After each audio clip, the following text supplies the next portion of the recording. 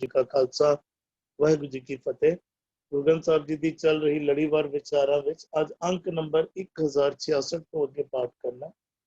मारू राग विच उच्चारण कीते हुए तीजी पातशाही दे सोलियां दे पाठ चल रहे हैं, जिस विच 22वें सोलहे दे 8 पदियां तक दे पाठ पहला हो चुके हैं।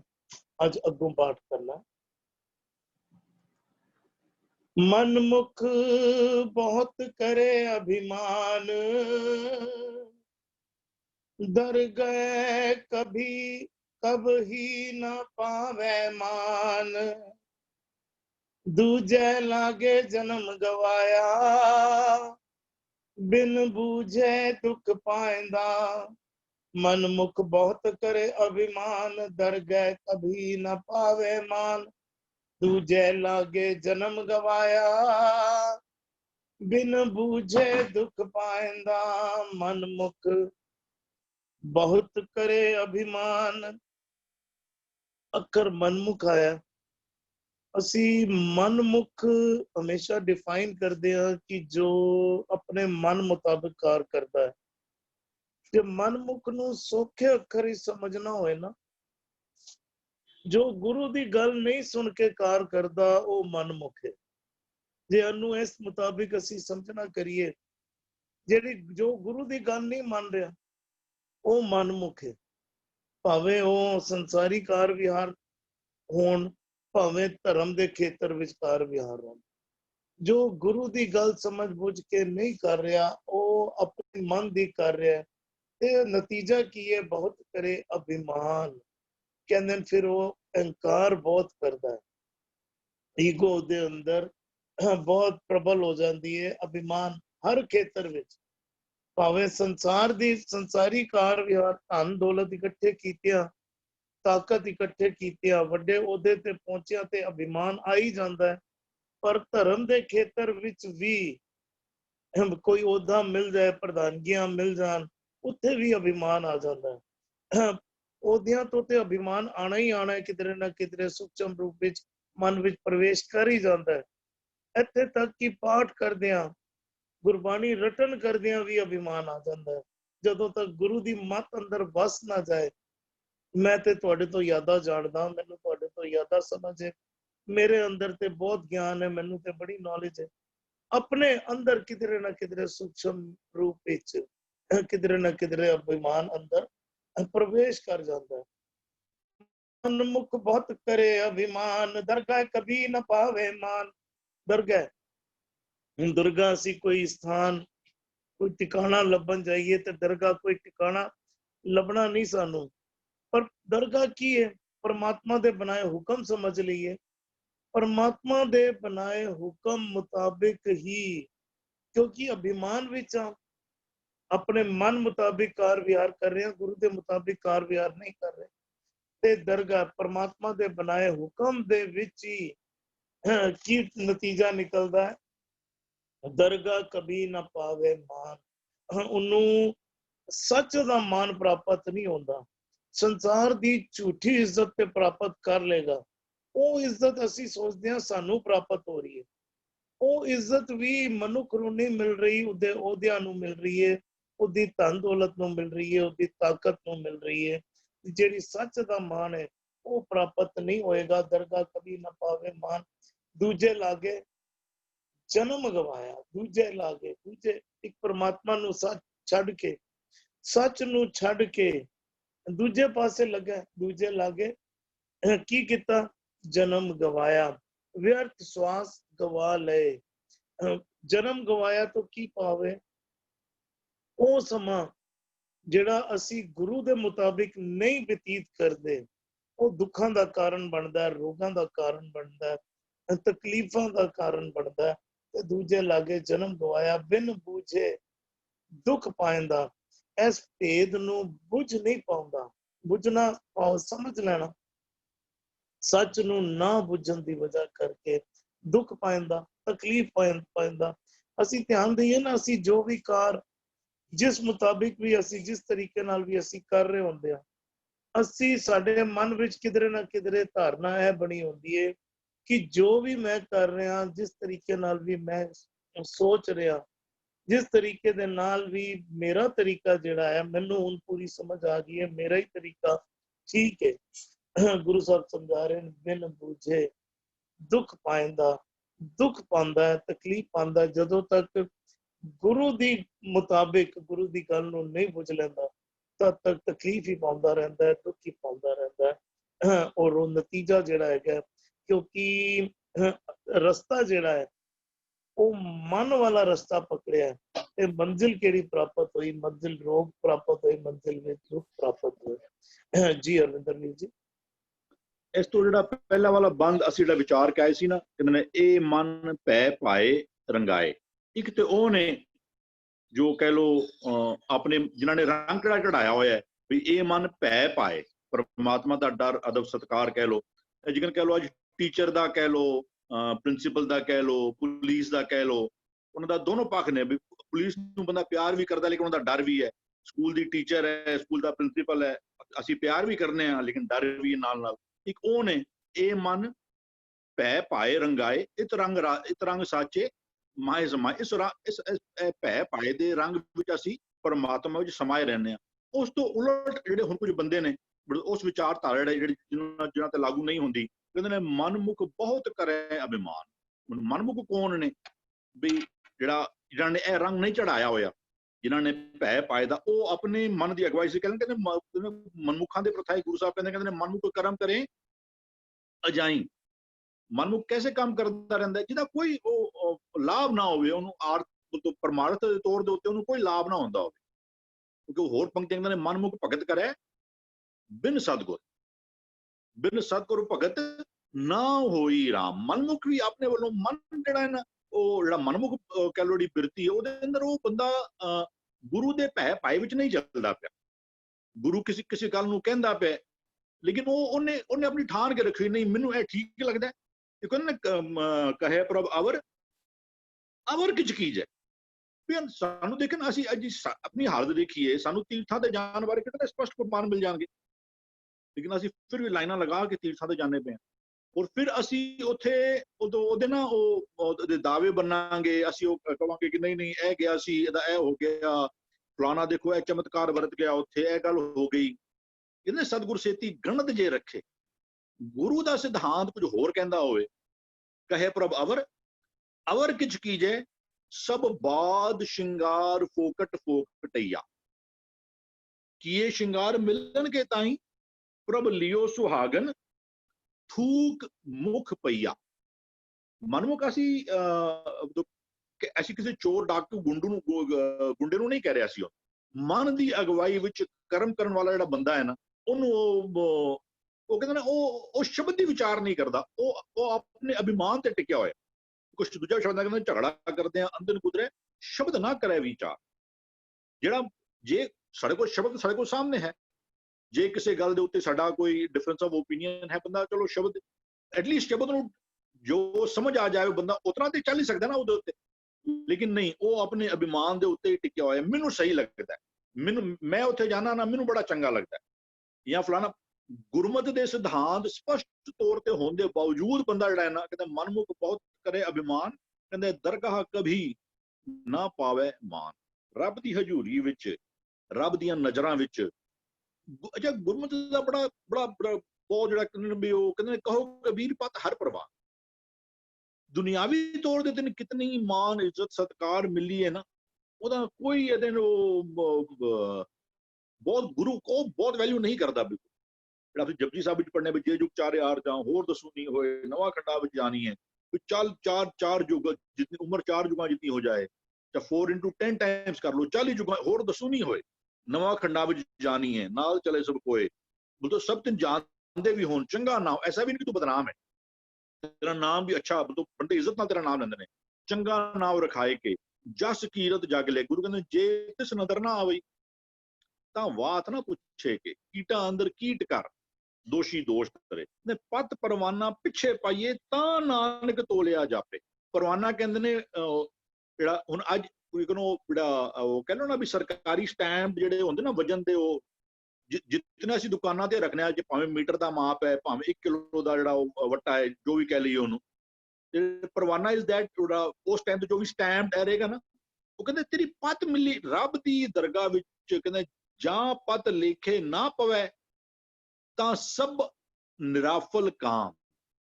ਜੇ ਤੂੰ ਰੱਬ ਨੂੰ ਐਕਸੈਪਟੇਬਲ ਨਾ ਹੋਇਆ, ਗੱਲ ਤੂੰ ਗੁਰੂ ਦੀ ਅਗਵਾਈ ਵਿੱਚ ਕੰਮ ਕਰਨੇ ਕਿਉਂ ਨੇ? ਤੂੰ ਸਮਾਜਿਕ ਐਕਸੈਪਟੇਬਿਲਿਟੀ ਜਾਂ ਮੇਰੇ ਮਨ ਨੂੰ ਕੀ ਚੰਗਾ ਲੱਗਦਾ ਨਾ, ਉਹਦੀ ਕੋਈ ਵੈਲਿਊ ਨਹੀਂ। ਮਨਮੁਖ ਕਰਮ ਕਰੇ ਅਜਾਈ, ਜਾਂ ਕੰਨ ਹੀ ਸੋ ਗਾਹਣ ਲਾਗੇ, ਤਾਏ ਤਾਏ ਦੁਖ ਪਾਈ, ਕਾਇਕ ਮੰਡਲ ਕਾਪੜੀ ਆਰੇ 68 ਕਾਹੇ ਫਿਰਾਈ, ਬਦਤ ਲੋਚਨ ਸੁਨਰੇ ਪ੍ਰਾਣੀ, ਕੰਨ ਬਿਨ ਗਾਹ ਕੇ ਪਾਈ।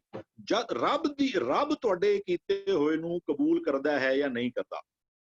ਜਿਹੜਾ ਮਨਮੁਖ ਬੰਦਾ ਹੈ ਉਹ ਆਪਣੇ ਅਭਿਮਾਨ ਵਿੱਚ ਜੋ ਉਹਨੂੰ ਠੀਕ ਲੱਗਦਾ ਨਾ, ਉਹ ਆਪਣੇ ਹੰਕਾਰ ਵਿੱਚ ਹੀ ਕਰਮ ਕਰੀ ਜਾਂਦਾ ਪਿਆ, ਗੁਰੂ ਕੋਲ ਅਗਵਾਈ ਲੈਂਦਾ ਨਹੀਂ ਪਿਆ।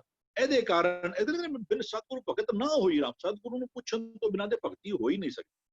ਤਾਂ ਹੀ ਕਹਿੰਦੇ ਦਰਗਾਹ ਕਭੀ ਨਾ, ਮਨ ਆਪਣੇ ਅਭਿਮਾਨ ਵਿੱਚ ਕੀਤੇ ਹੋਏ ਕਰਮਾਂ ਦੇ ਹਿਸਾਬ ਦੇ ਉੱਤੇ ਰੱਬ ਦੀ ਪ੍ਰਵਾਨਗੀ, ਰੱਬ ਦੀ ਕਹ ਲਓ ਮਨਜ਼ੂਰੀ ਜਾਂ ਰੱਬ ਦੀ ਬਖਸ਼ਿਸ਼ ਜਿਹੜੀ ਨਾ, ਉਹ ਨਹੀਂ ਮਿਲ ਸਕਦੀ। ਦਰਗਾਹ ਕਭੀ ਨਾ ਪਾਵੇ ਮਾਨ, ਦੂਜੇ ਲਾਗੇ ਜਨਮ ਗਵਾਇਆ। ਆਪਣਾ ਮਿਲਿਆ ਹੋਇਆ ਬਹੁਤ ਕੀਮਤੀ ਜਿਹੜਾ ਮਨੁੱਖਾ ਜਨਮ ਵਾਲਾ ਅਵਸਰ ਸੀ, ਉਹ ਗੁਰਮਤਿ ਸਿਧਾਂਤਾਂ ਦੇ ਨਾਲ ਨਾ ਜੁੜਦਿਆਂ ਹੋਇਆਂ, ਰੱਬ ਦੇ ਨਾਲ ਪਿਆਰ ਪੈ ਨਾ ਪਾਉਂਦਿਆਂ ਹੋਇਆਂ, ਉਹਨੇ ਦੁਨਿਆਵੀ ਜਿਹੜੇ ਉਹ ਕਹਿ ਲਓ ਮਾਇਆ ਦਾ ਪ੍ਰਭਾਵ ਕਹਿ ਲਓ, ਜਾਂ ਦੁਨਿਆਵੀ ਜਿਹੜੇ ਉਹਦੇ ਉੱਤੇ ਜੋ ਦੂਜੇ ਪ੍ਰਭਾਵ ਪਏ ਹੋਏ ਨੇ, ਉਹਨਾਂ ਦੇ ਅੰਦਰ ਉਹ ਆਪਣਾ ਮਿਲਿਆ ਹੋਇਆ ਉਹ ਬੜਾ ਕੀਮਤੀ ਅਵਸਰ ਜਿਹੜਾ ਹੈ ਨਾ, ਉਹ ਉਹਨੂੰ ਗਵਾ ਦਿੰਦਾ ਪਿਆ। ਦੂਜੇ ਲਾਗੇ ਜਨਮ ਗਵਾਇਆ, ਬਿਨ ਬੂਝੇ ਦੁੱਖ ਪਾਉਂਦਾ। ਗੁਰੂ ਦੀ ਗੱਲ ਨੂੰ ਬੁੱਝ ਨਹੀਂ ਰਿਹਾ, ਗੁਰੂ ਕੀ ਕਹਿ ਰਿਹਾ। ਉਹ ਕੱਲ ਵੀ ਕੁਛ ਲਾਈਨ ਕਹਿੰਦੇ ਨੇ, ਪੜ੍ਹੀਏ ਨਾ ਹੀ ਭੇਵ ਬੂਝੇ ਪਾਵਨਾ, ਵੀ ਗੁਰੂ ਕੀ ਕਹਿੰਦਾ ਪਿਆ ਉਹਨੂੰ ਸਮਝ ਲੈ ਚੰਗੀ ਤਰ੍ਹਾਂ। ਅਸੀਂ ਪੜ੍ਹਨੇ ਵੀ ਪਏ, ਕਈ ਵਾਰ ਸਾਡਾ ਪੜ੍ਹਨਾ ਵੀ ਨਾ ਸਾਡਾ ਇੱਕ ਮਨਮੁਖੀ ਕਰਮ ਹੋ ਸਕਦਾ ਹੈ। ਵੈਸੇ ਪੜ੍ਹਨਾ ਬਹੁਤ ਚੰਗੀ ਗੱਲ ਹੈ, ਬਾਣੀ ਬੰਦਾ ਪੜ੍ਹੇ ਜਿੰਨੀ ਵੱਧ ਤੋਂ ਵੱਧ ਪੜ੍ਹੇ, ਲੇਕਿਨ ਗੁਰੂ ਅੱਗੇ ਫਿਰ ਅੱਗੇ ਤੋਂ ਜਿਹੜਾ ਇੱਕ ਕਦਮ ਹੋਰ ਉੱਤੇ ਟੋਰਨਾ ਚਾਹੁੰਦਾ ਸੀ ਨਾ, ਜੇ ਅਸੀਂ ਉਸ ਪਿੱਛੇ ਤੇ ਅਟਕ ਕੇ ਬਹਿ ਗਏ। ਕਹਿੰਦਾ ਪੜ੍ਹੀਏ ਨਾ ਹੀ ਭੇਵ ਬੂਝੇ ਪਾਵਨਾ, ਇਹ ਤਾਂ ਕਹਿੰਦੇ ਨੇ ਬਿਨ ਬੂਝੇ ਦੁੱਖ ਪਾਉਂਦਾ। ਜੇ ਗੁਰੂ ਦੀ ਗੱਲ ਨੂੰ ਸਮਝ ਨਹੀਂ ਪਾਏ, ਜੇ ਗੁਰੂ ਜੋ ਕਹਿੰਦਾ ਹੈ, ਕਹਿੰਦੇ ਫਿਰ ਤੇਰਾ ਜੀਵਨ ਜਿਹੜਾ ਉਹ ਦੁਖੀ ਬਣਿਆ ਰਹੇਗਾ। ਹਾਂਜੀ ਹਾਂ, ਧੰਨਵਾਦ ਵੀਰ ਜੀ।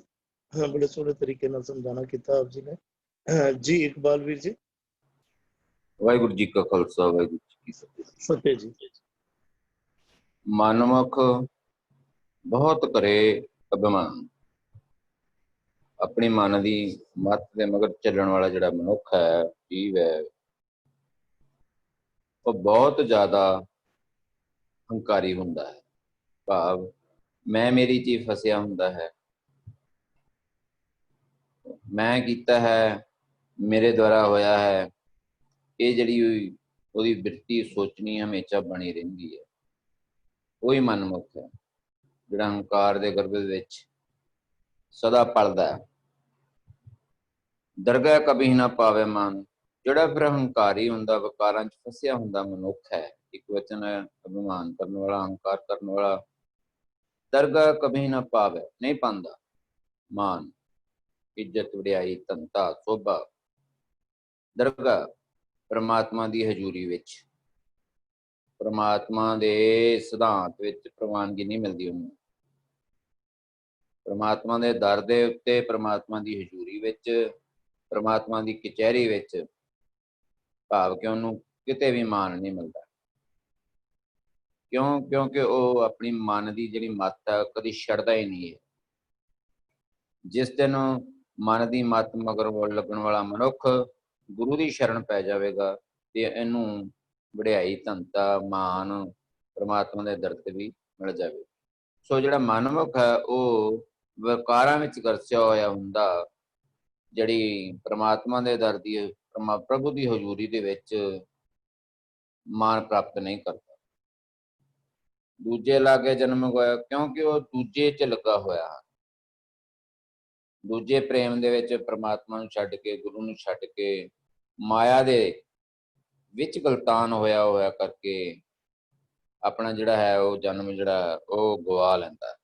ਬਿਨ ਬੁੱਝੇ ਦੁੱਖ ਪਾਉਂਦਾ, ਤੇ ਉਹ ਬਿਨ ਬੁੱਝੇ ਪਰਮਾਤਮਾ ਨੂੰ ਸਮਝਣ ਤੋਂ ਬਿਨਾਂ, ਕਿਉਂਕਿ ਆਪਣੀ ਮਨ ਦੀ ਮੱਤ ਦੇ ਮਗਰ ਲੱਗਣ ਹੋਣ ਦੇ ਕਾਰਨ ਉਹ ਜਿਹੜਾ ਮਨੁੱਖ ਹੈ, ਮਨਮੁਖ ਹੈ, ਉਹ ਕਦੀ ਬੁੱਝੇ ਨਹੀਂ ਪਾਉਂਦਾ, ਕਦੀ ਸੂਝ ਉਹਨੂੰ ਆਉਂਦੀ ਨਹੀਂ ਹੈ। ਉਹਦੀ ਮੱਤ ਜਿਹੜੀ ਹੈ ਘੜੀਏ, ਸੁਰਤ, ਮੱਤ, ਮਨ, ਬੁੱਧ ਘੜੀ ਘੜੇ ਹੀ ਨਹੀਂ ਹੁੰਦੀ। ਘੜ ਕਦ ਨਾ ਹੋਣੀ, ਸ਼ਗਨਾ ਜਦੋਂ ਗੁਰੂ ਦੀ ਸ਼ਰਨ ਪਵੇਗਾ। ਪਰ ਜਿਹੜਾ ਗੁਰੂ ਦੀ ਸ਼ਰਨ ਪੈਂਦਾ ਨਹੀਂ, ਆਪਣੀ ਮਨ ਦੀ ਮੱਤ ਦੇ ਮਗਰੀ ਹੀ ਚੱਲਦਾ ਹੈ, ਉਹ ਕਦੇ ਵੀ ਬੁੱਝ ਨਹੀਂ ਸਕਦਾ।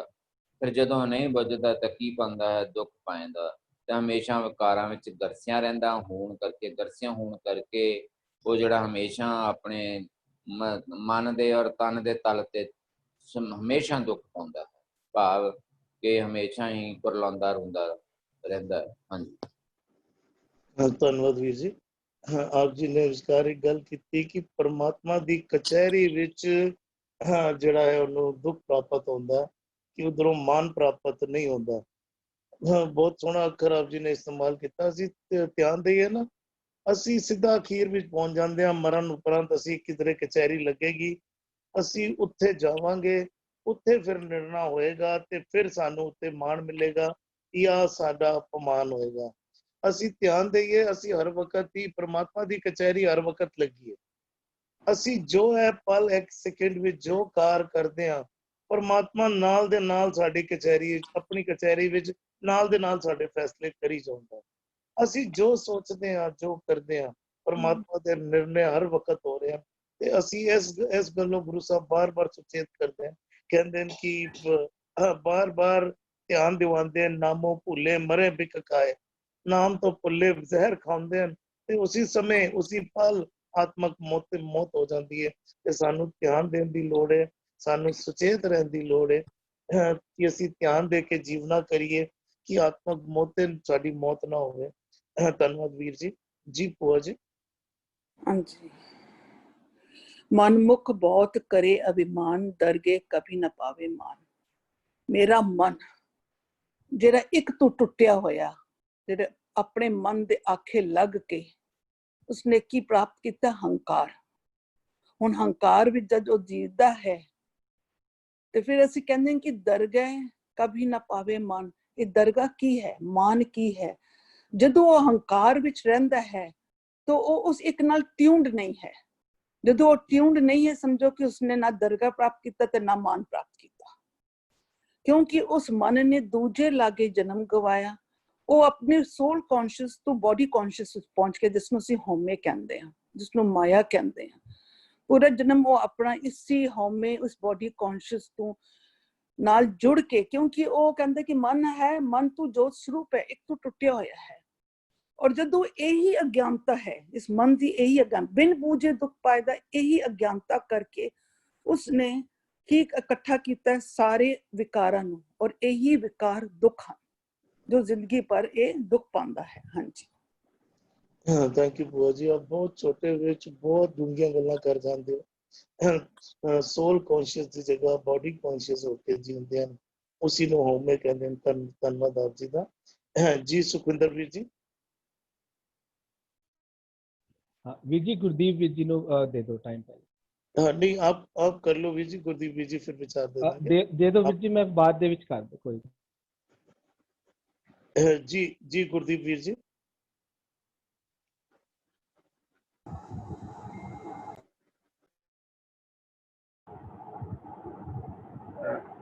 ਜਿਹੜੀ ਪੰਕਤੀ ਆਪਾਂ ਪੜ੍ਹ ਰਹੇ ਹਾਂ, ਮਨਮੁਖ ਬਹੁਤ ਤਰੇ ਅਭਿਮਾਨ।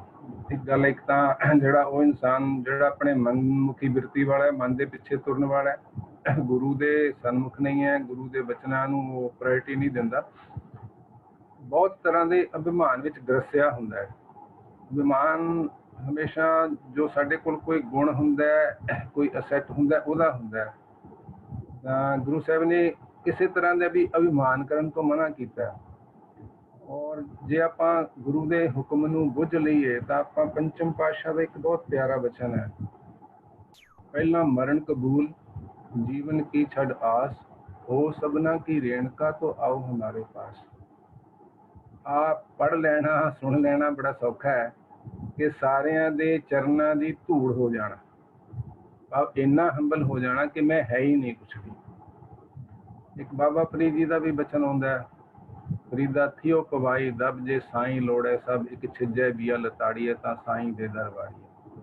ਵੀ ਇੰਨਾ ਹੰਬਲ ਹੋ ਜਾ ਕਿ ਜਿਵੇਂ ਘਾਹ ਦਬ ਹੁੰਦਾ ਹੈ, ਉਹ ਵੀ ਮਤਲਬ ਜਿਹੜਾ ਸਭ ਤੋਂ ਹੌਲੀ ਕਿਸਮ ਦਾ ਘਾਹ ਹੈ, ਪੈਰਾਂ ਥੱਲੇ ਲਤਾੜਿਆ, ਕਦੇ ਕਿਸੇ ਨਾਲ ਗਿਲਾ ਨਹੀਂ ਕਰ ਰਿਹਾ। ਫਿਰ ਕਬੀਰ ਸਾਹਿਬ ਦੇ ਬਚਨ ਵੀ ਆਪਾਂ ਪੜ੍ਹਦੇ ਹਾਂ, ਕਬੀਰ ਰੋੜਾ ਹੋਰੋ ਬਾਟਕਾ ਤਜ ਮਨ ਕਾ ਅਭਿਮਾਨ, ਐਸਾ ਕੋ ਉਦਾਸ ਹੋਏ ਤਾਂ ਹੀ ਮਿਲੇ ਪਰਮਾਨ। ਉਹ ਸਾਰੀ ਸਟੇਜ ਹੈ। ਲੇਕਿਨ ਜਿਹੜਾ ਮਨਮੁਖੀ ਬਿਰਤੀ ਵਾਲਾ ਹੈ ਉਹਨੂੰ ਆਪਣੇ ਧਨ ਦਾ ਵੀ ਗੁਮਾਨ ਹੈ। ਗੁਰੂ ਸਾਹਿਬ ਹਾਲਾਂਕਿ ਕੂਟੂ ਕੇ ਕਹਿ ਰਹੇ, ਜਿਹਨੇ ਹੁਕਮ ਬੁੱਝ ਲਿਆ ਉਹ ਨਹੀਂ ਕਰੇਗਾ। ਧਨਵੰਤਾ, ਉਹਨੂੰ ਇਹ ਸਮਝ ਆ ਗਈ ਧਨਵੰਤਾ ਹੋਏ ਕਿਆ ਕੋ ਗਰਬੈ, ਜਾਂ ਸਭ ਕੁਛ ਤਿਸਕਾ ਦੀਆ ਕਰਦਾ। ਜੇ ਕਿਸੇ ਨੂੰ ਆਪਣੇ ਬਲ ਦਾ, ਆਪਣੀ ਸੂਰਮਗਤੀ ਦਾ ਅਭਿਮਾਨ ਹੈ, ਸਾਹਿਬ ਕਹਿੰਦੇ ਅਤ ਸੂਰਾ ਜੇ ਕੋਹੂ ਕਹਾਵੇ, ਪ੍ਰਭ ਕੀ ਕਲਾ ਬਿਨਾ ਕਹਿਤਾਵੇ। ਜੇ ਕੋਈ ਪੈਸਾ ਦਾਨ ਪੁੰਨ ਦਾਨ ਕਰ ਰਿਹਾ, ਆਪਣੇ ਦਾਨੀ ਹੋਣ ਦਾ ਘਮੰਡ ਕਰ ਰਿਹਾ, ਉੱਥੇ ਵੀ ਗੁਰੂ ਸਾਹਿਬ ਕਹਿੰਦੇ ਨੇ ਬਖਸ਼ਿਸ਼ ਕਰਨੀ ਜੇ ਕੋ ਹੋਏ ਬਾਹਦਾ ਤਾਰ ਤਿਸ ਦੇਣ ਹਰ ਜਾਣੇਗਾ ਵਾਰ। ਆਪਣੇ ਰੂਪ ਦਾ, ਆਪਣੇ ਧਨ ਦਾ, ਆਪਣੇ ਬਲ ਦਾ, ਆਪਣੀ ਲਿਆਕਤ ਦਾ, ਮੇਰਾ ਰੁਤਬਾ ਬਹੁਤ ਹੈ, ਮੇਰੇ ਪਿੱਛੇ ਸਭ ਬਹੁਤ ਲੋਕ ਤੁਰਦੇ ਨੇ, ਮੇਰੇ ਕਨੈਕਸ਼ਨਸ ਬਹੁਤ ਨੇ, ਮੇਰੇ ਐਕੁਆਇੰਟੈਂਸਸ ਬਹੁਤ ਨੇ ਜਿਹੜੇ ਮੇਰੀ ਗੱਲ ਮੰਨਦੇ, ਉੱਚੇ ਉੱਚੇ ਅਹੁਦਿਆਂ ਤੱਕ ਮੇਰੀ ਪਹੁੰਚ ਹੈ। ਸੋ ਬਹੁਤ ਕਿਸਮ ਦਾ ਜਿਹੜਾ ਮਨਮੁਖ ਅਭਿਮਾਨ ਕਰੀ ਰੱਖਦਾ। ਔਰ ਉਹ ਇਹ ਨਹੀਂ ਕਿ ਧਰਮ ਕਰਮ ਦੇ ਕੰਮ ਵੀ ਨਹੀਂ ਕਰ ਰਿਹਾ, ਧਰਮ ਕਰਮ ਦੇ ਕੰਮ ਵੀ ਕਰ ਰਿਹਾ ਹੋ ਸਕਦਾ, ਉਹ ਤੀਰਥਾਂ ਤੇ ਵੀ ਜਾਂਦਾ ਹੋ ਸਕਦਾ, ਦਾਨ ਪੁੰਨ ਕਰਦਾ ਹੋ ਸਕਦਾ, ਉਹ ਕਹਿਣ ਨੂੰ ਦੇਖਣ ਨੂੰ ਮੈਡੀਟੇਸ਼ਨ ਵੀ, ਸਿਮਰਨ ਵੀ, ਬੰਦਗੀ ਵੀ ਜਾਂ ਸਤਸੰਗ ਵੀ ਕਰਦਾ ਦਿਖ ਸਕਦਾ ਸਾਨੂੰ ਬਾਹਰੋਂ ਐਪਰੈਂਟਲੀ। ਨੌਵੇਂ ਪਾਤਸ਼ਾਹ ਸੁਚੇਤ ਕਰਦੇ ਨੇ, ਤੀਰਥ ਬਰਤਰ ਦਾਨ ਕਰ ਮਨ ਮੈਂ ਧਰੇ ਗੁਮਾਨ, ਨਾਨਕ ਨਿਹਫਲ ਜਾਤ ਤੈ ਜਿਉ ਕੁੰਚਰ ਇਸ਼ਨਾਨ। ਕਹਿੰਦੇ ਹਾਥੀ ਨੇ ਜਾ ਕੇ ਨਦੀ ਦੇ ਕਿਨਾਰੇ ਸੁੰਡ ਨਾਲ ਪਾਣੀ ਪਾ ਪਾ ਕੇ ਆਪਣਾ ਸਾਰਾ ਸਰੀਰ ਬਹੁਤ ਸੋਹਣਾ ਧੋ ਵੀ ਲਿਆ, ਸਾਫ ਸਵੱਛ ਵੀ ਕਰ ਲਿਆ, ਫਿਰ ਜਾ ਕੇ ਘਾਹ ਫੂਸ ਮਿੱਟੀ ਘੱਟਾ ਜਿਹੜਾ ਉਹ ਆਪਣੇ ਉੱਤੇ ਵੀ ਪਾ ਲਿਆ।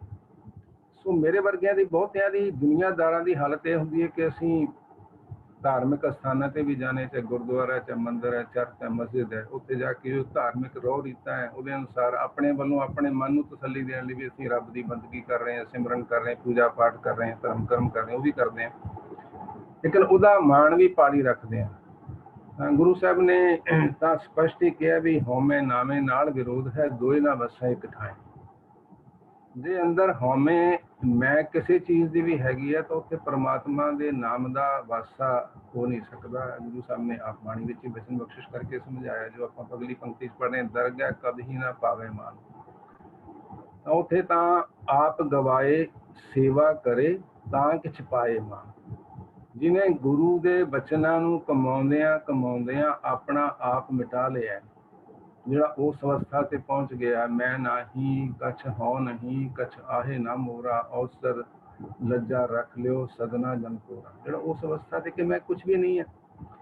ਔਰ ਸੱਚਮੁੱਚ ਅਗਰ ਆਪਾਂ ਥੋੜਾ ਜਿਹਾ ਡਿਟੈਚ ਹੋ ਕੇ ਸੰਸਾਰ ਤੋਂ, ਆਪਾਂ ਪੜ੍ਹਦੇ ਤਾਂ ਰੋਜ਼ ਅਰਦਾਸ ਤੋਂ ਪਹਿਲਾਂ ਸੁਖਮਨੀ ਸਾਹਿਬ ਦਾ ਮਨ ਦਾ ਬਹੁਤ ਪਿਆਰਾ ਸ਼ਬਦ ਹੈ, ਤੂੰ ਠਾਕੁਰ ਤੁਮ ਪੈ ਅਰਦਾਸ, ਜੀਓ ਪਿੰਡ ਸਭ ਤੇਰੀ ਰਾਸ। ਜੀਓ ਦਾ ਭਾਵ ਆਤਮਾ, ਪਿੰਡ ਦਾ ਭਾਵ ਸਰੀਰ। ਆ ਪਿੰਡ ਵੀ ਉਹਦਾ ਹੈ ਤੇ ਅੰਦਰ ਜਿਹੜੀ ਜਿੰਦ ਹੈ ਜਿਹਦੇ ਕਰਕੇ ਮੈਂ ਜੀਵਤ ਹੈ, ਤੁਰਿਆ ਫਿਰਦਾ, ਸਾਰਾ ਕੁਛ ਕਰਦਾ, ਉਹ ਵੀ ਉਹਦੀ ਹੈ। ਤਾਂ ਮੇਰਾ ਤਾਂ ਹੈ ਹੀ ਕੁਛ ਨਹੀਂ, ਤੇ ਫਿਰ ਮਾਣ ਕਿਸ ਚੀਜ਼ ਦਾ, ਅਭਿਮਾਨ ਕਿਸ ਚੀਜ਼ ਦਾ? ਜਦੋਂ ਆਪਾਂ ਗੁਰੂ ਦੇ ਬਚਨਾਂ ਨੂੰ ਉਹਦੇ ਨਾਲ ਜੁੜਦੇ ਹਾਂ ਮਨ ਕਰਕੇ, ਔਰ ਉਹਨਾਂ ਨੂੰ ਸਮਰਪਿਤ ਹੁੰਦੇ ਆ, ਗੁਰੂ ਦੇ ਬਚਨਾਂ ਨੂੰ, ਜਿਹੜੇ ਆਪਾਂ ਪਹਿਲਾਂ ਸ਼ਬਦ ਵਿਚਾਰੇ ਸੀ ਇੱਕ ਦੋ ਦਿਨ ਪਹਿਲਾਂ, ਹਸਤੀ ਸਿਰ ਜੋ ਅੰਕਸ ਹੈ, ਐਰਣ ਜੋ ਸਿਰ ਦੇ, ਮਨ ਤਨ ਆਗੇ ਰੱਖ ਕੇ ਉਹ ਵੀ ਸੇਵ ਕਰੇ, ਕਿਉਂ ਗੁਰਮੁਖ ਆਪ ਨਿਵਾਰੀ ਹੈ ਸਭ ਰਾਜ ਸਿਸ਼ਟਕਾਂ ਦੇ। ਜਿਹਨੇ ਆਪਣੀ ਗੁਰੂ ਦੇ ਬਚਨਾਂ ਰਾਹੀਂ ਹਉਮੈ ਨੂੰ ਮਾਰ ਲਿਆ, ਉਹ ਸਾਰੀ ਸ੍ਰਿਸ਼ਟੀ ਦਾ ਰਾਜਾ ਹੈ, ਉਹਨੂੰ ਕਿਸੇ ਦੀ ਬਿਲਕੁਲ ਕੋਈ ਮੁਤਾਜੀ ਨਹੀਂ। ਗੁਰੂ ਬੇਮੁਹਤਾਜ ਹੈ, ਨਿਰੰਕਾਰ ਬੇਮੁਹਤਾਜ ਹੈ, ਤੇ ਉਹਨੂੰ ਸੇਵਾ ਕਰਨ ਵਾਲਾ, ਉਹਨੂੰ ਸੇਵਣ ਵਾਲਾ ਵੀ ਜਿਹੜਾ 100% ਤਨ ਮਨ ਤਨ ਅਰਪਣ ਕਰ ਦਿੰਦਾ ਹੈ, ਤੇ ਕਹਿੰਦੇ ਜੈਸੋ ਸੇਵੇ ਤੈਸਾ ਹੋਏ, ਬਿਲਕੁਲ ਇਨ ਬਿਨ ਹੂਬਹੂ ਉਹਦੇ ਵਰਗਾ ਹੋ ਜਾਂਦਾ। ਲੇਕਿਨ ਕਈ ਵਾਰੀ ਧਰਮ ਦੇ ਖੇਤਰ ਵਿੱਚ ਆਪਣੇ ਮਨ ਦੇ ਪਿੱਛੇ ਕੋਈ ਕੰਮ ਜਿਹੜੇ ਗੁਰੂ ਪ੍ਰਵਾਨ ਨਹੀਂ ਕਰਦਾ, ਆਪਾਂ ਕਰੀ ਜਾਂਦੇ ਹਾਂ। ਜਦੋਂ ਨਿਮਰਤਾ ਸਹਿਤ ਕਿਤੇ ਕਹੀਏ ਤਾਂ ਫਿਰ ਉਹ ਅੱਗੋਂ ਆਰਗੂਮੈਂਟਸ ਹੁੰਦੇ, ਨਹੀਂ ਜੀ ਨਹੀਂ ਏਦਾਂ ਆ ਉੱਦਾਂ ਆ। ਤਾਂ ਉਹਨਾਂ ਬਾਰੇ ਗੁਰੂ ਸਾਹਿਬ ਨੇ ਇੱਕ ਬੜਾ ਪਿਆਰਾ ਵਚਨ ਬਖਸ਼ਿਸ਼ ਕੀਤਾ, ਕਹਿੰਦੇ ਮਨ ਹੱਠ ਕਰਮ ਕਰੈ ਅਭਿਮਾਨੀ, ਜੋ ਬਾਰਿਕ ਬਾਰੂ ਕਰ ਉਸਰਈਆ। ਜਿਵੇਂ ਨਦੀ ਦੇ ਕਿਨਾਰੇ, ਦਰਿਆ ਦੇ ਕਿਨਾਰੇ, ਸਮੁੰਦਰ ਦੇ ਕਿਨਾਰੇ ਬੱਚਾ ਬੈਠ ਕੇ ਰੇਤ ਦਾ ਘਰ ਬਣਾਉਂਦਾ, ਬਹੁਤ ਮਿਹਨਤ ਨਾਲ ਕਈ ਘੰਟਿਆਂ ਬੱਧੀ ਲੱਗਾ ਰਹਿੰਦਾ, ਉਹ ਸਾਗਰ ਦੇ ਵਿੱਚੋਂ ਇੱਕ ਪਾਣੀ ਦੀ ਲਹਿਰ ਆਉਂਦੀ, ਉਹਨੂੰ ਮਿੱਟੀ ਦੇ ਉਸ ਘਰ ਨੂੰ ਢੇਰ ਕਰ ਦਿੰਦੀ। ਸੋ ਮਨਮੁਖ ਦੇ ਧਰਮ ਕਰਮ ਦੇ ਖੇਤਰ ਵਿੱਚ ਕੀਤੇ ਹੋਏ ਕੰਮ ਵੀ ਆ ਰੇਤ ਦੇ ਘਰ ਬਣਾਉਣ ਦੇ ਸਮਾਨ। ਗੁਰੂ ਸਾਹਿਬ ਬਚਨ ਬਖਸ਼ਿਸ਼ ਕਰਦੇ ਨੇ, ਮਨ ਹਟ ਕਰਮ ਕਰੈ ਅਭਿਮਾਨੀ, ਜੋ ਬਾਰਕ ਬਾਰੂ ਕਰ ਉਸਰਈਆ, ਆਵੇ ਲਹਿਰ ਸਮੁੰਦ ਸਾਗਰ ਕੀ, ਛਿਨ ਮੈਂ ਟਿਨ ਟਿਨ ਟੈ ਪਿੰਨ ਪਿੰਨ ਟੈ ਪਿਆ। ਕਹਿੰਦੇ ਉਹ ਖਿੰਨ ਦੇ ਵਿੱਚ ਬਿਲਕੁਲ ਉਹ ਰੇਤ ਜਿਹੜਾ ਹੈ ਉਹ ਰੇਤਾ ਵਿੱਚ ਹੀ ਮਿਲ ਜਾਂਦਾ, ਜੋ ਉਹਨੇ ਬਣਾਇਆ ਹੁੰਦਾ ਬੜੀ ਮਿਹਨਤ ਕਰਕੇ ਉਦੋਂ ਟੁੱਟ ਜਾਂਦਾ। ਸੋ ਆਪਾਂ ਐਸੇ ਇਲੂਜ਼ਨ ਵਿੱਚ ਨਹੀਂ ਜੀਣਾ ਕਿ ਜੋ ਮੈਂ ਕਰ ਰਿਹਾ। ਦੇਖੀਦਾ ਨਾ ਗੁਰੂ ਘਰ 'ਚ ਲੋਕ ਨੰਗੇ ਪੈਰੀ ਜਾ ਰਹੇ ਆ। ਭਾਈ ਸਕੂਲ ਵਿਦਿਆਲਿਆ ਹੈ ਜਿੱਥੇ ਗੁਰੂ ਨੇ ਧਰਮ ਦੀ ਸਿੱਖਿਆ ਦੇਣੀ ਹੈ, ਸੱਚ ਦੀ ਸਿੱਖਿਆ ਦੇਣੀ ਹੈ। ਵਿਦਿਆਲਿਆ ਵਿੱਚ ਤੁਸੀਂ ਜੋੜਾ ਪਾ ਕੇ ਬਾਹਰੋਂ ਘਰੋਂ ਗਏ ਹੋ ਜਾਂ ਨੰਗੇ ਪੈਰ ਗਏ ਹੋ ਤਾਂ ਉਹ ਇਰੈਲੇਵੈਂਟ ਹੈ। ਉਹ ਤਾਂ ਠੀਕ ਹੈ, ਆਪਣੀ ਹਾਈਜੀਨ ਮੇਨਟੇਨ ਕਰਨੀ, ਉੱਥੇ ਜੋੜਾ ਲਾਉਣਾ, ਪੈਰ ਧੋਣੇ ਆ। ਲੇਕਿਨ ਵੀ ਘਰੋਂ ਮੈਂ ਅਗਰ ਨੰਗੇ ਪੈਰੀ ਗਿਆ ਤਾਂ ਮੈਨੂੰ ਜ਼ਿਆਦਾ ਉੱਥੋਂ ਗਿਆਨ ਬਖਸ਼ਿਸ਼ ਹੋ ਜਾਏਗਾ, ਜ਼ਿਆਦਾ ਸੋਝੀ ਮਿਲ ਜਾਏਗੀ। ਆਹ ਭਰਮ ਪਾਲੇ, ਇਹੋ ਜਿਹੇ ਬਹੁਤ ਸਾਰੇ ਭਰਮ ਅਸੀਂ ਪਾਲੇ ਹੋਏ ਨੇ। ਸੋ ਜਦੋਂ ਗੁਰੂ ਦੇ ਬਚਨਾਂ ਨੂੰ ਪੜਾਂਗੇ, ਵਿਚਾਰਾਂਗੇ, ਸਮਝਾਂਗੇ, ਬੁੱਝਾਂਗੇ ਤਾਂ ਚਾਨਣ ਹੋ ਜਾਂਦਾ ਹੈ। ਤੇ ਜਿਹੜਾ ਮਨ ਦੂਜੇ ਪਾਸੇ ਮਾਇਆ ਦੇ ਰੰਗ ਤਮਾਸ਼ਿਆਂ ਵਿੱਚ, ਜਾਂ ਜਿਵੇਂ ਕੱਲ ਵੀਰ ਜੀ ਜ਼ਿਕਰ ਕਰ ਸੀ, ਬਹੁਤੀ ਥਾਵਾਂ ਤੇ ਅਸੀਂ ਜਾਣਦੇ ਹੋਏ ਵੀ ਗੁਰੂ ਦੇ ਬਚਨਾਂ ਦੀ ਉਲੰਘਣਾ ਕਰਦੇ ਹਾਂ, ਸਿਰਫ ਇਸ ਕਰਕੇ ਕਿ ਮੈਨੂੰ ਆਪਣੀ ਬਰਾਦਰੀ ਨੂੰ ਪਲੀਜ਼ ਕਰਨਾ ਹੈ। ਮੁੰਡੇ ਦੇ ਵਿਆਹ ਤੇ ਸ਼ਰਾਬ ਪਿਲਾਉਣੀ ਹੈ ਜੀ, ਕੀ ਕਰੀਏ ਜੀ?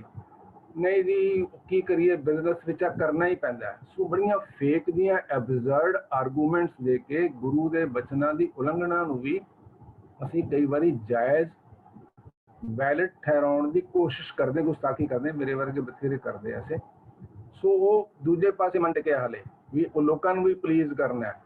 ਤੇ ਜਿਹੜਾ ਉਹਦੇ ਨਾਲ ਜੁੜ ਗਿਆ ਉਹ ਕਹਿੰਦੇ ਨੇ ਲੋਕਨ ਕੀ ਚਤੁਰਾਈ ਉਪਮਾ ਤੇ ਬੈ ਸੰਤਰ ਜਾਰ, ਕੋਈ ਭਲਾ ਕਹੋ ਭਾਵੇਂ ਬੁਰਾ ਕਹੋ, ਹਮ ਤਨ ਦਿਓ ਹੈ ਡਾਰ, ਅਬ ਹਮ ਚਲੀ ਠਾਕੁਰ ਪੈ ਹਾਰ। ਉਹ ਤਾਂ ਜੋ ਗੁਰੂ ਨੂੰ ਚੰਗਾ ਲੱਗਦਾ ਹੈ, ਜੋ ਪਰਮੇਸ਼ਰ ਨੂੰ ਚੰਗਾ ਲੱਗਦਾ ਹੈ, ਉਹਨਾਂ ਨੇ ਉਹ ਕਮਾਉਣਾ, ਭਾਵੇਂ ਸਾਰੀ ਦੁਨੀਆ ਜਿਹੜੀ ਹੈ ਉਹਦੇ ਉਲਟ ਚੱਲਦੀ ਹੋਵੇ। ਉਹਨਾਂ ਨੂੰ ਉਹਦੀ ਕੋਈ ਪਰਵਾਹ ਨਹੀਂ ਹੁੰਦੀ। ਮਾਲਕ ਦੀ ਬੇਪਰਵਾਹ ਹੈ, ਗੁਰੂ ਦੀ ਬੇਪਰਵਾਹ ਹੈ। ਬੇਪਰਵਾਹ ਦਾ ਮਤਲਬ ਲਾਪਰਵਾਹ ਨਹੀਂ ਹੁੰਦਾ, ਥੋੜਾ ਜਿਹਾ ਇੱਥੇ ਧਿਆਨ ਕਰਨਾ। ਲਾਪਰਵਾਹ ਹੁੰਦਾ ਜਿਹੜਾ ਬੰਦਾ ਕਿਸੇ ਚੀਜ਼ ਵੱਲ ਧਿਆਨ ਨਹੀਂ ਦਿੰਦਾ, ਉਹਨੂੰ ਬੇਸਮਝੀ ਨਾਲ ਜਾਂ ਪੂਰੀ ਅਟੈਂਸ਼ਨ ਨਾਲ ਸੀਰੀਅਸਲੀ ਔਰ ਸਿੰਸੀਅਰਲੀ ਨਹੀਂ ਕਰਦਾ। ਬੇਪਰਵਾਹ ਜਿਹਨੂੰ ਮਾਇਆ ਦੇ ਤਿੰਨਾਂ ਗੁਣਾਂ ਨੂੰ ਛੂ ਨਹੀਂ ਸਕਦੇ, ਜਿਹੜਾ ਜਿਹਨੂੰ ਆਪਾਂ ਪੰਜਾਬੀ 'ਚ ਕਹਿੰਦੇ ਚੜੀ ਲੱਥੀ ਦੀ ਕੋਈ ਪਰਵਾਹ ਨਹੀਂ ਹੈ। ਜੋ ਉਹਨੇ ਰਚਨਾ ਬਣਾਈ ਹੈ ਉਹ ਆਪਣੇ ਹੁਕਮ 'ਚ ਬਿਨਸਾ ਦਿੰਦਾ, ਉਹਨੂੰ ਦੁੱਖ ਨਹੀਂ ਹੁੰਦਾ। ਪੈਦਾ ਕਰਦਾ, ਜਿਵੇਂ ਆਪਣੇ ਘਰ 'ਚ ਬਾਲਕ ਨੇ ਜਨਮ ਲੈ ਲਿਆ, ਅਸੀਂ ਖੁਸ਼ੀ 'ਚ ਆਪੇ ਤੋਂ ਬਾਹਰ ਹੋ ਜਾਂਦੇ, ਖੀਵੇ ਹੁੰਦੇ। ਉਹ ਜਿਹੜੇ ਖੁਸ਼ੀ ਗਮੀ ਊਚ ਨੀਚ ਉਤਾਰ ਚੜਾਅ ਜਿਹੜਾ ਮਨ ਇਸ ਤੋਂ ਗੁਰੂ ਵੀ ਮੁਕਤ ਹੈ, ਪਰਮੇਸ਼ਰ ਵੀ ਮੁਕਤ ਹੈ, ਔਰ ਜਿਹੜੇ ਉਹਨੂੰ ਸੇਵਦੇ ਨੇ ਉਹਦੇ ਵਰਗੇ ਹੋ ਜਾਂਦੇ ਨੇ, ਉਹ ਵੀ ਮੁਕਤ ਹੁੰਦੇ ਨੇ। ਸੋ ਜਿਹੜਾ ਉਹਦੇ ਨਾਲ ਜੁੜਿਆ ਉਹ ਆ ਸੰਸਾਰ ਦੀ ਪਰਵਾਹ ਨਹੀਂ ਕਰਦਾ। ਰੰਗ ਹੱਸੈ ਰੰਗ ਰੋਵੈ, ਚੁੱਪ ਵੀ ਕਰ ਜਾਏ, ਪਰਵਾਹ ਨਹੀਂ ਕਿਸੇ ਕੇਰੀ ਬਾਤ ਸੱਚੇ ਨਾ। ਉਹਨੂੰ ਤਾਂ ਗੁਰੂ ਕਿਵੇਂ ਪ੍ਰਸੰਨ ਹੈ, ਗੁਰੂ ਦੇ ਹੁਕਮ ਨੂੰ ਕਿਵੇਂ ਕਮਾਉਣਾ, ਗੁਰੂ ਦੀ ਖੁਸ਼ੀ ਕਿਵੇਂ ਲੈਣੀ, ਪਰਮੇਸ਼ਰ ਦੀ ਖੁਸ਼ੀ ਕਿਵੇਂ ਲੈਣੀ, ਉਹਨਾਂ ਦੀ ਟੌਪ ਪ੍ਰਾਇਰਟੀ ਜ਼ਿੰਦਗੀ 'ਚ ਹੁੰਦੀ ਹੈ। ਦੁਨੀਆ ਕੀ ਕਹਿੰਦੀ ਹੈ, ਕੀ ਸੋਚਦੀ ਹੈ ਮੇਰੇ ਬਾਰੇ, ਮੇਰੇ ਪਿੱਛੋਂ ਕੀ ਮੇਰੇ ਕ੍ਰਿਟੀਸਾਈਜ਼ ਕਰਦੀ, ਟੌਂਟ ਕਰਦੀ ਹੈ, ਉਹਨਾਂ ਨੂੰ ਇਸ ਗੱਲ ਦੀ ਕੋਈ ਪਰਵਾਹ ਨਹੀਂ ਹੁੰਦੀ। ਸੋ ਆਪਾਂ ਵੀ ਬੇਨਤੀ ਕਰਨੀ ਗੁਰੂ ਦੇ ਚਰਨਾਂ 'ਚ, ਜੇ ਗੁਰੂ ਪਾਤਸ਼ਾਹ ਨੇ ਸਾਨੂੰ ਪਲੇਟਫਾਰਮ ਦਿੱਤਾ ਹੈ ਬਾਣੀ ਨਾਲ ਸਾਂਝ ਪਾਉਣ ਦਾ, ਜੋ ਆਪਾਂ ਪੜ੍ਹ ਰਹੇ ਹਾਂ, ਜੋ ਸੁਣ ਰਹੇ ਹਾਂ, ਜੋ ਵਿਚਾਰ ਰਹੇ ਹਾਂ, ਗੁਰੂ ਪਾਤਸ਼ਾਹ ਰਹਿਮਤ ਕਰਨ ਉਹ ਸਾਡੇ ਜੀਵਨ ਵਿੱਚ ਵਸ ਜਾਵੇ ਤੇ ਅਸੀਂ ਲਾਹਾ ਲੈ ਕੇ ਬਿਲਕੁਲ ਆਪਣੇ ਜੀਵਨ ਨੂੰ ਗੁਰੂ ਆਸ਼ੇ ਅਨੁਸਾਰ ਢਾਲ ਸਕੀਏ। ਆਪਾਂ ਸਾਰਿਆਂ ਨੇ ਅਸੀਸਾਂ ਦੀ ਜਿਹੜੀ ਗੱਲ ਆਉਂਦੀ ਹੈ, ਆਪਾਂ ਸੋਲੇ ਦੀ ਬਾਣੀ 'ਚ ਵੀ ਪੜ੍ਹਦੇ ਹਾਂ, ਸਾਕਤ ਹਰ ਰਸ ਸਾਧਨਾ ਜਾਣਿਆ, ਤਨੰਤਰ ਹਉਮੈ ਕੰਡਾ ਹੈ, ਜਿਉਂ ਜਿਉਂ ਚਲੈ ਚੁਬੈ ਦੁਖ ਪਾਏ, ਜਮਕਾਲ ਸਾਹਿਬ ਡੰਡਾ ਹੈ, ਹਰ ਜਨ ਹਰ ਹਰ ਨਾਮ ਸਮਾਣੈ। ਜਿਹੜਾ ਹਰੀ ਦਾ ਜਨ ਹੈ ਉਹ ਤਾਂ ਹਰੀ ਨੂੰ ਜਪਦਿਆਂ ਜਪਦਿਆਂ ਉਹਦੇ ਵਰਗਾ ਉਹਦੇ 'ਚ ਲੀਨ ਹੋ ਜਾਂਦਾ। ਉਹ ਦੁਨੀਆ ਵਾਂਗ ਨਹੀਂ ਹੁੰਦਾ, ਦੁਨੀਆ ਤੋਂ ਅਲੱਗ ਹੁੰਦਾ। ਲੇਕਿਨ ਆਪਾਂ ਸੋਲੇ ਦੀ ਬਾਣੀ 'ਚ ਅਸੀਸੜੀਆਂ ਸ਼ਬਦ ਪੜ੍ਹਦੇ ਹਾਂ, ਜਿਹੜੇ ਚਲਾਣਿਆਂ ਦੇ ਸਮੇਂ ਤੇ ਬਹੁਤ ਭੋਗਾਂ ਵਿੱਚ ਅਕਸਰ ਗਾਇਆ ਜਾਂਦਾ ਜੀ, ਸੰਗਤ ਦੀ ਅਸੀਸਾਂ ਦਿਓ ਜੀ, ਮੇਲ ਹੋ ਜਾਵੇ। ਮੇਲ ਤਾਂ ਜਿਉਂਦਿਆਂ ਜੀ ਹੋਣਾ, ਮੁਕਤ ਤਾਂ ਜਿਉਂਦਿਆਂ ਜੀ ਹੋਣਾ। ਸੋ ਆਪਾਂ ਜਿੱਥੇ ਸੰਗਤ ਦੇ ਪਲੇਟਫਾਰਮ 'ਚ ਗੁਰੂ ਪਾਤਸ਼ਾਹ ਦੀ ਰਹਿਮਤ ਬਖਸ਼ਿਸ਼ ਮੈਂ ਸਮਝਦਾ ਤੁਹਾਡੇ ਸਾਰਿਆਂ ਤੇ ਬੇਅੰਤ ਹੈ, ਔਰ ਮੈਂ ਆਪਣੇ ਆਪ ਨੂੰ ਖੁਸ਼ ਨਸੀਬ ਸਮਝਦਾ, ਬੜਾ ਭਾਗਾ ਸਮਝਦਾ ਕਿ ਮੈਨੂੰ ਵੀ ਸੰਗਤ ਕਰਨ ਦਾ ਸੁਭਾਗ ਮਿਲਿਆ। ਸੋ ਅਸੀਸਾਂ ਇੱਕ ਦੂਜੇ ਨੂੰ ਦੇਣੀਆਂ ਸੰਗਤੀ ਰੂਪ ਦੇ ਵਿੱਚ, ਸੰਗਤੀ ਪਰਿਵਾਰ ਹੈ ਕਿ ਪਾਤਸ਼ਾਹ ਸਾਡੇ ਸਾਰਿਆਂ ਤੇ ਕਿਰਪਾ ਕਰੋ, ਰਹਿਮਤ ਕਰੋ। ਜਿਹੜੇ ਬਚਨਾਂ ਦੀ ਆਪਨੇ ਤਰਸ ਕਰਕੇ ਸਾਂਝ ਕਰਾਈ ਹੈ ਉਹਨਾਂ ਤੇ ਸਾਡਾ ਤੇ ਪਰਿਵਾਰ ਦਾ ਅਮਲ ਹੋਵੇ, ਔਰ ਅਸੀਂ ਤੁਹਾਡੇ ਬਚਨਾਂ ਨੂੰ ਕਮਾਉਂਦਿਆਂ ਹੋਇਆ ਆਪਣਾ ਜੀਵਨ ਸਕਾਰਤਾ ਕਰ ਸਕੀਏ। ਵਾਹਿਗੁਰੂ ਜੀ ਕਾ ਖਾਲਸਾ, ਵਾਹਿਗੁਰੂ ਜੀ। ਧੰਨਵਾਦ ਵੀਰ ਜੀ, ਆਪ ਜੀ ਨੇ ਬੜੇ ਪਿਆਰ ਨਾਲ ਬਹੁਤ ਸੋਹਣੀਆਂ ਗੱਲਾਂ ਬਹੁਤ ਚੰਗੇ ਤਰੀਕੇ ਨਾਲ ਸਮਝਾਣਾ ਕੀਤਾ। ਲਾਪਰਵਾਹ ਤੇ ਬੇਪਰਵਾਹ ਵੀ ਬੜੇ ਸੋਹਣੇ ਢੰਗ ਨਾਲ ਆਪ ਜੀ ਨੇ ਖੋਲਣਾ ਕੀਤਾ। ਮਾਨ ਦੀ ਵੀ ਆਪ ਜੀ ਨੇ ਗੱਲ ਕੀਤੀ ਤੇ ਗੁਰੂ ਸਾਹਿਬ ਦੀ ਬਾਣੀ ਵਿੱਚ ਕਹਿੰਦੇ ਨੇ 1 ਲੱਖ ਪੂਤ 1.25 ਲੱਖ ਨਾਪੀ, ਤੇ ਰਾਵਣ ਘਰ ਦੀਆ ਨਾ ਬਾਤੀ। ਅਸੀਂ ਤੇ ਰੱਤਾ ਮਾਤਰ ਅਹੰਕਾਰ ਕਰ ਲੈਂਦੇ ਹਾਂ ਕਿ ਸਾਡੇ ਨਾਲ ਦੋ ਬੰਦੇ ਨਾਲ ਖਲੋਤੇ ਹਨ, ਸਾਡੇ ਕੋਲ 2 ਟਕੇ ਪੈਸੇ ਹਨ, ਸਾਡੇ ਕੋਲ ਥੋੜਾ ਜਿਹੀ ਤਾਕਤ ਹੈ। ਗੁਰੂ ਸਾਹਿਬ ਰਾਵਣ ਦਾ ਉਦਾਹਰਨ ਦਿੰਦੇ ਹਨ ਕਿ ਜਿੰਨਾ ਇੰਨਾ ਵੱਡਾ ਪਰਿਵਾਰ ਸੀ, ਇੰਨੀ ਤਾਕਤ ਸੀ,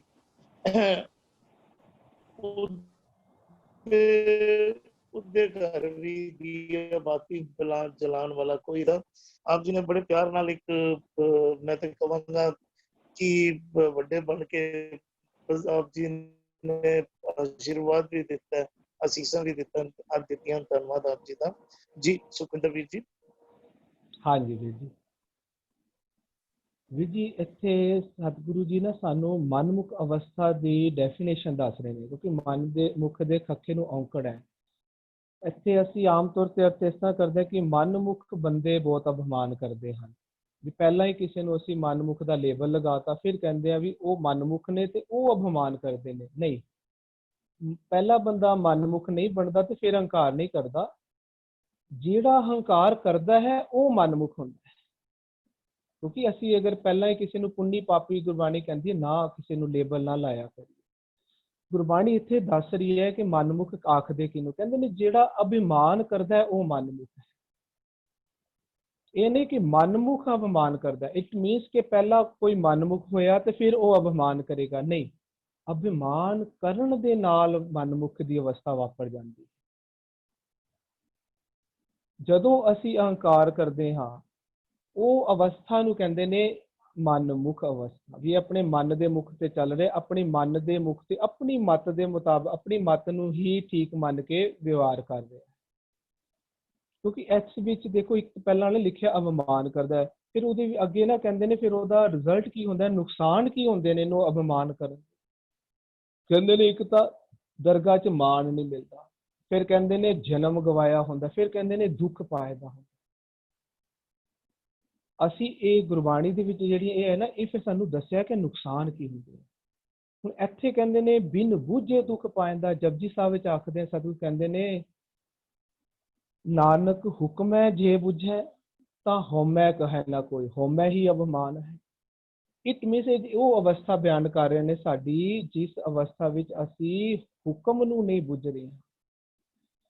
ਹੁਕਮ ਨੂੰ ਕਿਉਂ ਨਹੀਂ ਬੁੱਝ ਪਾ ਰਹੇ? ਕਿਉਂਕਿ ਅਗਰ ਅਸੀਂ ਹੁਕਮ ਨੂੰ ਹੀ ਨਾਮ ਨਹੀਂ ਸਮਝ ਰਹੇ ਹਾਂ, ਗੁਰਬਾਣੀ ਕਹਿੰਦੇ ਨੇ ਇੱਕੋ ਨਾਮ ਹੁਕਮ ਹੈ। ਹੁਕਮ ਨੂੰ ਬੁੱਝਾਂਗੇ ਤਾਂ ਹੀ ਜੇ ਸਾਨੂੰ ਹੁਕਮ ਤੇ ਪੂਰਾ ਭਰੋਸਾ ਆਏਗਾ। ਅਸੀਂ ਹਜੇ ਸਾਡਾ ਹੁਕਮ ਤੇ ਭਰੋਸਾ, ਹੁਕਮ ਨੂੰ ਹੀ ਗੁਰਬਾਣੀ ਕਹਿੰਦੀ ਹੈ ਨਾਮ ਹੈ, ਔਰ ਨਾਮ ਨੂੰ ਹੀ ਗੁਰਬਾਣੀ ਕਹਿੰਦੀ ਹੈ ਸਤਿਗੁਰੂ ਹੈ।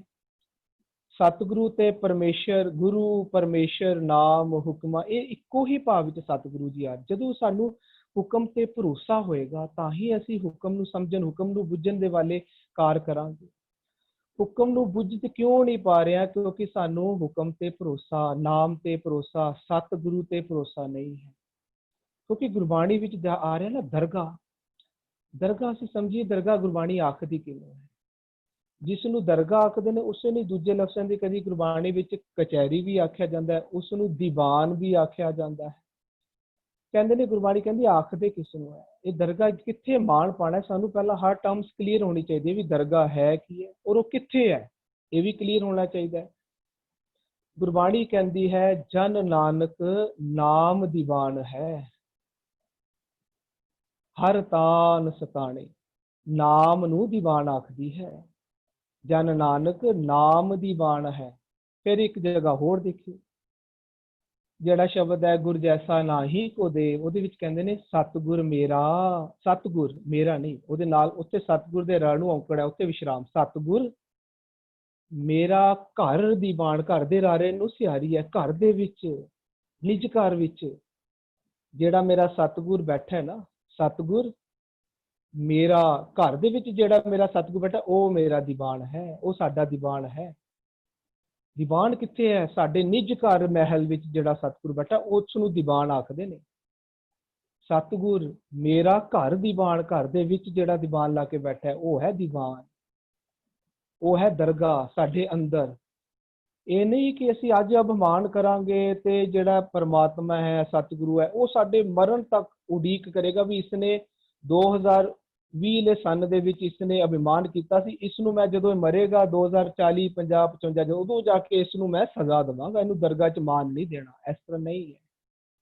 ਗੁਰਬਾਣੀ ਕਹਿੰਦੀ ਹੈ ਤੇਰੇ ਕਰਮਾਂ ਦਾ ਪਲ ਪਲ ਤੇਰਾ ਨਾਲ ਦੀ ਨਾਲ ਵਿਚਾਰ ਹੋਏਗਾ, ਕਰਮੀ ਕਰਮੀ ਹੋਏ ਵਿਚਾਰ। ਕਰਮਾਂ ਦਾ ਵਿਚਾਰ ਵੀ ਨਾਲ ਦੀ ਨਾਲ ਹੋ ਰਿਹਾ ਹੁਕਮ ਦੇ ਰੂਪ ਵਿੱਚ। ਹੁਕਮ ਲਿਖ ਦੁੱਖ ਸੁੱਖ ਪਾਈਏ। ਹੁਕਮ ਵਿੱਚ ਅਸੀਂ ਹੁਕਮ ਨੂੰ ਬੁੱਝ ਕੇ ਹੁਕਮ ਵਿੱਚ ਚੱਲੇ ਸੁੱਖ, ਹੁਕਮ ਨੂੰ ਨਹੀਂ ਬੁੱਝਿਆ ਹੁਕਮ ਦੇ ਵਿੱਚ ਨਹੀਂ ਚੱਲੇ ਦੁੱਖ ਪਾਏਗਾ। ਔਰ ਸਾਨੂੰ ਉਸੇ ਟਾਈਮ ਦੁੱਖ ਪ੍ਰਾਪਤ ਹੋ ਜਾਂਦਾ ਹੈ, ਅਸੀਂ ਦੁੱਖਾਂ ਵਿੱਚ ਚਲੇ ਜਾਂਦੇ ਹਾਂ। ਕਦੋਂ? ਜਦੋਂ ਅਸੀਂ ਇੱਕ ਕੰਮ ਨਹੀਂ ਕਰਦੇ, ਹੁਕਮ ਨੂੰ ਨਹੀਂ ਬੁੱਝਦੇ। ਹੁਕਮ ਹੀ ਨਾਮ ਹੈ, ਨਾਮ ਹੀ ਸਤਿਗੁਰੂ ਹੈ, ਸਤਿਗੁਰੂ ਹੀ ਬਾਣੀ ਹੈ, ਬਾਣੀ ਹੀ ਪਰਮੇਸ਼ਰ ਹੈ। ਸਤਿਗੁਰ ਪਰਮੇਸ਼ਰ ਮੇਰਾ, ਵਾਹ ਵਾਹ ਬਾਣੀ ਨਿਰੰਕਾਰ ਹੈ, ਬਾਣੀ ਹੀ ਨਿਰੰਕਾਰ ਹੈ, ਨਾਮ ਹੀ ਨਿਰੰਕਾਰ ਹੈ, ਨਾਮ ਹੀ ਹੁਕਮ ਹੈ। ਔਰ ਇਹ ਸਾਰਾ ਕੁਝ ਇਹ ਅੰਦਰ ਹੀ ਹੈ, ਅੰਦਰ ਹੈ। ਸਤਿਗੁਰ ਮੇਰਾ ਘਰ ਦੀਵਾਨ, ਅੰਦਰ ਦੀਵਾਨ ਲਾ ਕੇ ਬੈਠ, ਅੰਦਰ ਨਾਮ ਦਾ ਦੀਵਾਨ ਹੈ। ਅਸੀਂ ਹੁਕਮ ਨੂੰ ਬੁੱਝੀਏ, ਹੁਕਮ ਨੂੰ ਨਹੀਂ ਬੁੱਝਦੇ ਹਾਂ। ਹੁਕਮ ਨੂੰ ਪ੍ਰਮਾਤਮਾ ਦੇ ਹੁਕਮਾਂ ਨੂੰ ਹੀ ਇਹ ਨਹੀਂ ਸਮਝਦੇ ਕਿ ਨਾਮ ਹੀ ਹੁਕਮ ਹੈ, ਨਾਮ ਹੀ ਪ੍ਰਮਾਤਮਾ ਹੈ, ਨਾਮ ਹੀ ਨਿਰੰਜਨ ਹੈ। ਕਹੋ ਨਾਨਕ ਨਾਮ ਨਿਰੰਜਨ ਅਗਮ ਅਗੋਚਰ। ਭਰੋਸਾ ਹੋਏਗਾ ਤਾਂ ਹੀ ਅਸੀਂ ਉਸ ਨੂੰ ਕਮਾ ਪਾਵਾਂਗੇ। ਜਦੋਂ ਗੁਰਬਾਣੀ ਨੇ ਤੋ ਮੈਂ ਆਇਆ ਕਿਰਪਾ ਆਇਆ, ਭਰੋਸੇ ਆਇਆ, ਤਾਂ ਮੈਂ ਭਰੋਸੇ ਨਾਲ ਆਨੇ ਵੀ ਹੁਣ ਮੈਨੂੰ ਤੇਰੀ ਕਿਰਪਾ ਚਾਹੀਦੀ ਹੈ, ਮੈਂ ਤੇਰੇ ਤੇ ਮੈਨੂੰ ਪੂਰਾ ਭਰੋਸਾ ਹੋ ਗਿਆ। ਸਤਿਗੁਰੂ ਤੇ ਭਰੋਸਾ ਕਰੀਏ। ਸਤਿਗੁਰੂ ਹੀ ਪਰਮੇਸ਼ਰ ਹੈ, ਪਰਮੇਸ਼ਰ ਹੀ ਸਤਿਗੁਰੂ ਹੈ, ਇਹਨਾਂ ਵਿੱਚ ਕੋਈ ਫਰਕ ਨਹੀਂ ਹੈ। ਔਰ ਸਤਿਗੁਰੂ ਤੇ ਪਰਮੇਸ਼ਰ ਦੋਨੋਂ ਇੱਕੋ ਸਾਡੇ ਅੰਦਰ ਦੀਵਾਨ ਲਾ ਕੇ ਬੈਠੇ। ਉੱਥੇ ਖਰਿਆਂ ਨੂੰ ਖਜ਼ਾਨੇ ਪਾਈਏ, ਖੋਟੇ ਸੱਚੀ ਦਰਗਾਹ ਸੁੱਟੀਏ ਹੁੰਦਾ ਹੈ।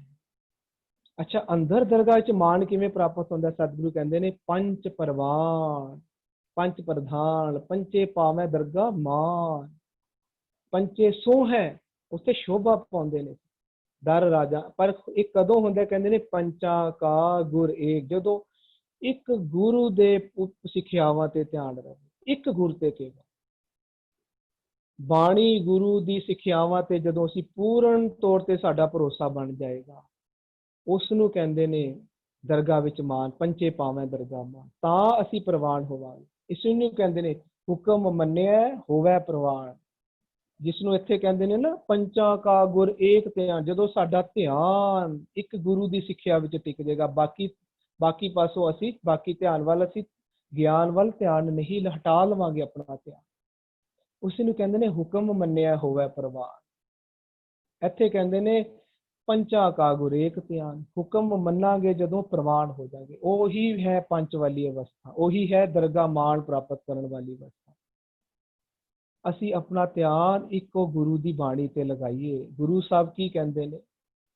ਗੁਰੂ ਸਾਹਿਬ ਕਹਿੰਦੇ ਨੇ ਅਸੀਂ ਦੇਖੋ ਦੂਜੇ ਲਾਗੇ ਦੀ ਅਸੀਂ ਗੱਲ ਕਰੀਏ, ਅਸੀਂ ਕਿਸ ਭਾਵ ਦੇ ਵਿੱਚ ਦੂਜੇ ਲਾਗੇ ਸਮਝ ਰਹੇ ਹਾਂ।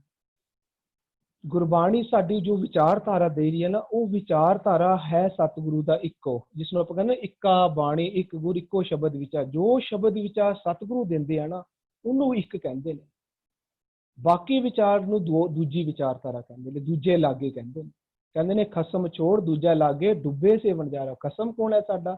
ਇਹ ਸੱਚ ਸਭਨਾ ਕਾ ਖਸਮ। ਸੱਚ ਦੀ ਵਿਚਾਰਧਾਰਾ ਤੋਂ, ਗੁਰਬਾਣੀ ਦੇ ਵਿੱਚ ਸੱਚ ਦੀ ਵਿਚਾਰਧਾਰਾ ਹੈ, ਸੱਚ ਦੇ ਸਿਧਾਂਤ ਦੱਸੇ ਗਏ। ਗੁਰਬਾਣੀ ਕਹਿੰਦੀ ਹੈ ਜਿਹੜਾ ਗੁਰਬਾਣੀ ਦਾ ਰੱਬ ਹੈ ਨਾ, ਉਹਨੂੰ ਕਹਿੰਦੀ ਹੈ ਉਹ ਸਮਾਇਆ ਹੋਇਆ ਹੈ ਹਰ ਇੱਕ ਦੇ ਵਿੱਚ। ਕਹਿੰਦੇ ਨੇ ਗੁਰਮੁਖ ਰਹਿਆ ਸਮਾਈ, ਇਹ ਸਾਡੇ ਸਾਰਿਆਂ ਦੇ ਅੰਦਰ ਸਮਾਇਆ ਹੋਇਆ ਹੈ। ਉਹ ਜਿਹੜੀ ਦੂਜੀਆਂ ਵਿਚਾਰਧਾਰਾ, ਦੁਨਿਆਵੀ ਵਿਚਾਰਧਾਰਾ, ਉਹ ਕਹਿੰਦੀਆਂ ਨੇ ਨਹੀਂ ਇੱਕ ਪਰਮਾਤਮਾ ਨੇ ਗੁਰੂ ਨੂੰ ਭੇਜਿਆ ਹੋਇਆ, ਅਸੀਂ ਗੁਰੂ ਦੇ ਨਾਲ ਜੁੜ ਕੇ ਫਿਰ ਗੁਰੂ ਸਾਨੂੰ ਪਰਮਾਤਮਾ ਨਾਲ ਜੋੜਦਾ। ਇਹ ਦੂਜੀ ਵਿਚਾਰਧਾਰਾ ਹੈ। ਅਸੀਂ ਇਸ ਵਿਚਾਰਧਾਰਾ ਨੂੰ ਨਹੀਂ ਅਪਣਾਉਣਾ, ਇਹ ਦੂਜੇ ਲਾਗੇ ਹੋ ਜਾਏਗਾ।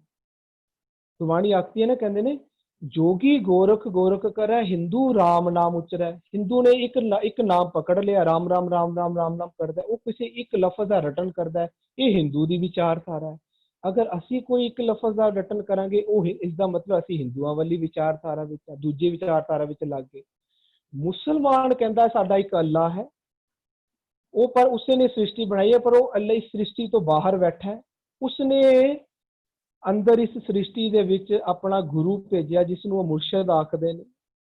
ਉਹ ਕੀ ਹੋਏਗਾ? ਕਹਿੰਦੇ ਨੇ ਜਦੋਂ ਸ੍ਰਿਸ਼ਟੀ ਖਤਮ ਹੋਏਗੀ, ਅਸੀਂ ਸਾਰੇ ਨੂੰ ਉਹ ਮੁਰਸ਼ਦ ਸਾਡਾ ਰੱਬ ਦੇ ਅੱਗੇ ਪੇਸ਼ ਕਰੇਗਾ, ਰੱਬ ਦੀ ਕਚਹਿਰੀ ਦੇ ਵਿੱਚ। ਫਿਰ ਸਾਡੀ ਗਵਾਹੀ ਭਰੇਗਾ ਵੀ ਇਸ ਨੇ ਅੱਲਾਹ ਤੇਰੀ ਬੰਦਗੀ ਕੀਤੀ ਸੀ, ਇਸ ਨੂੰ ਤੂੰ ਵਹਿਸ਼ਤ ਵਿੱਚ ਭੇਜ, ਇਹਨਾਂ ਨੂੰ ਨਰਕਾਂ ਵਿੱਚ ਭੇਜ। ਇਹ ਉਹਨਾਂ ਦੀ ਵਿਚਾਰਧਾਰਾ ਹੈ ਕਿ ਪਰਮਾਤਮਾ ਗੁਰੂ ਨੂੰ ਸੰਸਾਰ ਵਿੱਚ ਭੇਜਦਾ ਹੈ। ਗੁਰਮਤ ਕੀ ਆਖਦੀ ਹੈ? ਗੁਰਮਤ ਕਹਿੰਦੀ ਹੈ ਪਰਮਾਤਮਾ ਤੇ ਗੁਰੂ ਇੱਕ ਹੈ, ਪਾਰ ਬ੍ਰਹਮ ਗੁਰ ਨਾਹੀ ਭੇਦ। ਗੁਰ ਪਰਮੇਸ਼ਰ ਇੱਕੋ ਜਨ, ਉਹ ਦੋਨੋਂ ਹੀ ਇੱਕੋ ਹੈ, ਔਰ ਉਹ ਸਾਡੇ ਅੰਦਰ ਹੈ, ਹਮੇਸ਼ਾ ਸਾਡੇ ਨਾਲ ਵਸਦੇ ਨੇ। ਮਨ ਹਰ ਜੀ ਤੇਰੇ ਨਾਲ ਹੈ, ਇਹ ਸਾਡੇ ਨਾਲ ਵਸਦੇ ਨੇ। ਜਿਸ ਨੂੰ ਹਰ ਜੀ ਕਹਿੰਦੇ ਉਸੇ ਨੂੰ ਕਹਿੰਦੇ ਨੇ ਸਤਿਗੁਰ ਕਾ ਉਪਦੇਸ਼ ਸੁਣ ਤੂੰ ਹੋਵੇ ਤੇਰੇ ਨਾਲੇ। ਸਤਿਗੁਰ ਆਪਣੇ ਉਪਦੇਸ਼ ਨਾਲ ਤੇਰੇ ਨਾਲ ਵਸਦਾ ਹੈ, ਉਪਦੇਸ਼ ਦਿੰਦਾ ਤੈਨੂੰ ਹਮੇਸ਼ਾ, ਤੂੰ ਸੁਣ ਸਿਰਫ ਉਹਨੂੰ। ਸਾਡੀ ਵਿਚਾਰਧਾਰਾ ਇਹ ਹੈ ਕਿ ਪਰਮਾਤਮਾ ਤੇ ਗੁਰੂ ਇੱਕ ਹੈ ਔਰ ਹਮੇਸ਼ਾ ਸਾਡੇ ਨਾਲ। ਮਨ ਹਰ ਜੀ ਤੇਰੇ ਨਾਲ ਹੈ, ਤੂੰ ਸਿਰਫ ਉਹਦੇ ਰੰਗ 'ਚ ਰੰਗਿਆ ਨਹੀਂ ਜਾਂਦਾ। ਪਿਛਲੇ ਬੰਦ ਵਿੱਚ ਆਇਆ ਸੀ ਨਾ, ਇਤ ਰੰਗ ਸਾਚੇ ਮਾਏ ਸਮਾਏ। ਉਹ ਸਾਚਾ ਜਿਹੜਾ ਸਾਡੇ ਅੰਦਰ ਵਸਿਆ, ਅਸੀਂ ਉਹਦੇ ਰੰਗ 'ਚ ਰੰਗਣਾ ਹੈ। ਸਾਡੇ ਮਨ ਨੇ ਉਹਦੇ ਰੰਗ, ਮਨ ਉਸ ਦੇ ਰੰਗ ਵਿੱਚ, ਗੁਰਮਤ ਦੇ ਰੰਗ ਵਿੱਚ ਮਾਣਨਾ ਹੈ ਉਹਦਾ ਰੰਗ। ਇਹਨੂੰ ਕਹਿੰਦੇ ਨੇ ਮਜੀਠ ਕਾ ਰੰਗ। ਮੇਰੇ ਰਮਈਏ ਰੰਗ ਮਜੀਠ ਕਾ, ਉਹ ਮਜੀਠ ਦਾ ਰੰਗ ਹੈ ਉਹਦਾ, ਉਹਦੀ ਜਿਹੜੀ ਉਹ ਉਪਦੇਸ਼ ਦਿੰਦਾ ਹੈ, ਨਾਮ ਦਿੰਦਾ ਹੈ, ਇਸੇ ਨੂੰ ਦੀਵਾਨ ਕਹਿੰਦੇ ਨੇ। ਇਹ ਸਾਡੇ ਅੰਦਰ ਹੈ ਸਾਡਾ ਪਰਮਾਤਮਾ, ਸਾਡਾ ਗੁਰੂ ਤੇ ਪਰਮਾਤਮਾ ਇੱਕ ਹੈ ਔਰ ਸਾਡੇ ਅੰਦਰ ਹੈ। ਮਨ ਹਰ ਜੀ ਤੇਰੇ ਨਾਲ ਹੈ। ਜਦੋਂ ਅਸੀਂ ਇਹ ਸਮਝਾਂਗੇ ਨਾ, ਮਨ ਹਰ ਗੁਰੂ ਤੇ ਪਰਮਾਤਮਾ ਸਾਡੇ ਨਾਲ, ਸਾਡੇ ਅੰਦਰ ਹਮੇਸ਼ਾ ਵਸਦਾ ਹੈ, ਇਹ ਹੈ ਗੁਰਮਤਿ ਦੀ ਵਿਚਾਰਧਾਰਾ। ਜੇ ਅਸੀਂ ਕਹਾਂਗੇ ਕਿ ਅਸੀਂ ਗੁਰੂ ਦੇ ਨਾਲ ਜੁੜਨਾ ਤੇ ਗੁਰੂ ਸਾਨੂੰ ਰੱਬ ਦੇ ਨਾਲ ਜੋੜੇਗਾ, ਇਹ ਇਸਲਾਮ ਦੀ ਵਿਚਾਰਧਾਰਾ ਹੈ। ਸਾਡਾ ਗੁਰੂ, ਸਾਡਾ ਰੱਬ ਸਾਡੇ ਅੰਦਰ ਵਸਦਾ ਹੈ, ਸਾਡੇ ਨਾਲ, ਅਸੀਂ ਉਸ ਨੂੰ ਸੁਣਨਾ ਹੈ। ਸੁਣ ਕੇ ਜਿਵ ਜਿਵ ਹੁਕਮ ਤਿਵੇਂ ਤਿਵਕਾਰ ਕਰਨੀ ਹੈ। ਅਸੀਂ ਉਹਦੇ ਭਾਣੇ ਵਿੱਚ ਚੱਲਣਾ ਹੈ, ਭਾਣੇ ਦੇ ਵਿੱਚ ਸਾਰੇ ਜੀ ਜਨਤਾ ਨੂੰ ਚਲਾਉਣਾ ਹੈ। ਜਿਤ ਜਿਤ ਭਾਣਾ ਤਿਤ ਤਿਤ ਲਾਏ ਕਰਨਾ ਹੈ। ਇਹ ਹੈ ਗੁਰਮਤਿ। ਇਸ ਨੂੰ ਕਹਿੰਦੇ ਨੇ ਇੱਕ ਦੇ ਨਾਲ ਲੱਗੇ ਹੋਏ। ਅਗਰ ਅਸੀਂ ਇਸ ਨੂੰ ਕਹਿੰਦੇ ਹੁਕਮ ਬੁੱਝਿਆ, ਹੁਕਮ ਬੁੱਝਿਆ ਤਾਂ ਹੀ ਹੈ ਕਿ ਅਸੀਂ ਉਹਦਾ ਹੁਕਮੀ ਨੂੰ ਆਪਣੇ ਨਾਲ ਵਸਦਾ ਸਮਝੀਏ। ਸਾਡੇ ਅੰਦਰ ਹਮੇਸ਼ਾ ਨਾਲ ਹੈ ਉਹ ਕਹਿੰਦੇ ਨੇ ਨਾ, ਹਾਥ ਪੈ ਨੇੜੇ, ਉਹ ਤਾਂ ਸਾਡੇ ਹੱਥਾਂ ਤੋਂ, ਪੈਰਾਂ ਤੋਂ, ਇਹਨਾਂ ਤੋਂ ਵੀ ਨੇੜੇ ਸਾਡੇ ਵਸਦਾ। ਇਹ ਹੈ ਗੁਰਮਤ ਦਾ ਰੱਬ, ਗੁਰਮਤ ਦਾ ਗੁਰੂ। ਇਹ ਗੁਰਮਤ ਦੀ ਵਿਚਾਰਧਾਰਾ, ਉਹ ਸਾਡੇ ਨਾਲ ਹਰੇਕ ਦੇ ਅੰਦਰ ਸਮਾਇਆ ਹੋਇਆ ਹੈ। ਇਹ ਵਿਚਾਰਧਾਰਾ ਗੁਰਮਤ ਦੀ ਹੈ। ਇਹ ਵਿਚਾਰਧਾਰਾ ਤੋਂ ਉਲਟ ਜੋ ਵਿਚਾਰ, ਉਹਨੂੰ ਕਹਿੰਦੇ ਨੇ ਦੂਜਾ ਲੱਗੇ। ਉਹਦੇ ਨਾਲ ਦੁੱਖ ਪਾਵਾਂਗੇ, ਦਰਗਾਹ ਚੰਦਰਮਾਨ ਨਹੀਂ ਪਾਵਾਂਗੇ। ਉਸ ਅਵਸਥਾ ਨੂੰ ਕਹਿੰਦੇ ਨੇ ਮਨਮੁਖ ਅਵਸਥਾ। ਹੁਣ ਅਸੀਂ ਆਪਣੀ ਹਰੇਕ ਨੇ, ਕੋਈ ਦੂਜੇ ਨੂੰ ਮਨਮੁਖ ਨਾ ਕਹੀਏ, ਦੂਜਾ ਮਨਮੁਖ ਨਹੀਂ ਹੈ। ਕੋਈ ਨਹੀਂ ਦੱਸ ਸਕਦਾ ਕਿ ਕੋਈ ਮਨ ਪੁੰਨੀ ਹੈ ਜਾਂ ਪਾਪੀ ਹੈ, ਕੀ ਹੈ। ਗੁਰਬਾਣੀ ਇੱਥੇ ਕਹਿ ਰਹੀ ਹੈ, ਤੂੰ ਅਭਿਮਾਨ ਕਰਦਾ ਹੈ ਤਾਂ ਤੇਰੀ ਅਵਸਥਾ ਮਨਮੁਖ ਹੈ। ਉਹ ਅਵਸਥਾ ਨੂੰ ਦੱਸ ਰਹੇ ਨੇ ਇੱਥੇ। ਮਨਮੁਖ ਪਹਿਲਾਂ ਨਹੀਂ ਹੋਇਆ ਜਾਂਦਾ ਕਿ ਅਭਿਮਾਨ ਕਰੇਗਾ। ਅਭਿਮਾਨ ਕਰਨ ਦੇ ਸਾਰ ਹੀ ਸਾਡੀ ਉੱਤੇ ਮਨਮੁਖ ਅਵਸਥਾ ਵਾਪਰ ਜਾਂਦੀ ਹੈ। ਹਾਂਜੀ, ਧੰਨਵਾਦ ਵੀਰ ਜੀ। ਲੇਬਲ ਬਿਲਕੁਲ ਠੀਕ ਕਹਿ ਰਹੇ ਹੋ, ਨਹੀਂ ਕਰਨਾ ਚਾਹੀਦਾ ਕਿਸੇ ਨੂੰ ਵੀ। ਫਿਰ ਵੀ ਕਿਧਰੇ ਨਾ ਕਿਧਰੇ ਲੇਬਲਿੰਗ ਅਸੀਂ ਕਰਨ ਲੱਗ ਪੈਂਦੇ ਹਾਂ, ਜੋ ਕਿ ਸਾਡਾ ਠੀਕ ਸੁਭਾਅ ਨਹੀਂ ਹੈ। ਆਪ ਜੀ ਨੇ ਕਿਹਾ ਮਾਨ ਪਹਿਲੇ ਆਉਂਦਾ ਹੈ, ਮਨਮੁਖ ਬਾਅਦ ਵਿੱਚ ਬਣਦਾ ਹੈ। ਮਾਨ ਤੇ ਰਿਜ਼ਲਟ ਹੈ ਵੀਰ ਜੀ, ਪਹਿਲੇ ਮਨੁੱਖ ਮਨ ਮੁਤਾਬਿਕ ਚੱਲਦਾ, ਨਤੀਜਾ ਤੇ ਬਾਅਦ ਵਿੱਚ ਆਣਾ।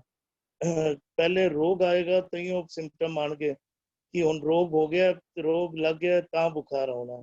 ਤੇ ਮਨ ਦੇ ਪਿੱਛੇ ਤੁਰਨ ਦਾ ਨਤੀਜਾ ਇਹ ਨਿਕਲਿਆ ਕਿ ਅਹੰਕਾਰ ਕਰਨ ਲੱਗ ਪਿਆ, ਵਿਕਾਰਾਂ ਵਿੱਚ ਪੈ ਗਿਆ। ਧੰਨਵਾਦ ਆਪ ਜੀ ਦਾ।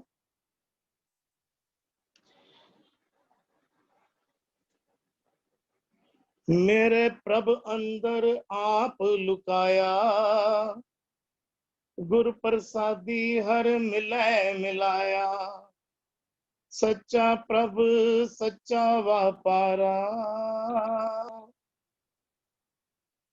ਨਾਮ ਅਲੋ ਅਮੋਲਕ ਪਾਇੰਦਾ। ਮੇਰੇ ਪ੍ਰਭ ਅੰਦਰ ਆਪ ਲੁਕਾਇਆ। ਮੇਰੇ ਪਰਮਾਤਮਾ ਨੇ ਅੰਦਰ ਆਪ ਲੁਕਾਇਆ, ਹਰ ਜੀਵ ਦੇ ਅੰਦਰ ਆਪ ਆਪਣੇ ਆਪ ਨੂੰ ਲੁਕਾਇਆ। ਦੇਖੋ ਉੱਧਰ ਲੁਕਾਇਆ ਆਇਆ, ਲੁਕਿਆ ਹੋਇਆ ਤਈਓ ਸਾਡੇ ਨਾਲ ਸਾਂਝ ਨਹੀਂ ਬਣ ਪਾ ਰਹੀ, ਇਕਮਿਕਤਾ ਨਹੀਂ ਹੋ ਪਾ ਰਹੀ। ਅਸੀਂ ਉਸ ਨੂੰ ਪਹਿਚਾਨ ਨਹੀਂ ਪਾ ਰਹੇ, ਸਮਝ ਨਹੀਂ ਪਾ ਰਹੇ। ਪਿਛਲੇ ਪਦੇ ਵਿੱਚ ਬੁੱਝੇ ਕਿਆ ਹੈ ਬੁੱਝ ਨਹੀਂ ਪਾ ਰਹੇ। ਤੇ ਇੱਥੇ ਕਹਿ ਰਹੇ ਹਨ ਲੁਕਾਇਆ, ਗੁਰਪ੍ਰਸਾਦੀ ਹਰ ਮਿਲੇ ਮਿਲਾਇਆ। ਗੁਰੂ ਦੀ ਕਿਰਪਾ ਦੁਆਰਾ, ਗੁਰੂ ਦੀ ਗਾਈਡੈਂਸ ਵਿੱਚ ਤੁਰਿਆ, ਹਰ ਮਿਲੇ, ਹਰ ਮਿਲ ਪੈਂਦਾ ਹੈ। ਮਿਲਾਇਆ ਜਦੋਂ ਗੁਰੂ ਇੰਜ ਕਰੀ ਸਮਝੀਏ ਕਿ ਗੁਰੂ ਬਖਸ਼ਿਸ਼ ਕਰਦਾ ਹੈ ਤੇ ਹਰੀ ਨਾਲ ਮਿਲਾਪ ਹੋ ਜਾਂਦਾ ਹੈ। ਸੱਚਾ ਪ੍ਰਭ ਸੱਚਾ ਵਾਪਾਰਾ, परमात्मा सच्चा है, सदैव रहने वाला है, आद सच जुगाद सच है भी सच, नानक होसी भी सच।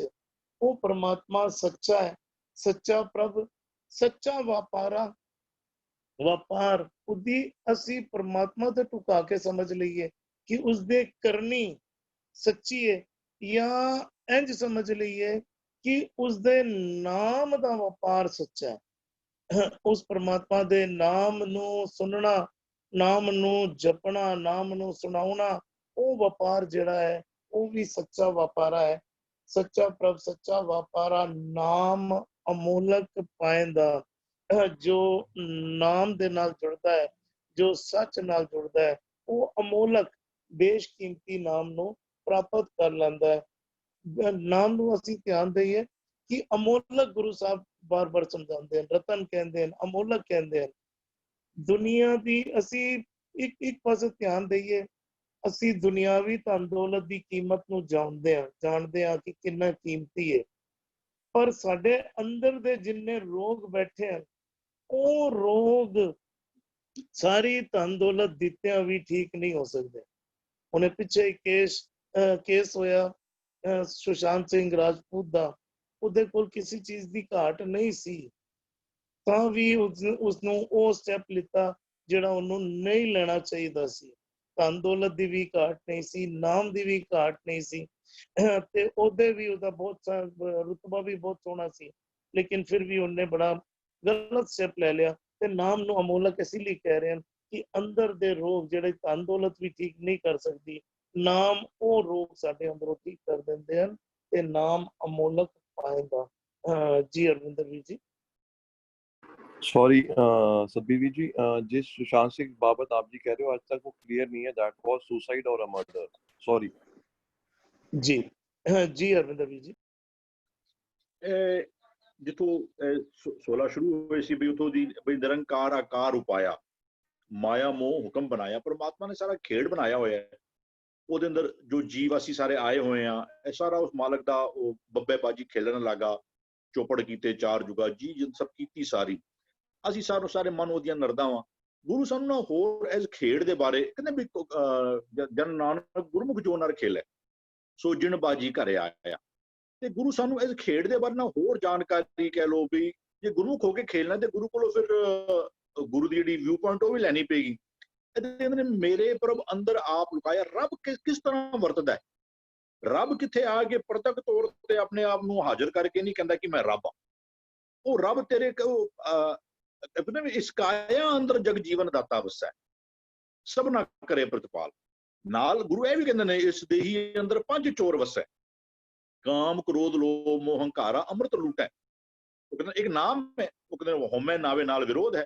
ਜਿੱਥੇ ਨਾਮ ਹੈ, ਜਿੱਥੇ ਰੱਬ ਹੈ, ਉੱਥੇ ਜਿਹੜੇ ਵਿਕਾਰ ਟਿਕ ਨਹੀਂ ਸਕਦੇ। ਜਿੱਥੇ ਵਿਕਾਰ ਨੇ ਉੱਥੇ ਰੱਬ ਆਂਦਾ ਨਹੀਂ। ਕਹਿੰਦੇ ਵੀ ਰੱਬ ਨੇ ਆਪਣੇ ਰੱਬ ਕਿਤੇ ਬਾਹਰ ਨਹੀਂ, ਰੱਬ ਤੇਰੇ ਅੰਦਰ ਹੀ ਹੈ। ਤੂੰ ਅੰਦਰ ਹੀ ਰੱਬ ਨੂੰ ਢੂੰਡਣਾ, ਉਹਦੀ ਪੜਚੋਲ ਅੰਦਰ ਹੀ ਕਰਨੀ ਹੈ। ਇਸ ਕਾਇਆ ਅੰਦਰ ਜਗ ਜੀਵਨ ਦਾਤਾ ਵਸੈ। ਵੀ ਕਹਿੰਦੇ ਮੇਰੇ ਪ੍ਰਭ ਅੰਦਰ ਆਪ ਲੁਕਾਇਆ, ਗੁਰ ਪ੍ਰਸਾਦੀ ਹਰ ਮਿਲੇ ਮਿਲਾਇਆ। ਲੇਕਿਨ ਇਹ ਰੱਬ ਦੇ ਨਾਲ ਸਾਂਝ ਪਵੇ ਕਿਵੇਂ? ਗੁਰੂ ਤੋਂ ਬਿਨਾਂ ਰੱਬ ਦੇ ਨਾਲ ਸਾਂਝ ਨਹੀਂ ਪੈ ਸਕਦੀ। ਕਹਿੰਦੇ ਅਦ੍ਰਿਸ਼ਟ ਅਗੋਚਰ, ਇੱਥੇ ਕਹਿੰਦੇ ਨੇ ਅੰਦਰ ਆਪ ਲੁਕਾਇਆ, ਫਿਰ ਇੱਥੇ ਕਹਿੰਦੇ ਨੇ ਅਦ੍ਰਿਸ਼ਟ ਅਗੋਚਰ ਪਕੜਿਆ ਗੁਰ ਸ਼ਬਦੀ।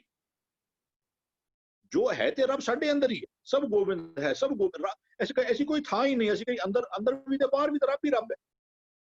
ਬਾਹਰ ਭੀਤਰ ਏਕੋ ਜਾਨੋ, ਇਹ ਗੁਰ ਗਿਆਨ ਬਤਾਈ। ਸਭ ਪਾਸੇ ਗੋਬਿੰਦ ਤੋਂ ਬਿਨਾਂ ਤੇ ਕੁਝ। ਸਕਲ ਸਮਗਰੀ ਜਾ ਕਾ ਤਨਾ, ਜੋ ਨਜ਼ਰ ਆ ਰਿਹਾ ਹੈ ਰੱਬ ਦਾ ਸਰੀਰ ਹੀ ਤੇ ਹੈ, ਹੋਰ ਕੀ ਹੈ? ਕਹਿੰਦੇ ਲੇਕਿਨ ਉਹ ਗੁਰੂ ਦੀ ਕਿਰਪਾ ਸਦਕਾ ਨਹੀਂ। ਕਹਿੰਦੇ ਗੁਰੂ ਪਕਰਾਏ ਹਰ ਕੇ ਚਰਨਾ, ਗੁਰੂ ਤੋਂ ਬਿਨਾਂ ਰੱਬ ਦੀ ਸੋਝੀ ਨਹੀਂ ਮਿਲ ਸਕਦੀ। ਮਤ ਕੋ ਭਰਮ ਭੁਲੇ ਸੰਸਾਰ, ਗੁਰ ਬਿਨ ਕੋਇ ਨਾ ਉਤਰਸ ਪਾਰ। ਰੱਬ ਕੈਸਾ ਹੈ? ਕਹਿੰਦੇ ਜਲ ਥਲ ਮਈਲ ਗੁਪਤੋ ਵਰਤੈ। ਜਲ ਵਿੱਚ ਥਲ ਵਿੱਚ ਦੋਨੋਂ ਦੇ ਵਿਚਕਾਰ ਵੀ ਰੱਬ ਦੇ ਪੂਰਨ ਤੌਰ ਤੇ ਵਿਆਪਕ ਹੈ। ਕਹਿੰਦਾ ਜਲ ਥਲ ਮਈਲ ਗੁਪਤੋ ਵਰਤਿਆ ਕੇ ਕਹਿੰਦੇ ਨੇ ਗੁਰ ਸ਼ਬਦੀ ਦੇਖ ਨਿਹਾਰੀ ਜੀ। ਰੱਬ ਉਂਝ ਆਪਣੇ ਰੱਬ ਆਪਣੇ ਆਪ ਨੂੰ ਪ੍ਰਗਟ ਕਰਕੇ ਨਹੀਂ ਦੱਸਦਾ। ਕਹਿੰਦੇ ਨਾਨਕ ਸੇ ਅਖੜੀ ਲੋਇਨ ਲੋਈ ਡਿਠ ਪਿਆਸ ਨਾ ਬੁਝੇ ਮੂੰਹ ਕਨੀ, ਨਾਨਕ ਸੇ ਅਖੜੀਆਂ ਬੇਨ ਜਿਨ੍ਹਾਂ ਦਿਸੰਦੜੋ ਮਾਪਰੀ। ਰੱਬ ਇੰਨੀ ਅੱਖੀ ਨਜ਼ਰ ਨਾ ਆਵੇ ਜਿਚਰ ਸ਼ਬਦ ਨਾ ਕਰੇ ਵਿਚਾਰ। ਸ਼ਬਦ ਨੂੰ ਅਸੀਂ ਗੁਰੂ ਕਹਿੰਦੇ ਪਏ ਹਾਂ, ਸ਼ਬਦ ਗੁਰੂ ਸੁਰਤ ਤੁਨ ਚੇਲਾ। ਇਹਨਾਂ ਅੱਖਾਂ ਦੇ ਨਾਲ ਨਜ਼ਰ ਨਹੀਂ ਆਏਗਾ। ਲੇਕਿਨ ਗੁਰੂ ਤੈਨੂੰ ਹਰ ਥਾਂ ਦੇ ਉੱਤੇ ਰੱਬ ਵਿਆਪਕ ਤੌਰ ਦੇ ਉੱਤੇ ਵਰਤਦਾ ਵਿਚਰਦਾ, ਉਹਦੇ ਟੋਟਲ ਕੰਟਰੋਲ ਵਿੱਚ ਤੈਨੂੰ ਗੁਰੂ ਸ਼ਬਦ ਦੇ ਰਾਹੀਂ ਜਿਹੜਾ ਨਾ ਉਹ ਤੈਨੂੰ ਕੱਲ ਵੀ ਕੋਈ ਲਾਈਨ ਕੋਟ ਹੋਈ ਸੀ ਵੀ ਸਗਲ ਬਨਸਪਤ ਮੈਂ ਬੈਸੰਤਰ ਸਗਲ ਦੂਧ ਮੈਂ ਕੀਆ ਊਚ ਨੀਚ ਮੈਂ ਜੋਤ ਸਮਾਣੀ ਘਟ ਘਟ ਮਾਦੋ ਜੀਆ। ਰੱਬ ਕੈਸਾ ਹੈ? ਉਹਦੇ ਹਰ ਚੀਜ਼ ਦੇ ਉੱਤੇ, ਹਰ ਚੀਜ਼ ਦੇ ਅੰਦਰ ਵਿਆਪਕ ਤੌਰ ਤੇ ਦੁੱਧ ਅੰਦਰ ਘਿਓ ਦਿਸਦਾ ਨਹੀਂ ਲੇਕਿਨ ਹੈ। ਕਾਸਟ ਜੈਸੇ ਮੈਂ ਹੈ ਬੈਸੰਤਰ ਵੀ ਲੇਕਿਨ ਲੱਕੜੀ ਵਿੱਚ ਅੱਗ ਛੁਪੀ ਪਈ ਹੈ। ਐਸੀ ਤਰੀਕੇ ਦੇ ਨਾਲ ਰੱਬ ਜਿਹੜਾ ਹੈ ਨਾ, ਲੇਕਿਨ ਗੁਰੂ ਤੋਂ ਬਿਨਾਂ ਵੀ ਜਲ ਥਲ ਮਈਲ ਗੁਪਤੋ ਵਰਤਿਆ। ਕਹਿੰਦਾ ਗੁਰ ਸ਼ਬਦੀ ਦੇਖ ਨਿਹਾਰੀ। ਇੱਕ ਹੋਰ ਥਾਂ ਕਹਿੰਦੇ ਨੇ ਆਨੰਦ ਮੂਲ ਰਾਮ ਸਭ ਦੇਖਿਆ ਗੁਰ ਸ਼ਬਦੀ ਹੀ ਗੋਬਿੰਦ ਗਜਿਆ। ਰੱਬ ਹੈ, ਸਾਨੂੰ ਗੁਰੂ ਸਾਂਝ ਪਾਈ ਜਾਂਦੇ ਪਏ। ਸਾਨੂੰ ਜਿਹੜਾ ਗੁਰੂ ਹੈ ਨਾ ਉਹਨੇ ਕਿਹਾ ਰੱਬ ਦਾ ਖੇਡ ਹੈ, ਰੱਬ ਨੇ ਖੇਡ ਬਣਾਇਆ ਹੋਇਆ ਹੈ ਵੀ ਉਹ ਨਿਰੰਕਾਰ ਆਕਾਰ ਉਪਾਇਆ। ਉਹਨੇ ਇਹ ਸਾਰਾ ਮਾਇਆ ਦਾ ਖੇਡ ਸਾਰਾ ਉਹਨੇ ਆਪ ਪਾਇਆ ਹੋਇਆ ਹੈ। ਅਸੀਂ ਜੀ ਅਸੀਂ ਹਾਂ ਤੇ ਅਸੀਂ ਵੀ ਤਾਂ ਉਹਦਾ ਰੂਪ ਹਨ। ਜੇ ਸਭ ਗੋਬਿੰਦ ਹੈ ਅਸੀਂ ਵੀ ਤਾਂ ਹਾਂ ਤੇ ਉਹਦਾ ਹੀ ਰੂਪ। ਲੇਕਿਨ ਰੱਬ ਦਾ ਖੇਡ ਹੈ ਬੜਾ। ਦੇਖੋ ਅੱਜ ਜਿਹੜੇ ਇਨਸਾਨਾਂ ਨੇ ਵੀ ਖੇਡਾਂ ਬਣਾਈਆਂ ਨੇ, ਕਿੰਨੇ ਕੰਪਲੈਕਸ ਬਣਾਈਆਂ ਨੇ, ਤੇ ਉਸ ਪਰਮਾਤਮਾ ਦੀ ਖੇਡ ਉਹ ਕਿੰਨੀ ਵੱਡੀ ਹੋਈ। ਬੜਾ ਉਹਨੇ ਮਤਲਬ ਬੰਦਾ ਕਹੇ ਕਿ ਅੱਛਾ ਅੱਜ ਹਰ ਇੱਕ ਵਿੱਚ ਪੂਰਨ ਤੌਰ ਤੇ ਰੱਬ ਬੈਠਿਆ ਹੋਇਆ। ਐਸਾ ਵੀ ਨਹੀਂ ਕਿ ਰੱਬ ਅੱਛਾ ਰੱਬ ਡਿਸਟ੍ਰੀਬਿਊਟਡ ਹੈ ਵੀ ਉਹ 0.0001% ਵਿੱਚ ਨਹੀਂ। ਉਹ ਕਹਿੰਦਾ ਕੀਟ ਹਸਤ ਮੈਂ ਪੂਰ ਸਮਾਨ। ਲੇਕਿਨ ਗੁਰੂ ਦੀ ਅਗਵਾਈ ਤੋਂ ਬਿਨਾਂ, ਗੁਰੂ ਦੇ ਗਿਆਨ ਤੋਂ ਬਿਨਾਂ ਉਹਦੇ ਨਾਲ ਸਾਂਝ ਨਹੀਂ ਪੈ ਸਕਦੀ। ਉਹ ਅਦ੍ਰਿਸ਼ਟ ਅਗੋਚਰ ਪਕੜਿਆ ਗੁਰ ਸ਼ਬਦੀ। ਉਹਦੇ ਨਾਲ ਸਾਂਝ ਜਿਹੜੀ ਪਏਗੀ ਨਾ, ਕਹਿੰਦੇ ਗੁਰ ਪ੍ਰਸਾਦੀ ਹਰ ਮਿਲੈ ਮਿਲਾਇਆ। ਸੱਚਾ ਪ੍ਰਭ ਸੱਚਾ ਵਪਾਰਾ। ਉਹ ਮਾਲਕ ਸਦੀਵ ਹਸਤੀ ਵਾਲਾ ਹੈ। ਤੇ ਜਿਹੜਾ ਵਪਾਰ ਅਸੀਂ ਕਰਨਾ ਚਾਹੀਦਾ ਸੀ, ਜਿਹਦੇ ਵਾਸਤੇ ਸਾਨੂੰ ਭੇਜਿਆ ਗਿਆ ਸੀ ਵੀ ਸੱਚਾ ਸੌਦਾ ਹਰ ਨਾਮ ਹੈ ਸੱਚਾ ਵਪਾਰਾ ਰਾਮ। ਅਸੀਂ ਇਸ ਵਪਾਰ ਵਾਸਤੇ ਆਏ ਸੀ। ਇਹ ਤੋਂ ਇਹ ਬਾਜੀ ਜਿੱਤ ਕੇ ਜਾਣ ਵਾਸਤੇ ਆਏ ਸੀ। ਜਿਨ ਤੁਮ ਭੇਜੇ ਤਿਨੇ ਬੁਲਾਏ ਵੀ ਉਹ ਰੱਬ ਨੇ ਜਿਹੜੀ ਭਈ ਪ੍ਰਾਪਤ ਮਨੁੱਖ ਦੀ ਹੋ ਰਹੀ ਆ ਗੋਬਿੰਦ ਮਿਲਣ ਕੀ ਇਹ ਤੇਰੀ ਬਰੀਆ। ਕਹਿੰਦਾ ਸੱਚਾ ਪ੍ਰਭ ਸੱਚਾ ਵਪਾਰਾ। ਜਿਹੜਾ ਬੰਦਾ ਇਹ ਸੱਚੇ ਨਾਮ ਦਾ ਵਪਾਰ ਕਰਦਾ ਹੈ ਨਾ, ਉਹ ਕਹਿੰਦਾ ਨਾਮ ਅਮੋਲਕ ਪਾਏਂਦਾ।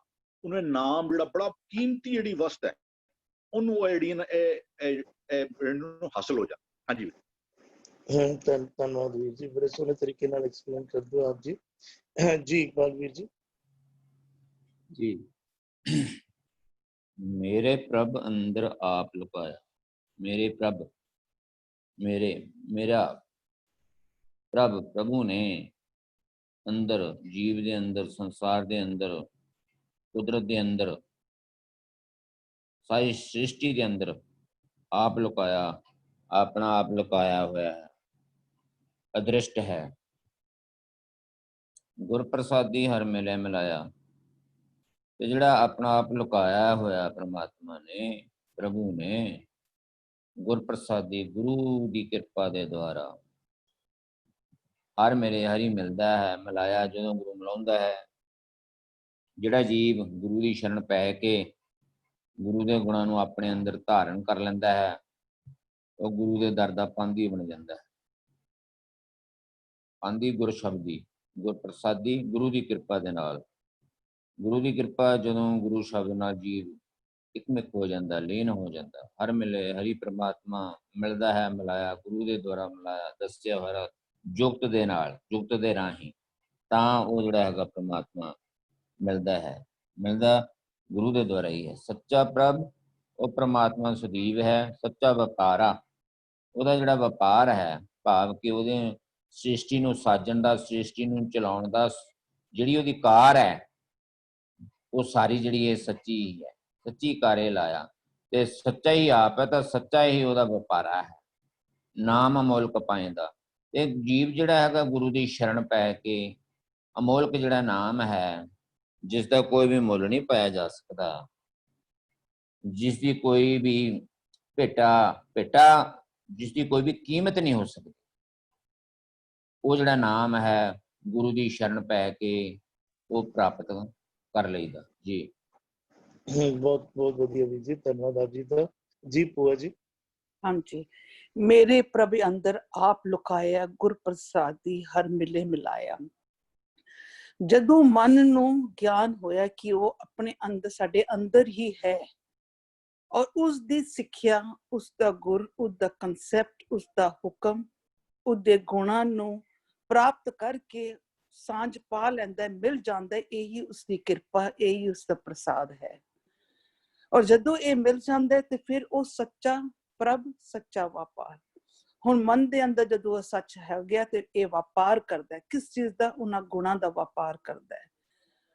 ਨਾਮ ਅਮੋਲਕ ਪਾਏਦਾ, ਜਿਨ ਦਿਨ ਉਹ ਵਪਾਰ ਕਰਦਾ ਹੈ ਉਸਦੇ ਨਾਮ, ਉਸਦੇ ਗੁਣਾਂ ਨੂੰ, ਜੋ ਅਮੋਲਕ ਹੈ, ਜਿਸ ਨੂੰ ਅਸੀਂ ਕਹਿੰਦੇ ਹਾਂ ਇੱਕ ਹੈ, ਉਸ ਨੂੰ ਨਾਲ ਸਾਂਝ ਪਾ ਲੈਂਦਾ, ਸਮਝੋ ਕਿ ਉਸ ਨੂੰ ਪਾ ਲਿੱਤਾ ਹੈ। ਹਾਂਜੀ,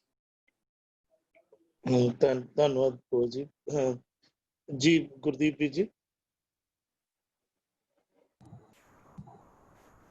ਵੀਰ ਹਰਵਿੰਦਰ ਸਿੰਘ ਹੋਣਾ ਨੇ ਤੇ ਭੈਣ ਜੀ ਹੋਣਾ ਨੇ ਤੇ ਵੀਰ ਇਕਬਾਲ ਸਿੰਘ ਹੋਣਾ ਨੇ ਸਪਸ਼ਟ ਕਰ ਦਿੱਤਾ। ਮੈਂ ਸਮਝਦਾ ਨਹੀਂ ਕਿ ਬਹੁਤੀ ਲੋੜ ਹੈ, ਲੇਕਿਨ ਜਿਹੜਾ ਅੰਦਰ ਲੁਕਿਆ ਹੋਇਆ ਉਹ ਗੁਰੂ ਪਾਤਸ਼ਾਹ ਨੇ ਕਿਹਾ ਵੀ ਕੋਹ ਮਦ ਜੋ ਬਾਸ ਬਸਤ ਹੈ, ਮੁਕਰ ਮਾਏ ਜੈਸੇ ਛਾਈ, ਤੈਸੇ ਹੀ ਹਰ ਬਸਤ ਨਿਰੰਤਰ ਘਟੇ ਜੋ ਭਾਈ। ਜਦੋਂ ਗੁਰੂ ਦੀ ਕਿਰਪਾ ਹੋ ਜਾਂਦੀ, ਤੁਸੀਂ ਗੁਰੂ ਦਾ ਹੁਕਮ ਮੰਨਣਾ ਸ਼ੁਰੂ ਕਰ ਦਿੰਦੇ ਹੋ, ਕੂੜ ਨੂੰ ਤਿਆਗ ਦਿੰਦੇ ਹੋ, ਸੱਚ ਵਪਾਰ ਕਰੋ ਵਪਾਰੀ, ਦਰਗਾਹ ਨਿਭੈ ਕੇਪ ਤੁਮਾਰੀ, ਤੇ ਗੁਰੂ ਦੇ ਹੁਕਮ ਨੂੰ ਬੁੱਝ ਕੇ ਉਹਦੇ ਗੁਣਾਂ ਨੂੰ ਗੁਰੂ ਕੋਲੋਂ ਹਾਸਲ ਕਰ ਲੈਂਦੇ ਹੋ। ਤੇ ਫਿਰ ਕਹਿੰਦੇ ਜਿਹੜਾ ਅਗਮ ਹੈ, ਜਿਹਦੇ ਬਾਰੇ ਆਖਿਆ ਜਾਂਦਾ ਹੈ, ਅਗਾਧ ਬੋਧ ਹੈ, ਅਦ੍ਰਿਸ਼ਟ ਹੈ, ਦੋਨੋਂ ਹੀ ਉਹਦੇ ਸਰੂਪ ਨੇ। ਗੁਰੂ ਸਾਹਿਬ ਨੇ ਬਾਣੀ 'ਚ ਬਖਸ਼ਿਸ਼ ਕੀਤੇ ਨੇ, ਸਰਗੁਣ, ਨਿਰਗੁਣ, ਨਿਰੰਕਾਰ, ਸੁਨ ਸਮਾਧੀ ਆਪ। ਸੋ ਉਹਦਾ ਜਿਹੜਾ ਨਿਰਗੁਣ ਸਰੂਪ ਅੰਦਰ ਸਾਡੇ ਵਿਦਮਾਨ ਹੈ ਸ਼ਬਦ ਰੂਪ ਦੇ ਵਿੱਚ, ਗੁਰੂ ਸਾਹਿਬ ਨੇ ਕਿਹਾ ਉਹ ਤਾਂ ਮਿਲੇਗਾ ਜਦੋਂ 9 ਦਰ ਠਾਕੇ ਠਾਕ ਰਹਾਏ, 10ਵੇਂ ਨਿਜ ਕਰਵਾਸਾ ਪਾਏ। ਇਹ ਜਿਹੜੇ 9 ਪ੍ਰਗਟ ਦੁਆਰੇ ਨੇ, ਇਹਨਾਂ ਨੂੰ ਗੁਰੂ ਦੇ ਸ਼ਬਦ ਰਾਹੀਂ ਸੰਜਮ ਵਿੱਚ ਵਰਤਣਾ ਸ਼ੁਰੂ ਕਰ ਦੇਵਾਂਗੇ। ਕੇਵਲ ਰਸਾਂ ਕਸਾਂ ਨੂੰ ਭੋਗਣ ਦੀ ਜਿਹੜੀ ਲਾਲਸਾ ਨਾਲ ਨਹੀਂ ਵਰਤਾਂਗੇ, ਤੇ ਸਾਡੀ ਕਰਨੀ ਦੁਕਿਰਤ ਦੀ ਬਜਾਏ ਸੁਕਿਰਤ ਹੋ ਜਾਏਗੀ ਗੁਰੂ ਸ਼ਬਦ ਅਨੁਸਾਰ। ਕਹਿੰਦੇ ਫਿਰ ਵਰਤੇਗਾ ਕਿ ਫਿਰ ਦੇਖੋ ਅਚਰਜ ਭਇਆ, ਜਿਹੇ ਠਾਕੁਰ ਕੋ ਸੁਨਤ ਅਗਾਧ ਬੋਧ, ਸੋ ਹਿਰਦੈ ਗੁਰਦਇਆ। ਕਹਿੰਦੇ ਜਿਹਦੇ ਬਾਰੇ ਸੁਣਿਆ ਸੀ ਉੱਥੇ ਤੱਕ ਪਹੁੰਚਿਆ ਨਹੀਂ ਜਾ ਸਕਦਾ, ਉਹਨੂੰ ਦੇਖਿਆ ਨਹੀਂ ਜਾ ਸਕਦਾ, ਉਹਨੂੰ ਪਾਉਣਾ ਬੜਾ ਕਠਿਨ ਹੈ। ਕਹਿੰਦੇ ਗੁਰੂ ਨੇ ਰਹਿਮਤ ਕੀਤੀ, ਮੇਰੇ ਅੰਦਰ ਟਿਕਾ ਦਿੱਤਾ, ਪ੍ਰਗਟ ਹੋ ਗਿਆ, ਦਰਸ਼ਨ ਦੀਦਾਰੇ ਹੋ ਗਏ। ਔਰ ਦਰਸ਼ਨ ਬਾਰੇ ਵੀ ਗੁਰੂ ਸਾਹਿਬ ਨੇ ਬਾਣੀ ਵਿੱਚ ਸਪਸ਼ਟ ਬਚਨ ਬਖਸ਼ਿਸ਼ ਕੀਤਾ ਹੈ ਵੀ ਭੋਜਨ ਗਿਆਨ ਮਹਾਰਸ ਮੀਠਾ, ਜਿਨ ਚਾਖਿਆ ਤਿਨ ਦਰਸ਼ਨ ਦੀਠਾ। ਜਿਹੜੇ ਰੋਜ਼ ਗੁਰੂ ਦੇ ਬਚਨਾਂ ਦੇ ਭੋਜਨ ਦੀ ਵਿਚਾਰ ਨੂੰ ਛਕਦੇ ਨੇ ਪਿਆਰ ਨਾਲ, ਸਤਿਕਾਰ ਨਾਲ, ਅਦਬ ਨਾਲ, ਔਰ ਅੰਮ੍ਰਿਤ ਨਾਮ ਭੋਜਨ ਨਿਤ ਪੁੰਚੋ, ਸਰਬ ਵੇਲਾ ਮੁਖ ਪਾਵੋ। ਤੇ ਕਹਿੰਦੇ ਉਹਨਾਂ ਨੇ ਮਾਨੋ ਗੁਰੂ ਦਾ ਤੇ ਪਰਮੇਸ਼ਰ ਦਾ ਹਰ ਸਮੇਂ ਦਰਸ਼ਨ ਦੀਦਾਰ, ਹਾਜ਼ਰਾ ਹਜ਼ੂਰੀ ਮਾਣਦੇ ਨੇ। ਉਹ ਜਿਹੜਾ ਆਪਾਂ ਬਚਨ ਪੜ੍ਹਦੇ ਹਾਂ, ਜੈ ਜੈ ਪੇਖੋਂ ਤੈ ਹਜ਼ੂਰ, ਦੂਰ ਕਤਹੁ ਨਾ ਜਾਈ, ਰਬ ਰਿਆ ਸਰਬਤਰ ਮੈਂ ਮਨ ਸਦਾ ਧਿਆਈ, ਈ ਤੂਤ ਨਹੀਂ ਵਿਛੜੈ ਸੋ ਸੰਗੀ ਗਣੀਐ। ਕਹਿੰਦੇ ਉਹ ਕਦੇ ਵੀ ਮੇਰੇ ਤੋਂ ਵਿਛੋੜਾ ਹੁੰਦਾ ਨਹੀਂ, ਜਦੋਂ ਦਾ ਮੈਂ ਗੁਰੂ ਦੇ ਬਚਨਾਂ ਨੂੰ ਕਮਾਉਣਾ ਸ਼ੁਰੂ ਕਰ ਦਿੱਤਾ ਹੈ ਤੇ ਗੁਰੂ ਦੇ ਦੱਸੇ ਹੋਏ ਉਸ ਵਪਾਰ ਨਾਲ ਸਾਂਝ ਪਾ ਲਈ ਹੈ। ਔਰ ਉਸ ਵਪਾਰ ਤੋਂ ਜੋ ਮੈਨੂੰ ਗੁਣ ਹਾਸਲ ਹੋ ਰਹੇ ਨੇ ਗੁਰੂ ਪਾਤਸ਼ਾਹ ਕੋਲੋਂ, ਬੇਅੰਤ ਗੁਣ, ਤੇ ਗੁਰੂ ਦੀ ਕਿਰਪਾ, ਗੁਰੂ ਦਾ ਪ੍ਰਸਾਦ ਵਰਤ ਲਿਆ। ਤੇ ਜਿਹਨੂੰ ਲੁਕਿਆ ਕਹਿੰਦੇ ਨੇ, ਅਗਮ ਕਹਿੰਦੇ ਨੇ, ਇਨਐਕਸੈਸਿਬਲ ਕਹਿੰਦੇ ਨੇ, ਅਗਾਧ ਬੋਧ ਆਖਦੇ ਨੇ। ਕਹਿੰਦੇ ਉਹ ਮੈਨੂੰ ਹਰ ਵੇਲੇ ਆਪਣੇ ਅੰਗ ਸੰਗ ਜਾਣਦਾ, ਕਹੋ ਨਾਨਕ ਹੱਥ ਪੈ ਨੇਰੇ, ਸਹਿਜੇ ਹੋਏ ਸੋ ਹੋਈ। ਕਹਿੰਦੇ ਮੈਨੂੰ ਹੁਣ ਦੂਰ ਨਹੀਂ ਜਾਪਦਾ, ਉਹ ਮੇਰੇ ਅੰਦਰ ਜਿਹੜਾ ਲੁਕਿਆ ਹੋਇਆ ਸੀ ਉਹ ਗੁਰੂ ਦੇ ਸ਼ਬਦ ਰਾਹੀਂ ਪ੍ਰਗਟ ਹੋ ਗਿਆ। ਵੀਰ ਹਰਵਿੰਦਰ ਸਿੰਘ ਉਹਨਾਂ ਨੇ ਬਹੁਤ ਸੋਹਣੇ ਬਾਣੀ ਦੇ ਫਰਮਾਨਾਂ ਰਾਹੀਂ ਸਮਝਾਇਆ ਕਿ ਉਹ ਅੱਖਾਂ ਹੋਰ ਨੇ ਜਿਨ੍ਹਾਂ ਨਾਲ ਉਹਦਾ ਦੀਦਾਰ ਹੁੰਦਾ, ਨਾਨਕ ਸਾਹਿਬ ਸੇ ਅੱਖਣੀਆਂ ਬੇਨ। ਤੇ ਉਹ ਬਚਨ ਵੀ ਬੜਾ ਪਿਆਰਾ ਉਹਨਾਂ ਨੇ ਸਾਂਝਾ ਕੀਤਾ, ਜਿਹੜਾ ਜਲ ਥਲ ਮਹੀਲ ਗੁਪਤ ਵਰਤ, ਤੇ ਸਭ ਜਗ੍ਹਾ ਰਿਹਾ, ਬਾਹਰ ਵੀ ਵਰਤ ਰਿਹਾ। ਜਲ ਥਲ ਮਹੀਲ ਪੂਰਿਆ, ਸੁਆਮੀ ਸਿਰਜਣਹਾਰ, ਅਨਕ ਭਾਂਤ ਹੋਏ ਪਸਰਿਆ, ਨਾਨਕ ਏਕ ਓੰਕਾਰ, ਲੇਕਿਨ ਉਹ ਗੁਰ ਸ਼ਬਦੀ ਦੇਖ ਨਿਹਾਰੀ ਜੀ। ਉਹਨਾਂ ਨੇ ਬਹੁਤ ਸੁੰਦਰ ਬਚਨਾਂ ਦੀ ਜਿਹੜੀ ਰੈਲੇਵੈਂਟ ਬਚਨਾਂ ਦੀ ਸਾਂਝ ਕੀਤੀ ਹੈ। ਮੈਂ ਸਮਝਦਾ ਹੋਰ ਵਿਸਥਾਰ ਦੀ ਲੋੜ ਨਹੀਂ। ਧੰਨਵਾਦ ਜੀ। ਧੰਨਵਾਦ ਵੀਰ ਜੀ। ਪਰਮਾਤਮਾ ਹਰ ਪਾਸੇ ਵਰਤ ਰਿਹਾ, ਜਲ ਥਲ ਮਹੀਲ ਭਰਪੂਰ ਰਿਹਾ, ਹਰ ਪਾਸੇ ਵਰਤ ਰਿਹਾ। ਧੰਨਵਾਦ ਆਪ ਜੀ ਦਾ। ਜੀ ਸੁਖਿੰਦਰ ਵੀਰ ਜੀ। ਹਾਂਜੀ ਵੀਰ ਜੀ। ਵੀਰ ਜੀ ਦੇਖੋ ਸੁਖਿੰਦਰ ਵੀਰ ਜੀ, ਆਪ ਜੀ ਦੀ ਆਵਾਜ਼ ਨਹੀਂ ਆ ਰਹੀ। ਹਾਂਜੀ ਵੀਰ ਜੀ, ਆ ਰਹੀ ਆ ਰਹੀ ਆ ਰਹੀ ਜੀ। ਵੀਰ ਜੀ ਇਸ ਬੰਦ ਦੇ ਵਿੱਚ ਹੀ ਨਾ ਪਹਿਲਾਂ ਸਤਿਗੁਰੂ ਉੱਪਰ ਆਖ ਰਹੇ ਨੇ, ਦੇਖੋ ਮੇਰਾ ਪ੍ਰਭ ਅੰਦਰ ਆਪ ਲੁਕਾਇਆ।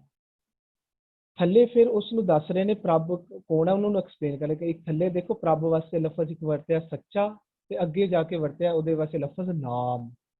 ਇਹ ਤਿੰਨਾਂ ਨੂੰ ਗੁਰਬਾਣੀ ਪ੍ਰਭ ਆਖਦੀ ਹੈ। ਇਹ ਸਾਰੇ ਲਫ਼ਜ਼ ਪ੍ਰਭ ਵਾਸਤੇ, ਉਸੇ ਵਾਸਤੇ ਦੂਸਰੀ ਤੁਕ ਵਿੱਚ ਲਫ਼ਜ਼ ਵਰਿਆ ਹਰ। ਹਰ ਉਹ ਜਿਹੜਾ ਪ੍ਰਭ ਨੂੰ ਹਰ ਆਖ ਰਹੇ ਨੇ, ਉਸੇ ਨੂੰ ਸੱਚਾ ਆਖ ਰਹੇ ਨੇ, ਉਹਨੂੰ ਹੀ ਨਾਮ ਆਖ ਰਹੇ। ਇੱਕ ਗੁਰਬਾਣੀ ਸਿਰਫ ਇਹ ਨਹੀਂ ਕਹਿੰਦੀ, ਇਹਦੇ ਵਾਸਤੇ ਦੂਜੀਆਂ ਤੁਕਾਂ ਵਿੱਚ ਵੀ ਸਤਿਗੁਰੂ ਨੇ ਸਾਨੂੰ ਐਕਸਪਲੇਨ ਕਰਕੇ ਦੱਸਿਆ। ਜਿੱਥੇ ਉਰੇ ਕਹਿ ਰਹੇ ਨੇ ਮੇਰਾ ਪ੍ਰਭ ਅੰਦਰ ਆਪ ਲੁਕਾਇਆ, ਉੱਥੇ ਨਾ ਸ਼ਬਦ ਵਿੱਚ ਗੁਰਬਾਣੀ ਵਿੱਚ ਇੱਕ ਜਗ੍ਹਾ ਇਹ ਵੀ ਆਖਦੇ ਨੇ, 3-4 ਹੋਰ ਬੜੀਆਂ ਪਿਆਰੀਆਂ ਪਿਆਰੀਆਂ ਤੁਕਾਂ, ਉਹਦੇ ਵਿੱਚ ਕਹਿੰਦੇ ਨੇ ਸਭਨਾ ਮੈਂ ਏਕੋ ਸੱਚ ਵਰਤੈ ਵਿਰਲਾ ਬੂਝੈ ਕੋਈ। ਸਭਨਾ ਮੈਂ ਏਕੋ ਸੱਚ ਵਰਤੈ, ਇੱਥੇ ਉਹ ਸੱਚ ਨੂੰ ਰੱਬ ਕਹਿੰਦੀ ਹੈ ਗੁਰਬਾਣੀ। ਇੱਥੇ ਕਹਿੰਦੇ ਲਫ਼ਜ਼ ਵਰਤਿਆ ਪ੍ਰਭ, ਉੱਥੇ ਵਰਤਨੇ ਕਹਿੰਦੇ ਨੇ ਸਭਨਾ ਮੈਂ ਏਕੋ ਸੱਚ ਵਰਤੈ ਵਿਰਲਾ ਬੂਝੈ ਕੋਈ। ਕਹਿੰਦੇ ਇਹ ਜਿਹੜਾ ਬੁੱਝ ਲੇਗਾ ਨਾ, ਉਹ ਹੈ ਉਹ ਵਿਰਲਾ। ਉੱਪਰ ਜਿਹਨੂੰ ਕਹਿੰਦੇ ਨੇ ਬਿਨ ਬੁੱਝੇ ਦੁੱਖ ਪਾਇੰਦਾ, ਕੀ ਨਹੀਂ ਬੁੱਝ ਰਹੇ? ਇਹ ਨਹੀਂ ਬੁੱਝ ਰਹੇ ਕਿ ਮੇਰੇ ਅੰਦਰ ਪ੍ਰਭੂ ਵਸ ਰਿਹਾ। ਉਹ ਪ੍ਰਭੂ ਨੂੰ ਹੀ ਸੱਚ ਆਖਦੇ ਨੇ। ਹੋਰ ਦੇਖੋ ਅੱਗੇ ਕਹਿੰਦੇ ਆਪਾਂ ਅਸੀਂ ਕਹਿੰਦੇ ਆ ਵੀ ਜਿਹੜਾ ਅੰਦਰ ਵਸਦਾ ਪ੍ਰਭ ਹੈ ਨਾ, ਉਸ ਨੂੰ ਸ਼ਬਦ ਦੇ ਨਾਲ ਦੇਖ ਸਕਦੇ ਆ, ਲੇਕਿਨ ਗੁਰਬਾਣੀ ਕਹਿੰਦੀ ਹੈ ਸਭ ਮੈਂ ਸ਼ਬਦ ਵਰਤੈ ਪ੍ਰਭ ਸਾਚਾ। ਗੁਰਬਾਣੀ ਕਹਿੰਦੀ ਹੈ ਸਭ ਮੈਂ ਸ਼ਬਦ ਵਰਤੈ ਪ੍ਰਭ ਸਾਚਾ। ਸ਼ਬਦ ਨੂੰ ਹੀ ਪ੍ਰਭ ਆਖਰੀ ਹੈ, ਸ਼ਬਦ ਨੂੰ ਮਿਲਣਾ ਹੀ ਪ੍ਰਭੂ ਨੂੰ ਮਿਲਣਾ ਹੈ। ਫਿਰ ਦੇਖੋ ਗੁਰਬਾਣੀ ਹੋਰ ਜਾ ਕੇ ਕੀ ਆਖਦੇ, ਕਹਿੰਦੇ ਨੇ ਗੁਰ ਦਾਤਾ ਸਮਰੱਥ ਗੁਰ, ਗੁਰ ਸਭ ਮੈਂ ਰਿਹਾ ਸਮਾਏ। ਉੱਥੇ ਕਹਿੰਦੇ ਗੁਰੂ ਸਾਰਿਆਂ ਚ ਸਮਾਇਆ, ਤੇ ਕਹਿੰਦੇ ਪ੍ਰਭੂ ਸਮਾਇਆ ਹੋਇਆ ਸਾਰਿਆਂ ਦੇ। ਇੱਕ ਜਗ੍ਹਾ ਕਹਿੰਦੇ ਸਭ ਮੈਂ ਸ਼ਬਦ ਵਰਤੈ ਪ੍ਰਭ ਸਾਚਾ, ਸਭ ਮੈਂ ਸ਼ਬਦ ਵਰਤੈ ਪ੍ਰਭ ਸਾਚਾ। ਫਿਰ ਕਹਿੰਦੇ ਸਭ ਮੈਂ ਜੋਤ ਜੋਤ ਹੈ ਸੋਏ। ਜੋਤ ਕਿਹਨੂੰ ਆਖਦੇ ਨੇ? ਨਾਮ ਤੇਰੇ ਕੀ ਜੋਤ ਜਗਾਏ। ਨਾਮ ਨੂੰ ਜੋ ਕਹਿੰਦੇ ਸਾਡੇ ਅੰਦਰ ਨਾਮ ਵਸਦਾ। ਫਿਰ ਕਹਿੰਦਾ ਸਭਨਾ ਮੈਂ ਸੱਚ ਵਰਤ ਰਿਹਾ ਵਿਰਲਾ ਬੂਝਾ ਕੋਈ। ਅਸੀਂ ਬੁੱਝਣਾ ਹੈ, ਅਸੀਂ ਇਸ ਨੂੰ ਕੰਪਲੀਕੇਟ ਕਰ ਦਿੰਦੇ ਹਾਂ ਜਦੋਂ ਅਸੀਂ ਇਹ ਕਹਿੰਦੇ ਹਾਂ ਕਿ ਅੰਦਰ ਰੱਬ ਜੀ ਵਸਦੇ ਨੇ, ਲੇਕਿਨ ਸ਼ਬਦ ਦੇ ਨਾਲ ਅਸੀਂ ਰੱਬ ਜੀ ਨੂੰ ਦੇਖਦੇ ਨੇ। ਲੇਕਿਨ ਸਾਨੂੰ ਇਹ ਕਹਿਣਾ ਚਾਹੀਦਾ, ਉਹ ਤੁਕਾਂ ਬਹੁਤ ਪਿਆਰੀਆਂ ਨੇ ਜੋ ਅਸੀਂ ਤੁਕਾਂ ਵਰਤੇ, ਬਿਲਕੁਲ ਸਹੀ ਤੁਕਾਂ। ਉੱਥੇ ਸਾਨੂੰ ਇਹ ਕਹਿਣਾ ਚਾਹੀਦਾ ਹੈ ਅੰਦਰ ਸ਼ਬਦ ਰੂਪੀ, ਸੱਚ ਰੂਪੀ, ਨਾਮ ਰੂਪੀ, ਬਾਣੀ ਰੂਪੀ, ਪ੍ਰਭ ਰੂਪੀ, ਸੱਚ ਰੂਪੀ ਪ੍ਰਮਾਤਮਾ ਅੰਦਰ ਵਸਦਾ ਹੈ। ਔਰ ਉਸ ਦਾ ਸੱਚ ਦੇ ਗਿਆਨ ਨਾਲ, ਉਹਦੇ ਸ਼ਬਦ ਨਾਲ, ਉਹ ਬਾਣੀ ਨਾਲ ਜੁੜਨਾ ਹੀ, ਬਾਣੀ ਦੇ ਵਿੱਚ ਮਰਜ ਹੋਣਾ ਹੀ, ਸੱਚ ਦੇ ਗਿਆਨ ਚ ਮਰਜ ਹੋਣਾ ਹੀ ਪ੍ਰਮਾਤਮਾ ਨੂੰ ਪਾਉਣਾ। ਇਹ ਦੋਨਾਂ ਚ ਫਰਕ ਨਹੀਂ ਹੈ। ਅੰਦਰ ਸ਼ਬਦ ਵਰਤ ਰਿਹਾ ਹੈ, ਅੰਦਰ ਸੱਚ ਵਸ ਰਿਹਾ ਹੈ, ਇਸੇ ਨੂੰ ਹੀ ਪ੍ਰਭ ਆਖਦੇ ਨੇ। ਜਿਸ ਨੂੰ ਇੱਥੇ ਪ੍ਰਭ ਆਖਦੇ ਨੇ ਉਸੇ ਨੂੰ ਸੁਖਮਨੀ ਸਾਹਿਬ ਕਹਿੰਦੇ ਨੇ ਸਤ ਸਤ ਸਤ ਪ੍ਰਭ ਸੁਆਮੀ। ਜਿਹਨੂੰ ਕਹਿੰਦੇ ਨੇ ਮੇਰਾ ਪ੍ਰਭ ਅੰਦਰ ਆਪ ਲੁਕਾਇਆ, ਉਸੇ ਨੂੰ ਕਹਿੰਦੇ ਨੇ ਸਤ ਹੈ, ਉਹਦਾ ਨਾਮ ਹੈ ਸਤ। ਉਹ ਸਤ ਨੂੰ ਪ੍ਰਭ ਉੱਥੇ ਆਖਦੇ ਨੇ ਸਤ ਸਤ ਸਤ ਪ੍ਰਭ ਸੁਆਮੀ। ਗੁਰਬਾਣੀ ਦੇ ਵਿੱਚ ਬਹੁਤ ਪਿਆਰਾ ਬੋਲਦੇ ਨੇ। ਦੇਖੋ ਇੱਥੇ ਆ ਰਿਹਾ ਹਰ ਮਿਲਿਆ ਮਿਲਾਇਆ। ਆਪਾਂ ਕਹਿੰਦੇ ਨੇ ਗੁਰ ਮਿਲਿਆ, ਗੁਰੂ ਨੂੰ ਮਿਲਣ ਦੇ ਨਾਲ, ਗੁਰੂ ਦੇ ਆਖੇ ਅਨੁਸਾਰ ਚੱਲਣ ਦੇ ਨਾਲ ਕਹਿੰਦੇ ਕੀ ਹੁੰਦਾ? ਹਰ ਮੇਲਾ ਹੋਈ। ਗੁਰੂ ਨੂੰ ਮਿਲਣਾ ਹੀ ਹਰੀ ਨੂੰ ਮਿਲਣਾ ਹੈ, ਕਿਉਂਕਿ ਅੰਮ੍ਰਿਤ ਬਾਣੀ ਹਰ ਹਰ ਤੇਰੀ। ਹਰ ਕੌਣ ਹੈ? ਬਾਣੀ। ਬਾਣੀ ਤੇ ਹਰੀ ਵਿੱਚ, ਨਿਰੰਕਾਰ ਤੇ ਪ੍ਰਭ ਦੇ ਵਿੱਚ, ਸ਼ਬਦ ਤੇ ਨਾਮ ਦੇ ਵਿੱਚ, ਸ਼ਬਦ ਤੇ ਰੱਬ ਦੇ ਵਿੱਚ ਕੋਈ ਫਰਕ ਨਹੀਂ ਹੈ। ਇੱਕੋ ਹੀ ਭਾਵ ਵਿੱਚ ਆ ਰਿਹਾ ਗੁਰਬਾਣੀ। ਸਭ ਮੈਂ ਜੋਤ ਜੋਤ ਹੈ ਸੋ, ਇੱਥੇ ਕਹਿੰਦੇ ਮੇਰੇ ਪ੍ਰਭ ਅੰਦਰ ਆਪ ਲੁਕਾਏ। ਸਭ ਮੈਂ ਸ਼ਬਦ ਵਰਤੈ ਪ੍ਰਭ ਸਾਚਾ, ਸਭਨਾ ਮੈਂ ਇੱਕੋ ਸੱਚ ਵਰਤੈ।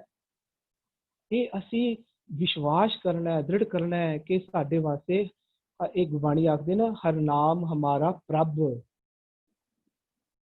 ਨਾਮ ਹੀ ਸਾਡਾ ਪ੍ਰਭ ਹੈ, ਸੱਚ ਹੀ ਸਾਡਾ ਖਸਮ ਹੈ, ਬਾਣੀ ਹੀ ਸਾਡਾ ਨਿਰੰਕਾਰ ਹੈ, ਸਤਿਗੁਰੂ ਹੀ ਪਰਮੇਸ਼ਰ ਹੈ ਮੇਰਾ। ਰਾਮ ਹਮ ਸਤਿਗੁਰ ਪਾਰ ਬ੍ਰਹਮ ਕਰ ਜਾਣੇ, ਸਤਿਗੁਰ ਪਰਮੇਸ਼ਰ ਮੇਰਾ। ਸ਼ਬਦ ਹੀ ਰੱਬ ਹੈ। ਸ਼ਬਦ ਦੀ ਵਿਚਾਰਧਾਰਾ ਨੂੰ ਗ੍ਰਹਿਣ ਕਰਕੇ, ਸ਼ਬਦ ਦੀ ਵਿਚਾਰਧਾਰਾ ਧਾਰਨ ਕਰਕੇ ਪਲ ਪਲ ਉਹ ਹੁਕਮਾਂ ਵਿੱਚ ਜੀਣਾ, ਕਾਰ ਕਰਨੀ ਹੀ ਹਰੀ ਨੂੰ ਮੇਲਾ। ਕਹਿੰਦੇ ਨੇ ਗੁਰ ਮਿਲਿਆ ਹਰ ਮੇਲਾ ਹੋਈ। ਅੱਗੇ ਇਸੇ ਸ਼ਬਦ ਵਿੱਚ 3 ਤੁਕਾਂ ਬਾਅਦ ਕਹਿੰਦੇ ਨੇ ਗੁਰ ਮਿਲਿਆ ਸਭ ਮਤ ਬੁੱਧ ਹੋਏ। ਇਹ ਹਰੀ ਮੇਲਾ ਹੁੰਦਾ ਹੈ। ਸ਼ਬਦ ਦੀ ਮਤ ਸਾਡੇ ਅੰਦਰ ਆ ਜਾਣੀ, ਸ਼ਬਦ ਦੀ ਵਿਵੇਕ ਬੁੱਧੀ ਸਾਨੂੰ ਪ੍ਰਾਪਤ ਹੋ ਜਾਣੀ ਹੀ ਹਰੀ ਨੂੰ ਪ੍ਰਾਪਤ ਹੋਣਾ। ਗੁਰ ਮਿਲਿਆ ਸਭ ਮਤ ਬੁੱਧ ਹੋਏ, ਇਹ ਹੈ ਗੁਰੂ ਨੂੰ ਮਿਲਣ ਦੇ ਨਾਲ ਕੀ ਹੁੰਦਾ, ਹਰੀ ਮਿਲਣ ਨਾਲ ਕੀ ਹੁੰਦਾ, ਹਰ ਮੇਲਾ ਹੋਈ ਤੇ ਸਭ ਮਤ ਬੁੱਧ ਹੋਏ। ਇਹ ਭਾਵ ਹੈ ਦੋਨਾਂ ਦਾ। ਸਤਿਗੁਰੂ ਜੀ ਸਾਨੂੰ ਅਲੱਗ-ਅਲੱਗ ਤੁਕਾਂ ਦੇ ਨਾਲ ਅਲੱਗ-ਅਲੱਗ ਲਫ਼ਜ਼ ਯੂਜ਼ ਕਰਕੇ ਸਮਝਾਉਂਦੇ ਤਾਂ ਕਿ ਸਾਡਾ ਭੁਲੇਖੇ ਦੂਰ ਹੋ ਜਾਣ ਕਿ ਕਦੀ ਉਹ ਲਫ਼ਜ਼ ਅਸੀਂ ਇਹ ਨਾ ਸਮਝੇ ਕਿ ਇਹ ਕੋਈ ਹੋਰ ਅਵਸਥਾ, ਉਹ ਹੋਰ ਅਵਸਥਾ। ਗੁਰ ਸ਼ਬਦੀ ਦੇਖ ਨਿਹਾਰੀ ਦਾ ਮਤਲਬ ਹੈ ਗੁਰੂ ਦੇ ਸ਼ਬਦ ਨੂੰ ਹੀ ਹਰ ਜਗ੍ਹਾ ਵਸਿਆ ਸਮਝਣਾ ਹੈ। ਸ਼ਬਦ ਹੀ ਗੁਰੂ ਹੈ, ਸ਼ਬਦ ਹੀ ਪ੍ਰਭ ਹੈ। ਸ਼ਬਦ ਹੀ ਗੁਰੂ ਹੈ, ਸ਼ਬਦ ਹੀ ਪ੍ਰਭ ਹੈ। ਸ਼ਬਦ ਦੀ ਵਿਚਾਰਧਾਰਾ ਨੂੰ ਹੀ ਸੱਚ ਦਾ ਗਿਆਨ ਆਖਦੇ। ਸੱਚ ਦਾ ਸੱਚ ਸਾਡਾ ਖਸਮ ਹੈ, ਉਹ ਸੱਚ ਸ਼ਬਦ ਹੈ। ਇੱਥੇ ਕਹਿ ਰਹੇ ਨੇ ਨਾ ਸੱਚਾ ਪ੍ਰਭ, ਦੂਜੇ ਪਾਸੇ ਕਹਿੰਦੇ ਨੇ ਹਰ ਨਾਮ ਹਮਾਰਾ ਪ੍ਰਭ, ਫਿਰ ਕਹਿੰਦੇ ਨੇ ਇਹ ਸੱਚ ਸਭਨਾ ਕਾ ਕਰਮ, ਫਿਰ ਕਹਿੰਦੇ ਸਤ ਸਤ ਸਤ ਪ੍ਰਭ ਸੁਆਮੀ। ਇਹ ਸਾਰੇ ਸ਼ਬਦਾਂ ਨੂੰ ਸਾਨੂੰ ਵਿਸ਼ਵਾਸ ਕਰਨਾ ਹੈ, ਸਾਰੇ ਇੱਕੋ ਭਾਵ ਚ ਆ ਰਹੇ, ਅਲੱਗ-ਅਲੱਗ ਆਪ ਯੂਜ਼ ਕਰਨਾ। ਅੱਛਾ ਹੁਣ ਦੇਖੋ ਉਰੇ ਯੂਜ਼ ਕਰ ਰਹੇ ਲਫ਼ਜ਼ ਸਤਿਗੁਰੂ ਜੀ ਨਾਮ ਅਮੋਲਕ ਪਾਇੰਦਾ, ਫਿਰ ਆਖਦੇ ਨੇ ਹਰ ਆਪ ਅਮੁੱਲਕ ਹੈ ਮੁੱਲ ਨਾ ਪਾਇਆ। ਉੱਥੇ ਕਹਿੰਦੇ ਨੇ ਅਮੁੱਲਕ ਕਹਿੰਦੇ ਨੇ ਹਰੀ ਨੂੰ, ਹਰ ਆਪ ਅਮੁੱਲਕ ਹੈ। ਪੂਰੇ ਹਰੀ ਦੀ ਲਫ਼ਜ਼ ਦੀ ਜਗ੍ਹਾ ਤੇ ਲਫ਼ਜ਼ ਯੂਜ਼ ਕਰ ਰਿਹਾ ਨਾਮ ਅਮੋਲਕ, ਨਾਮ ਨੂੰ ਹੀ ਹਰੀ ਆਖ ਰਹੇ। ਉੱਥੇ ਹਰੀ ਨਾਮ ਦੀ ਜਗ੍ਹਾ ਹਰੀ ਲਫ਼ਜ਼ ਵਰਤ ਲਿਆ, ਇੱਥੇ ਹਰੀ ਦੀ ਜਗ੍ਹਾ ਨਾਮ ਲਫ਼ਜ਼ ਵਰਤ ਲਿਆ। ਕਿਸੇ ਜਗ੍ਹਾ ਤੇ ਪ੍ਰਭ ਵਾਸਤੇ ਸੱਚ ਲਫ਼ਜ਼ ਯੂਜ਼ ਕਰਦੇ ਨੇ, ਕਿਸੇ ਜਗ੍ਹਾ ਸੱਚ ਵਾਸਤੇ ਸਤ ਲਫ਼ਜ਼ ਯੂਜ਼ ਕਰਦੇ ਨੇ। ਫਿਰ ਕਹਿੰਦੇ ਨੇ ਸੱਚ ਸਾਹਿਬ ਮੇਰਾ, ਮੈਂ ਬੰਦਾ ਬੈ ਖਰੀਦ ਸੱਚ ਸਾਹਿਬ ਮੇਰਾ। ਇਹ ਅਸੀਂ ਸਮਝਣਾ ਹੈ ਕਿ ਸਤਿਗੁਰੂ ਜੀ ਗੁਰਬਾਣੀ ਵਿੱਚ ਕਿਤੇ ਵੀ ਕੰਟਰਾਡਿਕਟਰੀ ਨਹੀਂ ਬੋਲ ਰਹੇ ਨੇ, ਇੱਕ ਵੀ ਤੁਕ ਆਪਸ ਵਿੱਚ ਉਲਟ ਪੁਲਟ ਨਹੀਂ ਹੈ। ਅਸੀਂ ਵਿਸ਼ਵਾਸ ਬਣਾਉਣਾ ਹੈ ਕਿ ਹਰੀ ਹੀ ਨਾਮ ਹੈ, ਹਰ ਆਪ ਅਮੁੱਲਕ ਹੈ, ਨਾਮ ਹੀ ਅਮੁੱਲਕ ਆਖ ਰਹੇ ਨੇ। ਇਹ ਅਸੀਂ ਸਮਝਾਉਣਾ ਹੈ, ਆਪਣੇ ਮਨ ਨੂੰ ਸਮਝਾਉਣਾ, ਆਪਣੇ ਆਪ ਨੂੰ ਸਮਝਾਉਣਾ ਹੈ ਕਿ ਗੁਰ ਕਾ ਸ਼ਬਦ ਹੀ ਰਤਨ ਹੈ। ਔਰ ਗੁਰੂ ਕੇ ਸ਼ਬਦ ਨੂੰ ਰਤਨ ਹੈ। ਇੱਧਰ ਦੂਸਰੇ ਪਾਸੇ ਕਹਿੰਦੇ ਨੇ ਨਾਮ ਅਮੋਲਕ ਰਤਨ ਹੈ, ਨਾਮ ਹੀ ਜੋਤ ਹੈ, ਉਹ ਸਭ ਮੈਂ ਜੋਤ ਜੋਤ ਹੈ ਸੋਈ। ਇਹ ਸਾਰੇ ਅਸੀਂ ਹੀ ਸਮਝਣਾ। ਅੱਛਾ ਜਦੋਂ ਅਸੀਂ ਇਹ ਬੁੱਝ ਲਵਾਂਗੇ ਨਾ, ਜਿਸ ਨੂੰ ਕਹਿੰਦੇ ਨੇ ਸਭਨਾ ਵਿੱਚ ਸਭਨਾ ਮੈਂ ਇੱਕੋ ਸੱਚ ਵਰਤਾ ਵਿਰਲਾ ਬੁੱਝੈ ਕੋਈ, ਇਹ ਬੁੱਝਣਾ ਹੀ ਉਹਦੀ ਕਿਰਪਾ ਹੈ। ਉਹਦੀ ਕਿਰਪਾ ਹੈ, ਉਸਨੇ ਆਪਣੇ ਇਹ ਬਾਰੇ ਜਿਹੜੀ ਗੁਰਬਾਣੀ ਚ ਸਾਨੂੰ ਮੱਤ ਦਿੱਤੀ ਹੈ, ਇਹ ਉਹਦੀ ਕਿਰਪਾ ਹੈ। ਅਸੀਂ ਇਹ ਧਾਰਨ ਕਰਨੀ ਹੈ। ਧਾਰ ਕਿਰਪਾ, ਅਸੀਂ ਕਿਰਪਾ ਧਾਰਨ ਕਰਨੀ ਹੈ। ਅਸੀਂ ਮਾਇਆ ਨਹੀਂ ਧਾਰਨੀ, ਮਾਇਆ ਧਾਰਨ ਨਾਲ ਅਸੀਂ ਮਾਇਆ ਧਾਰੀ ਬਣ ਜਾਵਾਂਗੇ। ਅਸੀਂ ਇਹ ਅੰਮ੍ਰਿਤ ਰੂਪੀ ਬਾਣੀ ਦੀ ਵਿਚਾਰਧਾਰਾ ਕਰਕੇ ਅੰਮ੍ਰਿਤ ਧਾਰੀ ਹੋ ਜਾਵਾਂਗੇ। ਇਹਨੂੰ ਕਹਿੰਦੇ ਨੇ ਅੰਮ੍ਰਿਤ ਧਾਰੀ, ਹਮਾਰੀ ਪਿਆਰੀ ਅੰਮ੍ਰਿਤ ਧਾਰੀ। ਅਸੀਂ ਅੰਮ੍ਰਿਤ ਨੂੰ ਧਾਰਨਾ ਹੈ, ਇਹਨੂੰ ਕਹਿੰਦੇ ਨੇ ਧਾਰ ਕਿਰਪਾ। ਪ੍ਰਭ ਹਾਥ ਦੇ ਰਾਖਿਆ, ਕਿਰਪਾ ਉਹਦੀ ਵਿਚਾਰ ਸੱਚ ਦੀ ਗਿਆਨ ਨੂੰ ਗੁਰਬਾਣੀ ਜੋ ਵਿਚਾਰ ਦੇ ਰਹੀ ਉਹਨੂੰ ਕਿਰਪਾ ਆਖਦੇ ਨੇ। ਉਸਨੂੰ ਅਸੀਂ ਮੰਨ ਕੇ ਧਾਰਨ ਕਰਨਾ, ਇਹਨੂੰ ਕਹਿੰਦੇ ਨੇ ਗੁਰੂ ਦੀ ਪ੍ਰਸਾਦ। ਅਸੀਂ ਧਾਰਨ ਕਰ ਲਈ, ਗੁਰੂ ਦੀ ਕਿਰਪਾ ਅਸੀਂ ਲੈ ਲਈ, ਇਹਨੂੰ ਹੀ ਕਹਿੰਦੇ ਨੇ। ਜਦੋਂ ਸਤਿਗੁਰੂ ਦੀ ਵਿਚਾਰਧਾਰਾ ਲੈ ਲਈ, ਸਾਨੂੰ ਕੀ ਪ੍ਰਾਪਤ ਹੋਏਗਾ? ਸਤਿਗੁਰੂ ਦੀ ਵਿਚਾਰਧਾਰਾ ਤੋਂ ਮਤ ਤੇ ਵਿਵੇਕ ਬੁੱਧ ਪ੍ਰਾਪਤ ਹੋਏਗੀ। ਜਦੋਂ ਅਸੀਂ ਮੰਨ ਲਾਂਗੇ ਨਾ, ਸਾਨੂੰ ਕਹਿੰਦੇ ਨੇ ਮੰਨੈ ਸੁਰਤ ਹੋਵੈ ਮਨ ਬੁੱਧ। ਬੁੱਧ ਜਦੋਂ ਮਨ ਨੂੰ ਵਿਵੇਕ ਬੁੱਧ ਪ੍ਰਾਪਤ, ਇਸੇ ਨੂੰ ਹੀ ਕਹਿੰਦੇ ਨੇ ਹਰ ਮੇਲਾ ਹੋਈ ਸਭ ਮਤ ਬੁੱਧ ਹੋਏ। ਇਹ ਹੈ ਹਰੀ ਦਾ ਮਿਲਾਪ ਜਿਹੜਾ ਅੰਦਰ ਵਸਦਾ ਹੈ। ਇਸ ਤਰ੍ਹਾਂ ਗੁਰਬਾਣੀ ਦਾ ਕਨਸੈਪਟ ਹੈ, ਬਹੁਤ ਪਿਆਰਾ ਕਨਸੈਪਟ ਹੈ ਇਹ ਵਾਲਾ। ਅਸੀਂ ਇਸ ਤੇ ਭਰੋਸਾ ਬਣਾਉਣਾ ਇਸ ਕਨਸੈਪਟ। ਹਾਂਜੀ ਧੰਨਵਾਦ ਵੀਰ ਜੀ। ਆਪ ਜੀ ਨੇ ਸੱਚਾ ਪ੍ਰਭ ਨੂੰ, ਸੱਚ ਨੂੰ ਹੀ ਪਰਮਾਤਮਾ ਕਰਕੇ ਸੰਬੋਧਨ ਕੀਤਾ ਹੈ। ਸੱਚ ਜਿਹੜਾ ਹੈ ਪਰਮਾਤਮਾ ਦਾ ਵਿਸ਼ੇਸ਼ਣ ਅਸੀਂ ਸਮਝਦੇ ਹਾਂ ਕਿ ਸੱਚ ਪਰਮਾਤਮਾ ਦਾ ਵਿਸ਼ੇਸ਼ਣ ਹੈ, ਇੱਕ ਗੁਣ ਹੈ। ਤੇ ਗੁਣ ਨੂੰ ਆਪ ਜੀ ਕੇਵਲ ਇੱਕ ਗੁਣ ਨੂੰ ਆਪ ਜੀ ਪਰਮਾਤਮਾ ਕਰਕੇ ਸੰਬੋਧਨ ਕਰ ਰਹੇ ਹੋ। ਮੇਰੇ ਖਿਆਲ ਹੈ ਥੋੜਾ ਜਿਹਾ ਡਿਸਕਸ਼ਨ ਦਾ ਵਿਸ਼ਾ ਹੈ ਤੇ ਸਵਾਲ ਦੇ ਸਮੇਂ ਇਸ ਨੂੰ ਡਿਸਕਸ਼ਨ ਵਿੱਚ ਲੈ ਲਈਏ, ਅਗਰ ਆਪ ਜੀ ਠੀਕ ਸਮਝੋ ਤੇ। ਜੀ ਦੇਖੋ, ਮੈਂ ਸ਼ਬਦ ਵੀ ਵਰਤਿਆ, ਸਭ ਮੈਂ ਸ਼ਬਦ ਵਰਤੈ ਰੱਬ ਸਾਚਾ, ਸ਼ਬਦ ਵਰਤੈ। ਹੁਣ ਸ਼ਬਦ ਵੀ ਆਪਾਂ ਵਿਸ਼ੇਸ਼ਣ ਵਿੱਚ ਲੈ ਲਵਾਂਗੇ। ਸਭ ਮੈਂ ਜੋਤ ਜੋਤ ਹੈ ਸੋਈ। ਫਿਰ ਗੁਰਬਾਣੀ ਆਖਦੀ ਹੈ ਗੁਰ ਸਾਖੀ ਜੋਤ, ਗੁਰੂ ਦੀ ਸਿੱਖਿਆ ਨੂੰ ਜੋਤ ਆਖਦੀ ਹੈ। ਨਾਮ ਤੇਰੇ ਕੀ ਜੋਤ ਹੈ, ਉਹ ਨਾਮ ਨੂੰ, ਨਾਮ ਵੀ ਆਪਾਂ ਵਿਸ਼ੇਸ਼ਣ ਵਿੱਚ ਲੈ ਲਵਾਂਗੇ।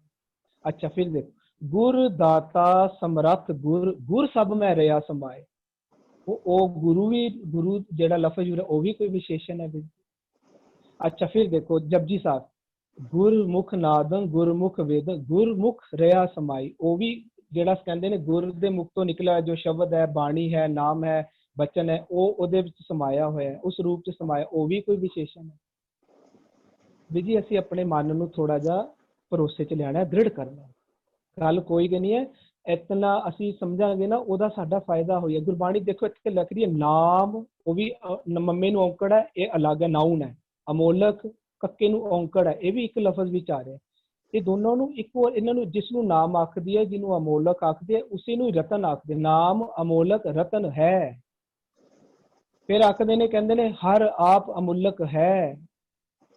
ਇਹ ਸਾਰੇ ਦੇਖੋ ਅਸੀਂ ਗੁਰਬਾਣੀ ਜਿਸ ਇਸ ਤਰ੍ਹਾਂ ਖੋਜਾਂਗੇ ਨਾ ਅਸੀਂ, ਫਿਰ ਸਾਨੂੰ ਹੌਲੀ ਹੌਲੀ ਦ੍ਰਿੜਤਾ ਹੋ ਜਾਏਗੀ। ਹਾਂਜੀ ਧੰਨਵਾਦ ਜੀ। ਆਪ ਜੀ ਨੇ ਪੰਕਤੀ ਇਸਤੇਮਾਲ ਕੀਤੀ, ਗੁਰਮੁਖ ਰਹਾ ਸਮਾਈ। ਉਸ ਦੇ ਅਰਥ ਜਿਹੜੇ ਅਸੀਂ ਸਮਝਣਾ ਕਰਦੇ ਹਾਂ ਕਿ ਗੁਰੂ ਦੇ ਰਾਹੀਂ, ਗੁਰੂ ਦੇ ਸ਼ਬਦ ਦੇ ਨਾਲ ਸਾਂਝ ਪਾਇਆ, ਉਸ ਪਰਮਾਤਮਾ ਨਾਲ ਸਾਂਝ ਬਣ ਜਾਂਦੀ ਹੈ ਜਿਹੜਾ ਹਰ ਪਾਸੇ ਸਮਾਇਆ ਹੋਇਆ ਹੈ। ਧੰਨਵਾਦ ਆਪ ਜੀ ਦਾ। ਦੋ ਪਦਿਆਂ ਦਾ ਅੱਜ ਪਾਠ ਹੋਇਆ, और रल मिल के पाठ कर लिए, फिर सवाल जवाब का सेशन आरंभ होना है। मनमुख बहुत करे अभिमान, दरगाह कभी न पावे मान। दूजे लागे जन्म गवाया, बिन बूझे दुख पाएंदा। मेरे प्रभ अंदर आप लुकाया, गुर प्रसादी हर मिले मिलाया। सच्चा प्रभ सच्चा वापारा, नाम अमोलक पाएंदा। सच्चा प्रभ सच्चा वापारा, नाम अमोलक पाएंदा। होइयां बेअंत भुलां दी गिमा। वाहिगुरू जी का खालसा, वाहिगुरू जी की फतेह। जी तजिंदर वीर जी। जी वीर जी, वाहिगुरू जी की फतेह। वीर जी हरमिंदर मारवा वीर जी ने हैंड रेस ਕੀਤਾ ਹੋਇਆ ਸੀਗਾ, और गुरचरण वीर जी ने एक सवाल पाया ਸੀਗਾ ਵਿਚਕਾਰ। वीर जी पहले हरमिंदर मारवा जी आप जी अपनी ऑडियो ऑन करके अपना सवाल रख लियो। फिर गुरचरण वीर जी ने एक क्वेश्चन पाया ਸੀਗਾ हरविंदर वीर जी ਨੂੰ, ਉਹ ਮੈਂ ਦੁਬਾਰਾ ਪਾ ਦੇਣਾ ਤੇ ਉਸ ਬਾਬਤ ਵੀ ਵਿਚਾਰ ਚਾਹੁੰਦੇ ਨੇ ਉਹ। हरमिंदर मारवा वीर जी अपनी ऑडियो ऑन करके आप जी अपना सवाल रख लो।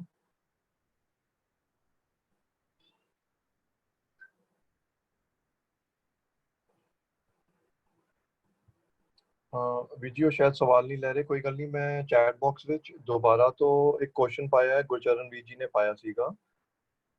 ਹਰਵਿੰਦਰ ਵੀਰ ਜੀ ਆਪ ਜੀ ਇਸ ਬਾਬਤ ਥੋੜੀ ਜਿਹੀ ਵਿਚਾਰ ਦੇ ਦਿਓ। ਉਹ ਐਗਜ਼ੈਕਟਲੀ ਕੀ ਪੁੱਛਣਾ ਚਾਹੁੰਦੇ ਨੇ? ਉਹ ਸਕਰੀਨ ਤੇ ਆਇਆ, ਸਕਰੀਨ ਤੇ ਆ ਗਿਆ ਹੈ।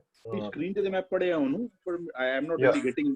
ਵੀਡੀਓ ਸਪੈਲਿੰਗ ਗੁਰਚਰਨ ਵੀਰ ਜੀ ਆਪ ਜੀ ਆਪਣੀ ਆਡੀਓ ਔਨ ਕਰੋ। ਸਪੈਲਿੰਗ ਡਿਫਰ ਆ ਰਿਹਾ ਨਾ, ਹਾਂ ਸਪੈਲਿੰਗ ਦਾ ਜਿਹੜਾ ਡਿਫਰੈਂਸ ਆ ਰਿਹਾ ਨਾ, ਰਰਾ ਮੁਕਤ ਆ ਰਿਹਾ, ਫਿਰ ਰਰੇ ਨੂੰ ਲਾ ਆ ਰਹੀ ਹੈ, ਫਿਰ ਔਂਕੜ ਆ ਰਹੀ ਹੈ, ਸੌਰੀ, ਫਿਰ ਦੁਲੇਕੜ ਆ ਰਹੀ ਹੈ, ਤੇ ਉਸ ਬਾਬਤ ਤੋਂ ਜਾਨਣਾ ਚਾਹ ਰਿਹਾ। ਜੋ ਜੇ ਸਿਹਾਰੀਆਂ ਦੇ ਗੁਰੂ ਦੇ ਦੁਆਰਾ ਅਸੀਂ ਕਹਿ ਲਓ ਉਹਨੂੰ ਕਹਿੰਦੇ ਆ ਵੀ ਹੈ ਤੇ ਸ਼ਬਦ ਹੀ ਗੁਰੂ। ਅਸੀਂ ਜਿਹੜਾ ਅਸੀਂ ਗੁਰਮਤਿ ਦਾ ਸਿਧਾਂਤ ਚੱਲੀ ਜਾਂਦਾ ਪਿਆ ਕਿ ਕੋਈ ਬੰਦਾ ਗੁਰੂ ਨਹੀਂ ਹੁੰਦਾ, ਲੇਕਿਨ ਇਹ ਅਲਟੀਮੇਟਲੀ ਇਹ ਬੋਲ ਜਿਹੜੇ ਨੇ ਕਿਸੇ ਜ਼ਮਾਨ ਤੋਂ ਹੀ ਨਿਕਲੇ ਨੇ। ਇਹਨਾਂ ਨੂੰ ਕਿਸੇ ਕਾਗਜ਼ ਤੇ ਹੀ ਲਿਖਿਆ ਗਿਆ ਹੈ। ਸ਼ਬਦ ਜਿਹੜਾ it is just like going to a doctor. ਜੇ ਡਾਕਟਰ ਜੋ ਸਲਾਹ ਦਿੰਦਾ ਹੈ ਨਾ, ਜੇ ਡਾਕਟਰ ਕੋਈ ਬੰਦਾ ਜੇ ਕੋਈ ਮਰੀਜ਼ ਕਿਸੇ ਕੋਲ ਜਾਵੇ ਤੇ ਉਹ ਡਾਕਟਰ ਨੂੰ ਸਲਾਹ ਦੇਵੇ ਤੂੰ ਨਾ ਤਲਿਆ ਮਲਿਆ ਨਾ ਖਾਇਆ ਕਰ ਜਾਂ ਜ਼ਿਆਦਾ ਮਸਾਲੇ ਵਾਲੀ ਚੀਜ਼ਾਂ ਨਾ ਖਾਇਆ ਕਰ, ਜੇ ਕੱਲ ਨੂੰ ਡਾਕਟਰ ਵੀ ਉਹ ਮਸਾਲੇ ਵਾਲੀ ਚੀਜ਼ਾਂ ਖਾਏਗਾ ਨਾ ਤੇ ਉਹਨੂੰ ਵੀ ਉਹੀ ਸਾਰੀਆਂ ਤਕਲੀਫਾਂ ਹੋਣੀਆਂ ਨੇ। ਗੁਰੂ ਤੇ ਸਾਡਾ ਸ਼ਬਦ ਹੀ ਹੈ, ਜਿਹੜਾ ਗੁਰੂ ਕੋਲੋਂ ਮਿਲਿਆ ਹੋਇਆ ਗਿਆਨ ਹੈ ਨਾ, ਉਹ ਹੀ ਸਾਡਾ ਗੁਰੂ ਹੈ। ਤੇ ਬਾਕੀ ਬਾਣੀ ਵਿੱਚ ਗਿਆਨ ਟਿਕਿਆ ਹੋਇਆ ਤਾਂ ਅਸੀਂ ਬਾਣੀ ਨੂੰ ਗੁਰੂ ਕਹਿੰਦੇ ਪਏ ਹਾਂ। ਸ਼ਬਦ ਦੇ ਦੁਆਰਾ ਸਾਨੂੰ ਗਿਆਨ ਮਿਲਦਾ ਪਿਆ ਤੇ it is like teacher and education ਵਾਲਾ ਕੰਮ ਜਿਹੜਾ ਹੈ ਨਾ ਵੀ ਜੇ ਹੋਰ I don't know the exact what he wants to understand. ਜੀ ਮੋਰ ਔਰ ਲੈਸ ਵਿਆਕਰਨਿਕ ਕਾਰਨ ਨਜ਼ਰ ਆ ਰਿਹਾ ਹੈ। ਸਤਬਿੰਦਰ ਵੀਰ ਜੀ ਵੀਰ ਜੀ ਇਹ ਨਾ ਮੈਂ ਕਿਹਾ ਗੁਰਸ਼ਰਨ ਸਿੰਘ ਜੀ ਹੱਥ ਉਠਾ ਰਹੇ ਨੇ, ਆਪਾਂ ਉਹਨਾਂ ਤੋਂ ਪੁੱਛ ਲਿਆ ਕੀ ਕਹਿਣਾ ਚਾਹ ਰਹੇ ਨੇ, ਆਪਾਂ ਕੁਐਸਚਨ ਉਹਨਾਂ ਤੋਂ ਕਲੀਅਰ ਕਰਵਾ ਲਈਏ, ਜੋ ਕੀ ਕਹਿਣਾ ਚਾਹ ਰਹੇ ਪੁੱਛ ਲਓ ਇੱਕ ਵਾਰ। ਤਜਿੰਦਰ ਜੀ ਉਹਨਾਂ ਦੀ ਆਡੀਓ, ਕਿਹਨਾਂ ਦਾ ਸਵਾਲ ਹੈ, ਉਹਨਾਂ ਦੀ ਆਡੀਓ ਔਨ ਕਰ ਦਿਆ ਜੇ। ਵੀਰ ਜੀ ਔਨ ਉਹਨਾਂ ਨੂੰ ਖੁਦ ਕਰਨੀ ਪੈਂਦੀ, ਔਨ ਮੈਂ ਕਰਤੀ ਸੀ, ਆਪ ਜੀ ਵੀ ਕਰ ਸਕਦੇ ਹੋ, ਸਾਰੇ ਹੋਸਟ ਕੋ-ਹੋਸਟ ਜੋ ਹੈਗੇ ਨੇ ਉਹ ਔਨ ਕਰ ਸਕਦੇ ਨੇ ਦੂਜੇ ਦੀ ਆਡੀਓ।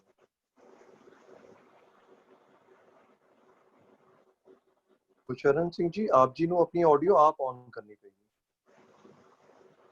ਹਾਂਜੀ, ਜਿਹੜਾ ਗੁਰ ਸ਼ਬਦ ਹੈ ਜੀ ਔਰ ਮੁਕਤਾ ਔਰ ਗੁਰ ਸ਼ਬਦ ਜਿਹੜਾ ਹੈਗਾ ਔਂਕੜ ਦੇ ਨਾਲ ਹੈਗਾ, ਇਹਦਾ ਫਰਕ ਇਹ ਹੁੰਦਾ ਜਦੋਂ ਸੰਬੰਧਕ ਲੱਗ ਜਾਂਦਾ, ਦਾਦੇ ਦੀ ਲੱਗ ਜਾਂਦਾ, ਗੁਰ ਤੇ ਗੁਰ ਹੋਇਆ। ਹੁਣ ਗੁਰ ਤੇ ਨਾਲ ਲੱਗਣ ਦੇ ਨਾਲ ਜਿਹੜਾ ਉਹਦਾ ਔਂਕੜ ਹੈ ਉਹ ਚੱਕ ਹੋ ਜਾਂਦਾ ਜੀ। ਇੱਕ ਦੂਜੇ ਨੰਬਰ ਤੇ ਇੱਕ ਵਚਨ ਹੋਵੇ ਤਾਂ ਗੁਰ ਹੁੰਦਾ ਹੀ ਹੈ, ਠੀਕ ਹੈ ਜੀ। ਗੁਰ ਤੇ ਗੁਰ ਹੋਇਆ, ਅਰਥ ਸਾਰੇ ਗੁਰੂ ਹੀ ਬਣਨੇ ਹਨ। ਗੁਰ ਔਂਕੜ ਸਾਹਿਤ ਤੇ ਗੁਰੂ ਸ਼ਬਦਾਂ ਦੇ ਅਰਥ ਵੱਖ-ਵੱਖ ਹਨ ਜਾਂ ਇੱਕ ਹੀ ਹਨ। ਗੁਰੂ, ਹੁਣ ਗੁਰ ਤੇ ਗੁਰੂ ਇਹ ਤਿੰਨ ਸ਼ਬਦ ਹੈ, ਤਿੰਨਾਂ ਦੇ ਜਿਹੜੇ ਅਰਥ ਹਨ ਇੱਕੋ ਹੀ ਹਨ। ਇਹ ਤਿੰਨ ਸ਼ਬਦ ਹਨ।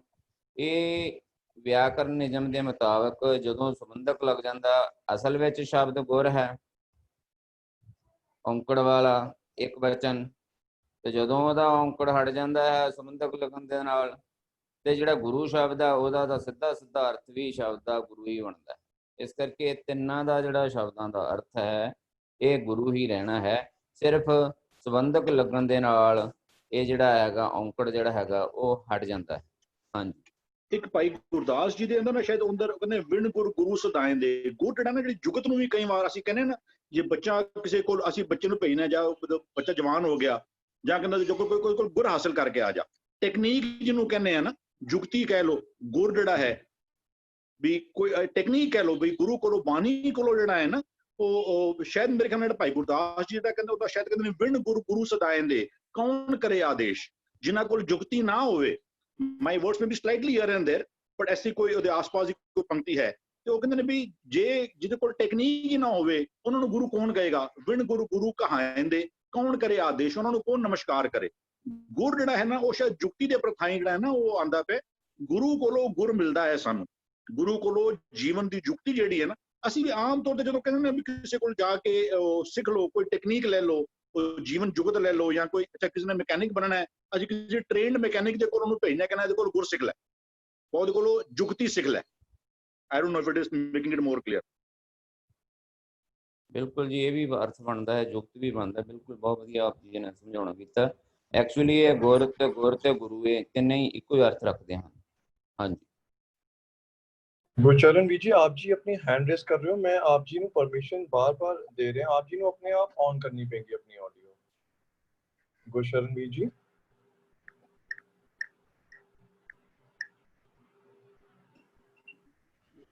हाँ जी, आप जी की ऑडियो ऑन है, आप जी बोल सकते हो जी, आप जी की ऑडियो ऑन है।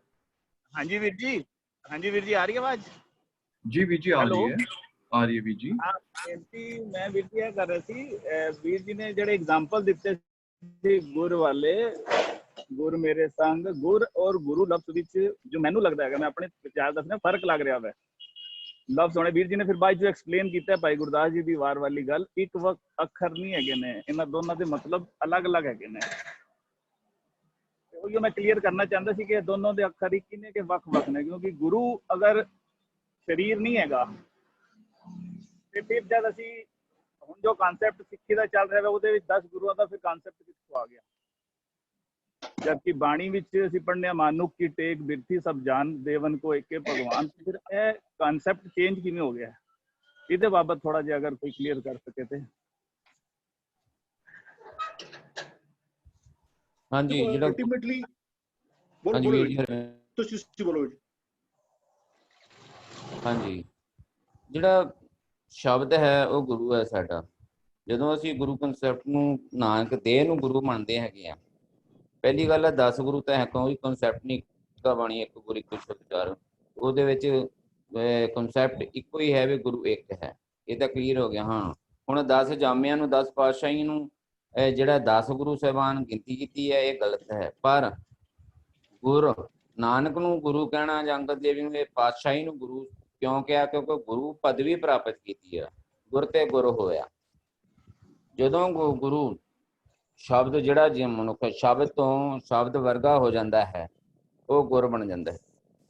ਇਸ ਕਰਕੇ ਜਿਹੜੇ 10 ਪਾਤਸ਼ਾਹੀਆਂ ਨੇ ਇਹ ਕਨਸੈਪਟ ਹੈਗਾ ਵੀ ਗੁਰਤਾ ਪਦਵੀ, ਉੱਤਮ ਪਦਵੀ, ਪਰਮ ਪਦ, ਇਹ ਪਦਵੀ ਹੈ। ਗੁਰ ਪਦਵੀ ਜਿਹੜੀ ਹੈਗੀ, ਜਿਵੇਂ ਮੌਜੂਦਾ ਸਮੇਂ ਦੇ ਵਿੱਚ ਪਦਵੀ ਗੁਰੂ ਗ੍ਰੰਥ ਸਾਹਿਬ ਜੀ ਨੂੰ ਦਿੱਤੀ ਜਾਂਦੀ ਹੈ, ਉਹਨੂੰ ਨਮਸਕਾਰ ਉਹਨਾਂ ਨੂੰ ਹੁੰਦੀ ਹੈ। ਜਿਹੜਾ ਗੁਰ ਹੁੰਦਾ ਉਹਨੂੰ ਨਮਸਕਾਰ ਹੁੰਦੀ ਹੈ। ਸੰਸਾਰ ਲੋਕਾਈ ਸਾਰੇ ਉਹਨੂੰ ਹੀ ਨਮਸਕਾਰ ਕਰਦੇ ਹਨ। ਤੁਸੀਂ ਜਦੋਂ 10 ਪਾਤਸ਼ਾਹੀਆਂ ਦੇ ਕਨਸੈਪਟ ਨੂੰ ਲਓਗੇ, ਪਹਿਲੀ ਪਾਤਸ਼ਾਹੀ ਤੋਂ ਲੈ ਕੇ 10ਵੀਂ ਪਾਤਸ਼ਾਹੀ ਤੱਕ ਸਾਰੇ ਸੰਸਾਰ ਨੇ ਜਿਹੜੇ ਉਹਨਾਂ ਨੂੰ ਗੁਰੂ ਮੰਨਦੇ ਸੀ, ਉਹ ਨਮਸਕਾਰ ਕਰਦੇ ਸੀ। ਕਿਉਂ? ਕਿਉਂਕਿ ਉਹ ਪਦਵੀ ਪ੍ਰਾਪਤ ਕੀਤੀ ਸੀ ਉਹਨਾਂ ਨੇ। ਗੁਰੂ ਦੀ ਪਦਵੀ, ਗੁਰੂ ਦੇ, ਜਿਵੇਂ ਹੁਣ ਪਹਿਲੇ ਪਾਤਸ਼ਾਹ ਨੇ ਆਪਣੇ ਜੀਂਦੇ ਜੀ ਹੀ ਗੁਰੂ ਅੰਗਦ ਪਾਤਸ਼ਾਹ ਨੂੰ ਗੁਰਤਾ ਗੱਦੀ ਤੇ ਗੁਰ ਪਦਵੀ ਦੇ ਕੇ ਨਵਾਜਿਆ, ਤੇ ਉਹਨਾਂ ਨੂੰ ਕੌਮ ਦੀ ਅਗਵਾਈ, ਸੰਸਾਰ ਦੀ ਅਗਵਾਈ ਵੀ ਉਹਨਾਂ ਨੂੰ ਕੋਸ਼ਿਸ਼ ਕੀਤਾ, ਕਿਉਂਕਿ ਉਹ ਗੁਰ ਤੇ ਗੁਰ ਹੋਇਆ। ਉਹ ਪਦਵੀ ਪ੍ਰਾਪਤ ਕਰ ਚੁੱਕੇ ਸਨ, ਗੁਰੂ ਤੋਂ ਗੁਰੂ ਵਰਗੇ ਹੋ ਗਏ ਸਨ। ਇਸ ਲਈ ਗੁਰੂ ਰੂਪ ਸਨ। ਗੁਰੂ ਕੀ ਹੈ? ਸ਼ਬਦ, ਸ਼ਬਦ ਰੂਪ ਹੋ ਗਏ ਸਨ। ਇਸ ਕਰਕੇ ਸਰੀਰ ਜਿਹੜਾ ਜਦੋਂ ਸ਼ਬਦ ਰੂਪ ਹੋ ਜਾਂਦਾ ਹੈ, ਜਿਵੇਂ ਆਪਾਂ ਬਾਣੀ ਵਿੱਚ ਸੋ ਸਤਿਗੁਰ ਕਹੀਏ ਵੀ ਸ਼ਬਦ ਹੁੰਦਾ, ਮਨ ਕੀ ਦੁਬਦਾ ਬਿਨਸ ਜਾਏ ਸੋ ਪਰਮ ਪਦ ਭੁੱਲ ਲਈਏ। ਇਹ ਜਿਹੜੇ ਪ੍ਰਮਾਣਿਕਤਾ ਹੈਗੀ ਹੈ, ਇਹ ਸਰੀਰ ਵਾਸਤੇ ਹੈ, ਤਨ ਵਾਸਤੇ ਹੈ। ਤਨ ਪਦਵੀ ਹਾਸਲ ਕਰਦਾ, ਤਨ ਕਦੀ ਵੀ ਗੁਰੂ ਨਹੀਂ ਹੁੰਦਾ, ਕਿਉਂਕਿ ਉਹ ਨਾਸ਼ਵਾਨ ਹੈ। ਪਦਵੀ ਦਾ ਮਤਲਬ ਹੁੰਦਾ ਵੀ ਜਦ ਤੱਕ ਸਮਾਂ ਹੈ ਤਦ ਤੱਕ ਉਹਦੇ ਕੋਲ ਪਦ ਹੈ, ਸਰੀਰ ਹੈ, ਪਦ ਹੈ। ਜਦੋਂ ਸਰੀਰ ਨਾਸ਼ਵਾਨ ਹੋ ਜਾਂਦਾ ਹੈ, ਉਹ ਪਦਵੀ ਜਿਹੜੀ ਹੈਗੀ ਆ, ਸਰੀਰ ਤੋਂ ਪਹਿਲਾਂ ਵੀ ਪਦਵੀ ਜਿਹੜੀ ਹੈ ਖੁੱਸ ਸਕਦੀ ਹੈ। ਜਿਵੇਂ ਕੋਈ ਤਹਿਸੀਲਦਾਰ ਹੈ ਔਰ ਆਪਣੀ ਉਮਰ ਦੇ ਸਮੇਂ ਦੇ ਮੁਤਾਬਕ ਜੋ ਸਰਕਾਰ ਤੋਂ ਨਿਯੁਕਤ ਕੀਤਾ ਹੈ, ਉਹਦੇ ਮੁਤਾਬਕ ਉਹ ਜਦ ਤੱਕ ਕੋਈ ਉੱਤੇ ਦੋਸ਼ ਨਹੀਂ ਲੱਗਦਾ, ਉਹ ਆਪਣੀ ਪਦਵੀ ਤੇ ਰਹਿੰਦਾ ਹੈ। ਸਰਕਾਰ ਉਹਨੂੰ ਪਹਿਲਾਂ ਪਦਵੀ ਤੋਂ ਹਟਾ ਵੀ ਸਕਦੀ ਹੈ। ਉਹ ਪਦਵੀ ਹੈ, ਪ੍ਰਾਪਤ ਹੈ, ਲੇਕਿਨ ਕੋਈ ਵੀ ਸਰੀਰ ਤਹਿਸੀਲਦਾਰ ਨਹੀਂ ਹੁੰਦਾ। ਤਹਿਸੀਲਦਾਰ ਦਾ ਸਰੀਰ ਉਹ ਪਹਿਲਾਂ ਹੀ ਜੰਮਿਆ ਹੋਇਆ ਹੁੰਦਾ ਹੈ। ਉਹ ਗੁਣਾ ਰੂਪੀ, ਗੁਰ ਰੂਪੀ ਸ਼ਬਦ ਨਾਲ ਇਕਮਿਕ ਹੋ ਕੇ ਉਹ ਤਹਿਸੀਲਦਾਰ ਆਪੇ ਗੁਣਾ ਨੂੰ ਧਾਰਨ ਕਰਕੇ ਤਹਿਸੀਲਦਾਰ ਬਣਦਾ ਹੈ। ਇਸੇ ਤਰ੍ਹਾਂ ਹੀ ਸਰੀਰ ਜਿਹੜਾ ਹੈਗਾ ਗੁਰ ਸ਼ਬਦ ਨਾਲ ਇਕਮਿਕ ਹੋ ਕੇ ਗੁਰ ਪਦਵੀ ਪ੍ਰਾਪਤ ਕਰਦਾ ਹੈ। ਪਰ ਅਸਲ ਗੁਰ ਜਿਹੜਾ ਹੈ, ਗੁਰੂ ਹੈਗਾ, ਮਨ ਦਾ ਗੁਰੂ ਜਿਹੜਾ ਹੈਗਾ ਉਹ ਸ਼ਬਦ ਹੈ, ਔਰ ਤਨ ਦਾ ਜਿਹੜਾ ਗੁਰੂ ਹੈ ਉਹ ਜਦੋਂ ਸ਼ਬਦ ਦੇ ਨਾਲ ਇਕਮਿਕ ਹੋ ਜਾਂਦਾ ਹੈ। ਸੋ ਸਤਿਗੁਰੂ ਕਹੀਏ ਵਾਲੀ ਜਿਹੜੀ ਪ੍ਰਮਾਣਿਕਤਾ ਹੈਗੀ ਆ, ਗੁਰ ਤੇ ਗੁਰ ਹੋਇਆ, ਉਹ ਪ੍ਰਮਾਣਿਕਤਾ ਹੈਗੀ। ਉਹ ਸਰੀਰ ਫਿਰ ਉਦੋਂ ਇਹ ਜਿਹੜੀ ਪਦਵੀ ਹੈ ਇਹ ਪ੍ਰਾਪਤ ਕਰ ਲੈਂਦਾ। ਧੰਨਵਾਦ ਇਕਬਾਲ ਵੀਰ ਜੀ। ਗੁਰਦੀਪ ਵੀਰ ਜੀ, ਆਪ ਜੀ ਇਸ ਵਿਸ਼ੇ ਤੇ ਵਿਚਾਰ ਰੱਖਿਆ ਸੀ? ਆਪ ਜੀ ਦੀ।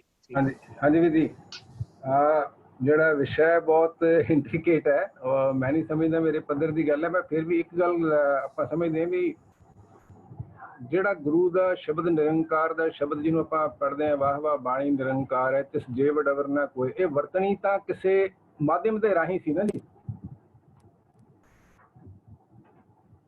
ਇਹ ਸ਼ਬਦ ਆਕਾਸ਼ਬਾਣੀ ਦੇ ਰੂਪ ਦੇ ਵਿੱਚ ਤਾਂ ਜਗਤ ਤੱਕ ਪਹੁੰਚਣਾ ਨਹੀਂ ਸੀ ਵੀ ਜਗਤ ਤੋਂ ਆਕਾਸ਼ਬਾਣੀ ਹੋ ਰਹੀ ਹੈ ਤੇ ਲੋਕਾਂ ਤੱਕ ਵਰਤ ਗਿਆ। ਆਪਾਂ ਇੱਕ ਬਚਨ ਪੜ੍ਹਦੇ ਹਾਂ ਬਾਣੀ ਵਿੱਚ, ਨਾ ਤਿਸ ਰੂਪ ਨਾ ਰੇਖ, ਨਾ ਤਿਸ ਮਾਏ ਨਾ ਬਾਪ ਕਿੰਤੂ ਜਾਇਆ, ਨਾ ਤਿਸ ਰੂਪ ਨਾ ਰੇਖ ਵਰਣ ਸਬਾਇਆ, ਨਾ ਤਿਸ ਭੁੱਖ ਪਿਆਸ ਰੱਜਾ ਧਾਇਆ, ਗੁਰ ਮੈਂ ਆਪ ਸਮੋਏ ਸ਼ਬਦ ਵਰਤਾਇਆ।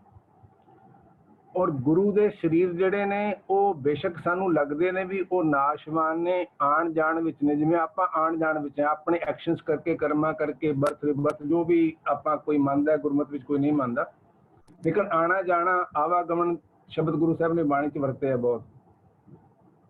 ਉਹ ਜਿੰਨੇ ਵੀ ਸਰੀਰ ਪਰਮੇਸ਼ਰ ਦਾ ਰੂਪ ਹੋ ਗਏ, ਉਹ ਇਹਨਾਂ ਤੋਂ ਮੁਕਤ ਨੇ। ਜਨਮ ਮਰਨ ਦੋਹੂ ਮੈਂ ਨਾਹੀ, ਜਨ ਪਰਉਪਕਾਰੀ ਆਏ, ਆਪਾਂ ਇਹ ਮੰਨ ਕੇ ਚੱਲਣਾ। ਔਰ ਇੱਕ ਬਚਨ ਆਪਾਂ ਆਸਾ ਕੀ ਵਾਰ ਪੜ੍ਹਦੇ ਹਾਂ, ਬਿਨ ਸਤਿਗੁਰ ਕਿਨੇ ਨਾ ਪਾਇਓ, ਬਿਨ ਸਤਿਗੁਰ ਕਿਨੇ ਨਾ ਪਾਇਆ, ਸਤਿਗੁਰ ਵਿੱਚ ਆਪ ਰੱਖਿਓ ਕਰ ਪ੍ਰਗਟ ਆਖ ਸੁਣਾਇਆ। ਸੋ ਉਹ ਸਾਰੀਆਂ ਸਮਰੱਥਾਵਾਂ ਨਿਰੰਕਾਰ ਦੀਆਂ ਉਹਨਾਂ ਸਰੀਰਾਂ ਦੇ ਰਾਹੀਂ ਸ਼ਬਦ ਰੂਪ ਦੇ ਵਿੱਚ ਜਗਤ ਦੇ ਭਲੇ ਲਈ, ਜਗਤ ਦੇ ਕਲਿਆਣ ਲਈ ਵਰਤੀਆਂ ਨੇ। ਤੇ ਗੁਰੂ ਸਾਹਿਬ ਤਾਂ ਇਹ ਵੀ ਬਚਨ ਬਖਸ਼ਿਸ਼ ਕਰਦੇ ਨੇ, ਧੰਨ ਸੋ ਕਾਗਦ ਕਲਮ ਧੰਨ, ਧੰਨ ਭਾਂਡਾ ਧੰਨ ਮਸ, ਧੰਨ ਲਿਖਾਰੀ ਨਾਨਕਾ ਜਿਨ ਨਾਮ ਲਿਖਾਇਆ ਸੱਚ। ਜੋ ਕਲਮ ਵੀ ਸਤਿਕਾਰਯੋਗ ਹੈ, ਉਹ ਭਾਂਡਾ ਵੀ ਸਤਿਕਾਰਯੋਗ ਹੈ, ਉਹ ਦਵਾਤ ਵੀ ਸਤਿਕਾਰਯੋਗ ਹੈ, ਉਹ ਕਾਗਜ਼ ਵੀ ਸਤਿਕਾਰਯੋਗ ਹੈ, ਔਰ ਉਹਨੂੰ ਲਿਖਣ ਵਾਲੇ ਵੀ ਸਤਿਕਾਰਯੋਗ ਨੇ। ਤੇ ਜਿਹੜੇ ਸਰੀਰਾਂ ਰਾਹੀਂ ਸ਼ਬਦ ਵਰਤੇ ਹੈ ਔਰ ਜਿਹੜੇ ਉਹਦਾ ਰੂਪ ਹੋਏ ਨੇ ਜਿਨ੍ਹਾਂ 'ਚ ਭੇਦ ਨਹੀਂ, ਜੋ ਪ੍ਰਾਣੀ ਨਿਸ ਦਿਨ ਭਜੈ ਰੂਪ ਰਾਮ ਤੈ ਜਾਨ ਹਰ ਜਨ ਹਰ ਅੰਤਰ ਨਹੀਂ ਨਾਨਕ ਸਾਚੀ ਮਾਨ, ਤਾਂ ਉਹਨਾਂ ਦਾ ਪਰਮੇਸ਼ਰ ਵਰਗਾ ਹੀ ਅਦਬ ਹੈ। ਗੁਰੂ ਸ਼ਬਦ ਅਦਬ ਦਾ ਸਤਿਕਾਰ ਦਾ ਹੀ ਪ੍ਰਤੀਕ ਹੈ ਮੈਂ ਸਮਝਦਾ ਜਿਹੜਾ ਹੈਗਾ। ਸੋ ਉਸ ਰੂਪ ਦੇ ਵਿੱਚ ਆਪਾਂ, ਹਾਲਾਂਕਿ ਇੱਥੇ ਥੋੜੀ ਜਿਹੀ ਕਈ ਵਾਰੀ ਐਂਬੀਗੁਇਟੀ ਵੀ ਹੁੰਦੀ ਹੈ ਵੀ ਆਪਾਂ ਕਬੀਰ ਸਾਹਿਬ ਜੀ ਨੂੰ, ਬਾਬਾ ਫਰੀਦ ਜੀ ਨੂੰ, ਜਿਹੜੇ ਬਾਕੀ ਭਗਤ ਨੇ ਉਹਨਾਂ ਨੂੰ ਭਗਤ ਕਹੀ ਜਾਂਦੇ ਆ, ਉਹਨਾਂ ਨੂੰ ਗੁਰੂ ਕਿਉਂ ਨਹੀਂ ਕਹਿ ਰਹੇ। ਸੋ ਆ ਬੜੇ ਇੰਟ੍ਰੀਕੇਟ ਵਿਸ਼ੇ ਨੇ, ਮੇਰੇ ਪੱਧਰ ਦੇ ਵਿਸ਼ੇ ਨੇ, ਮੈਂ ਐਡਮਿਟ ਕਰਦਾ ਬਿਲਕੁਲ। ਲੇਕਿਨ ਇੱਕ ਗੱਲ ਪੱਕੀ ਹੈ ਕਿ ਉਹ ਸਾਰੇ 10 ਜਾਮਿਆਂ ਦੇ ਸਰੀਰ ਜਿਨ੍ਹਾਂ ਦੇ ਰਾਹੀਂ ਨਿਰੰਕਾਰ ਵੱਲੋਂ, ਜਿਹਨੂੰ ਆਪਾਂ ਧੁਰਕੀ ਬਾਣੀ ਕਹਿੰਦੇ ਆ, ਵਰਤੀ ਹੈ, ਸ਼ਬਦ ਰੂਪ ਦੇ ਵਿੱਚ ਵਰਤੀ ਹੈ, ਉਹ ਸੱਚਮੁੱਚ ਪਰਮੇਸ਼ਰ ਦਾ ਹੀ ਰੂਪ ਸੀ। ਆਪਾਂ ਹੁਣੇ ਬਚਨ ਬਹੁਤ ਵਾਰੀ ਪੜਿਆ, ਗੁਰ ਪਰਮੇਸ਼ਰ ਏਕੋ ਜਾਣ ਨਾਨਕ ਸੋ ਦੇ ਸਿਮਰਤ ਵੇਦ ਪਾਰ ਬ੍ਰਹਮ ਗੁਰ ਨਾਹੀ ਭੇਦ।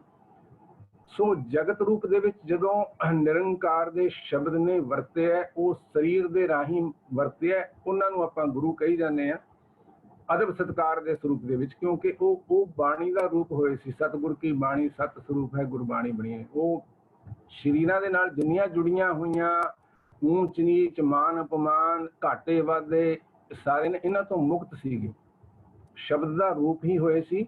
ਇਸ ਕਰਕੇ ਉਹਨਾਂ ਨੂੰ ਆਪਾਂ ਗੁਰੂ ਕਹਿ ਕੇ ਅਦਬ ਸਤਿਕਾਰ ਨਾਲ ਪੁਕਾਰਦੇ ਹਾਂ। ਮੇਰੀ ਜਿਹੜੀ ਕਨਕਾ ਮਾਤਰ ਸੂਝ ਹੈ ਉਹ ਇੰਨੀ ਕੀ ਜਾਣਦੀ ਹੈ।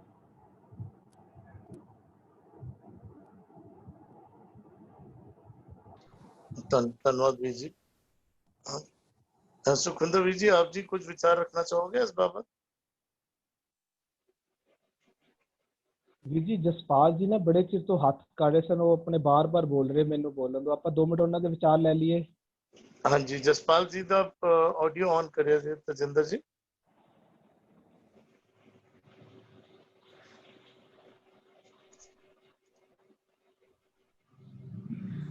ਹਾਂਜੀ ਵੀਰ ਜੀ, ਵਾਹਿਗੁਰੂ ਜੀ ਕਾ ਖਾਲਸਾ ਵਾਹਿਗੁਰੂ ਜੀ ਕੀ ਫਤਿਹ ਜੀ। ਹਾਂਜੀ ਵੀਰ ਜੀ, ਇੱਕ ਤੇ ਜੋ ਅੱਜ ਚੱਲ ਰਿਹਾ ਹੈ ਵਿਸ਼ਾ ਗੁਰ ਮੁਕਤਾ ਵਾਲਾ ਰਾਰਾ ਔਂਕੜ ਵਾਲਾ,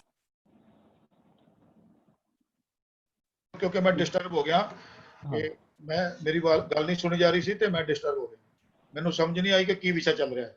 ਹਾਂਜੀ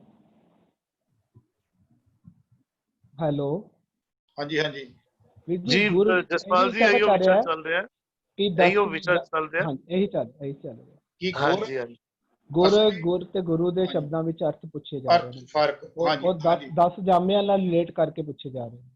ਅੱਛਾ, ਗੁਰੂ ਇੱਕ ਅਸਲ ਲਫ਼ਜ਼ ਗੁਰੂ ਹੈ ਜੀ, ਜੋ ਮੇਨ ਲਫ਼ਜ਼ ਹੈ ਉਹ ਗੁਰੂ ਹੈ, ਠੀਕ ਹੈ ਜੀ। ਹਾਂਜੀ, ਤੇ ਜਦੋਂ ਸੰਬੰਧਕ ਲੱਗੇਗਾ ਜਾਂ ਲੋਪਤ ਸੰਬੰਧਕ ਲੱਗੇਗਾ, ਉਹਦੇ ਮੀਨਿੰਗ ਇੱਕ ਮਿੰਟ, ਮੇਰੀ ਡਬਲ ਆਵਾਜ਼ ਆ ਰਹੀ ਜੀ, ਮੈਂ ਬੰਦ ਕਰ ਲਵਾਂ। ਉੱਥੇ ਉਹਦੇ ਗਲਤ ਅਰਥ ਦਿੱਤੇ ਜਾ ਰਹੇ ਨੇ। ਆਵਾਜ਼ ਆ ਰਹੀ ਹੈ ਜੀ? ਹਾਂਜੀ ਹਾਂਜੀ ਆ ਰਹੀ। ਹਾਂ, ਉਹ ਜਿਹੜੇ ਇਹ ਸਾਰਿਆਂ ਦੇ ਇੱਕ ਅਰਥ ਨਹੀਂ ਬਣਦੇ, ਜਦੋਂ ਇਹਨਾਂ ਦੀ ਲਿਖਤ ਦਾ ਸਰੂਪ ਬਦਲ ਜਾਏਗਾ ਉੱਥੇ ਇਹਨਾਂ ਦੇ ਅਰਥ ਵੀ ਬਦਲ ਜਾਣਗੇ ਜੀ।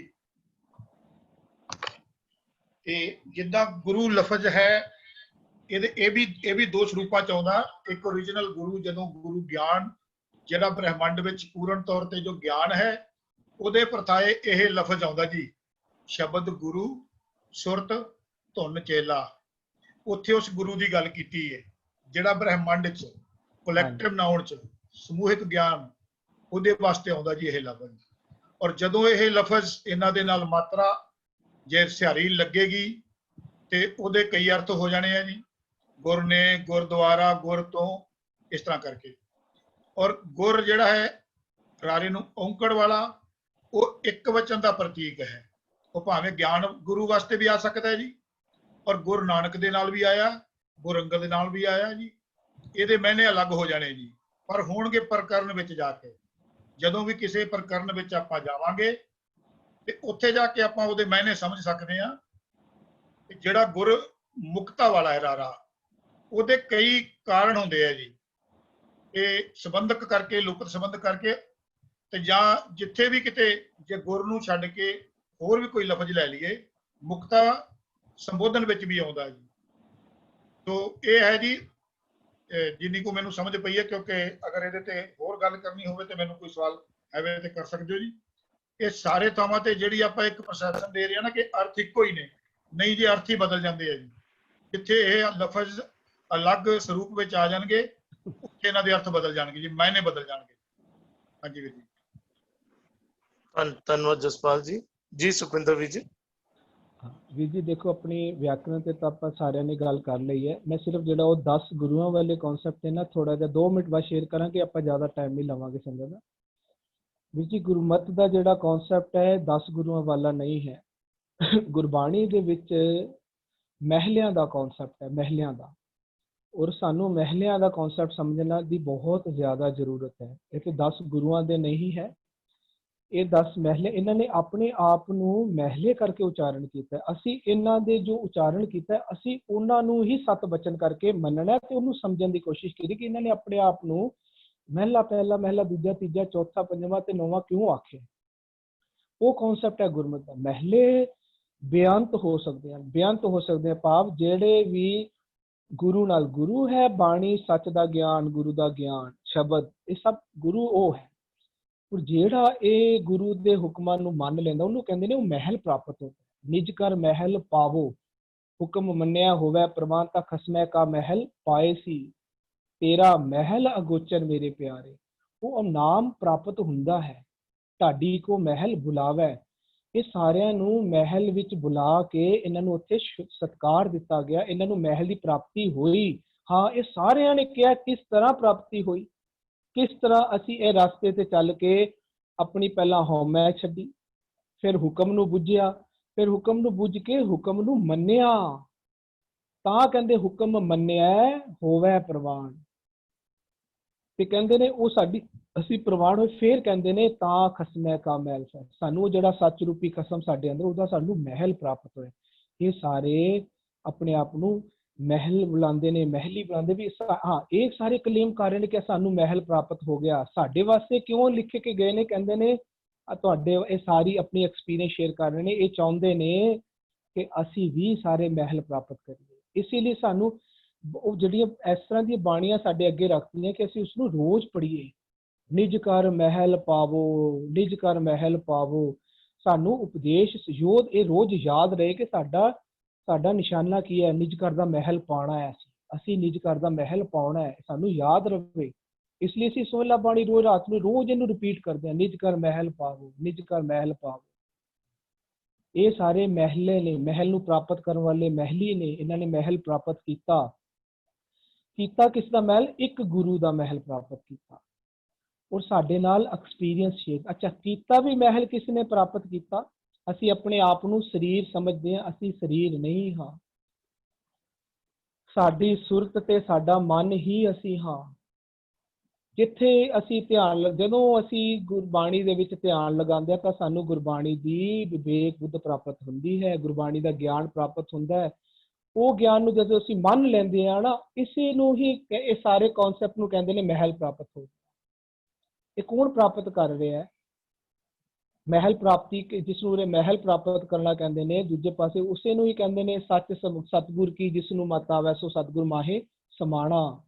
ਸਤਿਗੁਰ ਵਿੱਚ ਸਮਾ ਜਾਣਾ, ਸੱਚ ਵਿੱਚ ਸਮਾ ਜਾਣਾ, ਮਹਿਲ ਪ੍ਰਾਪਤ ਕਰ ਦੇਣਾ, ਇੱਕੋ ਭਾਵ ਵਿੱਚ ਆ ਰਹੇ। ਅਸੀਂ ਮਹਿਲ ਪ੍ਰਾਪਤ ਕਰਨਾ ਹੈ, ਇਹ ਸਾਡਾ ਉਦੇਸ਼ ਹੋਣਾ ਚਾਹੀਦਾ ਹੈ। ਪੁੱਛਣਾ ਕਿਹਨਾਂ ਤੋਂ? ਜਿਨ੍ਹਾਂ ਨੇ ਮਹਿਲ ਪ੍ਰਾਪਤ ਕੀਤਾ। ਇਹ ਆਪਣੇ ਜਿਨ੍ਹਾਂ ਨੇ ਮਹਿਲ ਪ੍ਰਾਪਤ ਕੀਤਾ, ਇਹ ਗੁਰਬਾਣੀ ਚ ਉਹਨਾਂ ਨੇ ਸਾਰਿਆਂ ਨੇ ਆਪਣੀ ਇੱਕ ਮਤ ਹੋ ਕੇ ਆਪਣੇ ਐਕਸਪੀਰੀਅੰਸ ਸ਼ੇਅਰ। ਸਾਰਿਆਂ ਦਾ ਰਸਤਾ ਇੱਕੋ ਸੀ। ਅਸੀਂ ਵੀ ਇਸ ਤਰ੍ਹਾਂ ਚੱਲ ਕੇ ਆਪਣਾ ਮਹਿਲ ਪ੍ਰਾਪਤ ਕਰਨਾ ਹੈ। ਅਸੀਂ ਅੰਦਰ ਵਾਲਾ, ਉੱਥੇ ਅਸੀਂ ਪ੍ਰਵਾਨ ਹੋਣਾ ਹੈ। ਉਹ ਨਿਜ ਘਰ ਦੀ ਦਰਗਾਹ ਨੂੰ, ਜਿਸ ਉਸੇ ਨੂੰ ਹੀ ਮਹਿਲ ਆਖਦੇ ਨੇ, ਉੱਥੇ ਅਸੀਂ ਪ੍ਰਵਾਨ ਹੋਵਾਂਗੇ। ਉਸ ਅਵਸਥਾ ਨੂੰ ਇਹਨਾਂ ਸਾਰਿਆਂ ਨੇ ਕਿਹਾ ਮਹਿਲਾ ਪਹਿਲਾ। ਮੈਂ ਪਹਿਲਾ वहाँ महल प्राप्त कर, मैं दूसरा मैं भी महल प्राप्त कर लिया, मैं तीसरा मैं भी महल प्राप्त कर लिया। सारे शेयरिंग कर महलियां का कॉन्सेप्ट है गुरुआं दा, गुरबाणी का, लेकिन सारियां ने गुरु का महल प्राप्त कर लिया जो अंदर ही हुंदा है। हाँ जी, धन्यवाद सुखविंदर वीर जी। हाँ, बड़ा अच्छा आप जी ने एक्सप्लेन किया। हरविंदर वीर जी ने एक शब्द पाया। वीर जी, आप जी उस बाबत कुछ विचार रखना चाहो तो आप जी रख सकते हो। ਵੀਰ ਜੀ, ਉਹ ਹਰਵਿੰਦਰ ਵੀਰ ਜੀ ਜੋ ਕੁਝ ਕਹਿਣਾ ਚਾਹ ਰਹੇ ਉਹਨਾਂ ਦੇ ਮਨ 'ਚ ਆਪਾਂ ਉਹਨਾਂ ਤੋਂ ਸ਼ੇਅਰਿੰਗ ਲੈ ਲਈਏ। ਉਹ ਕੀ ਕਹਿਣਾ ਚਾਹ ਰਹੇ ਉਹ ਸ਼ਬਦਾਂ ਦੇ ਵਿੱਚ ਆਪਾਂ ਉਹ ਸੁਣ ਲੈਂਦੇ ਹਾਂ। ਵੀਰ ਜੀ ਨੂੰ ਕੋਈ ਸ਼ੇਅਰਿੰਗ ਕਰ ਲੈਂਦੇ ਜੀ। ਹਰਵਿੰਦਰ ਵੀਰ ਜੀ, ਅਸੀਂ ਜਿਹੜਾ ਕਹਿ ਰਹੇ ਨੇ ਵੀ ਗੁਰੂ ਪਦਵੀ ਜਿਹੜੀ ਜਿਹੜਾ ਕੇਵਲ ਤੇ ਕੇਵਲ ਮਹਿਲਿਆਂ ਵਾਲਾ ਕੰਸੈਪਟ ਹੈ। ਹਾਂ ਜੀ, ਮਹਿਲਾ ਕਰਕੇ ਆ ਰਿਹਾ ਜ਼ਰੂਰ, ਲੇਕਿਨ ਗੁਰ ਅੰਗਦ ਕਰਕੇ ਵੀ ਇੱਥੇ ਪ੍ਰੋਨਾਉਂਸ ਕੀਤਾ ਜਾ ਰਿਹਾ ਹੈ, ਗੁਰ ਅਮਰਦਾਸ ਵੀ ਕਿਹਾ ਜਾ ਰਿਹਾ ਹੈ, ਗੁਰੂ ਰਾਮਦਾਸ ਵੀ, ਇਹ ਗੁਰੂ ਗ੍ਰੰਥ ਸਾਹਿਬ ਤੋਂ ਹੀ ਜਿਹੜੇ ਕੋਟਸ ਨੇ। ਲੇਕਿਨ ਇਹ ਜਿਹੜਾ ਗੁਰਦੀਪ ਜੀ ਨੇ ਕਹਿਣਾ ਕਿ ਗੱਲ ਬਤੋ ਠੀਕ ਹੈ, ਰੱਬੀ ਗਿਆਨ ਨਹੀਂ ਹੈ।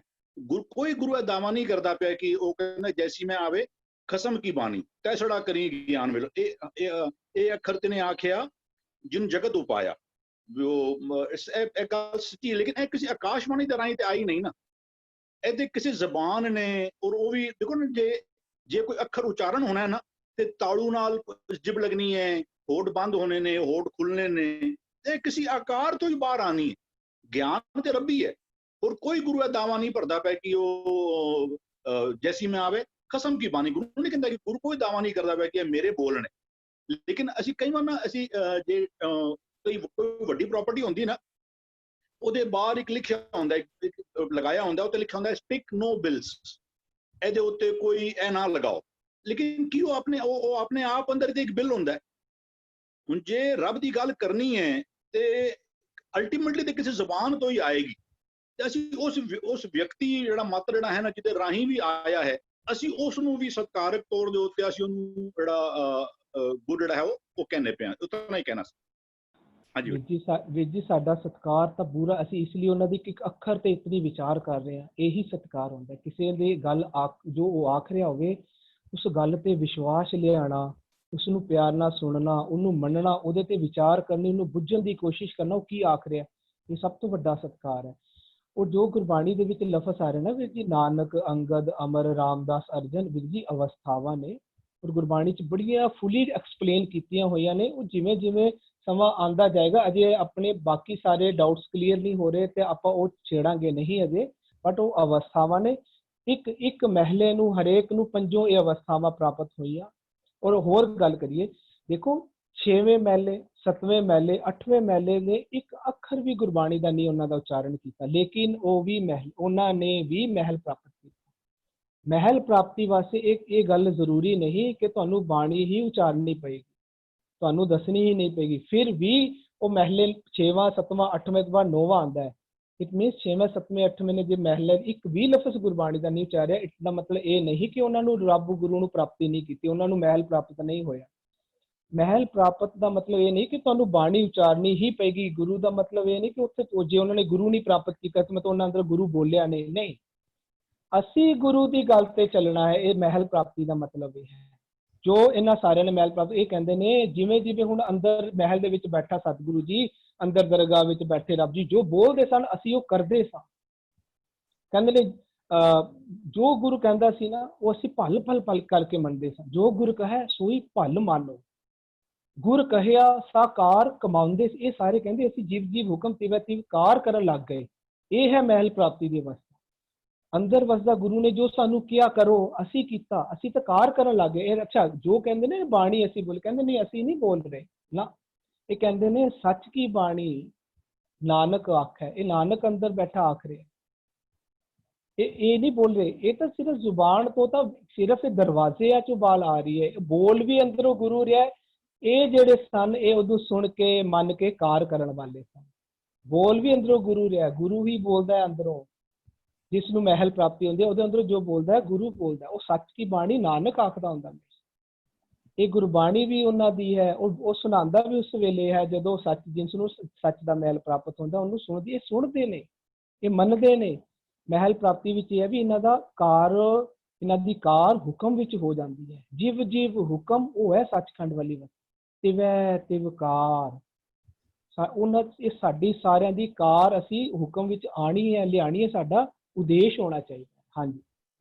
ਹਾਂਜੀ, ਇਹ ਜਿਹੜਾ ਮਹੱਲੇ ਦੀ ਗੱਲ ਤੁਸੀਂ ਕਰਦੇ ਹੋ ਨਾ ਸੁਖਵਿੰਦਰ ਵੀਰ ਜੀ, ਵੀ ਨਾ ਨਾਨਕ, ਅੰਗਦ ਜਾਂ ਅਮਰਦਾਸ, ਇਹ ਹੈਗੀ ਅਵਸਥਾ ਹੈ। ਅਵਸਥਾ ਨਹੀਂ ਹੈ ਭੱਟਾਂ ਦੇ ਸੋਈਆਂ। ਜਦੋਂ ਤੁਸੀਂ ਪੜ੍ਹਦੇ ਆ ਨਾਮ ਵੀ ਸਾਰੇ ਭੱਟਾਂ ਦੇ ਵਿੱਚ ਹੀ ਆਏ ਹਨ, ਠੀਕ ਹੈ ਜੀ। ਜਦੋਂ ਤੁਸੀਂ ਪੜ੍ਹਦੇ ਆ ਉੱਥੇ ਦੱਸਿਆ ਵੀ ਜਿਹੜਾ ਹਰਦਾਸ ਦਾ ਪੁੱਤਰ ਹੈ ਜਾਂ ਜੇਠਾ ਜੀ ਨੂੰ ਉਦੋਂ ਉਹਨਾਂ ਦੇ ਬਾਪ ਦਾ ਨਾਂ ਨਾਲ ਕੋਟ ਕਰਕੇ ਦੱਸਿਆ ਹੋਇਆ ਹੈ। ਇਹ ਅਵਸਥਾ ਨਹੀਂ ਹੈਗੀ, ਇਹ ਸਰੀਰ ਦੀ ਗੱਲ ਹੈ।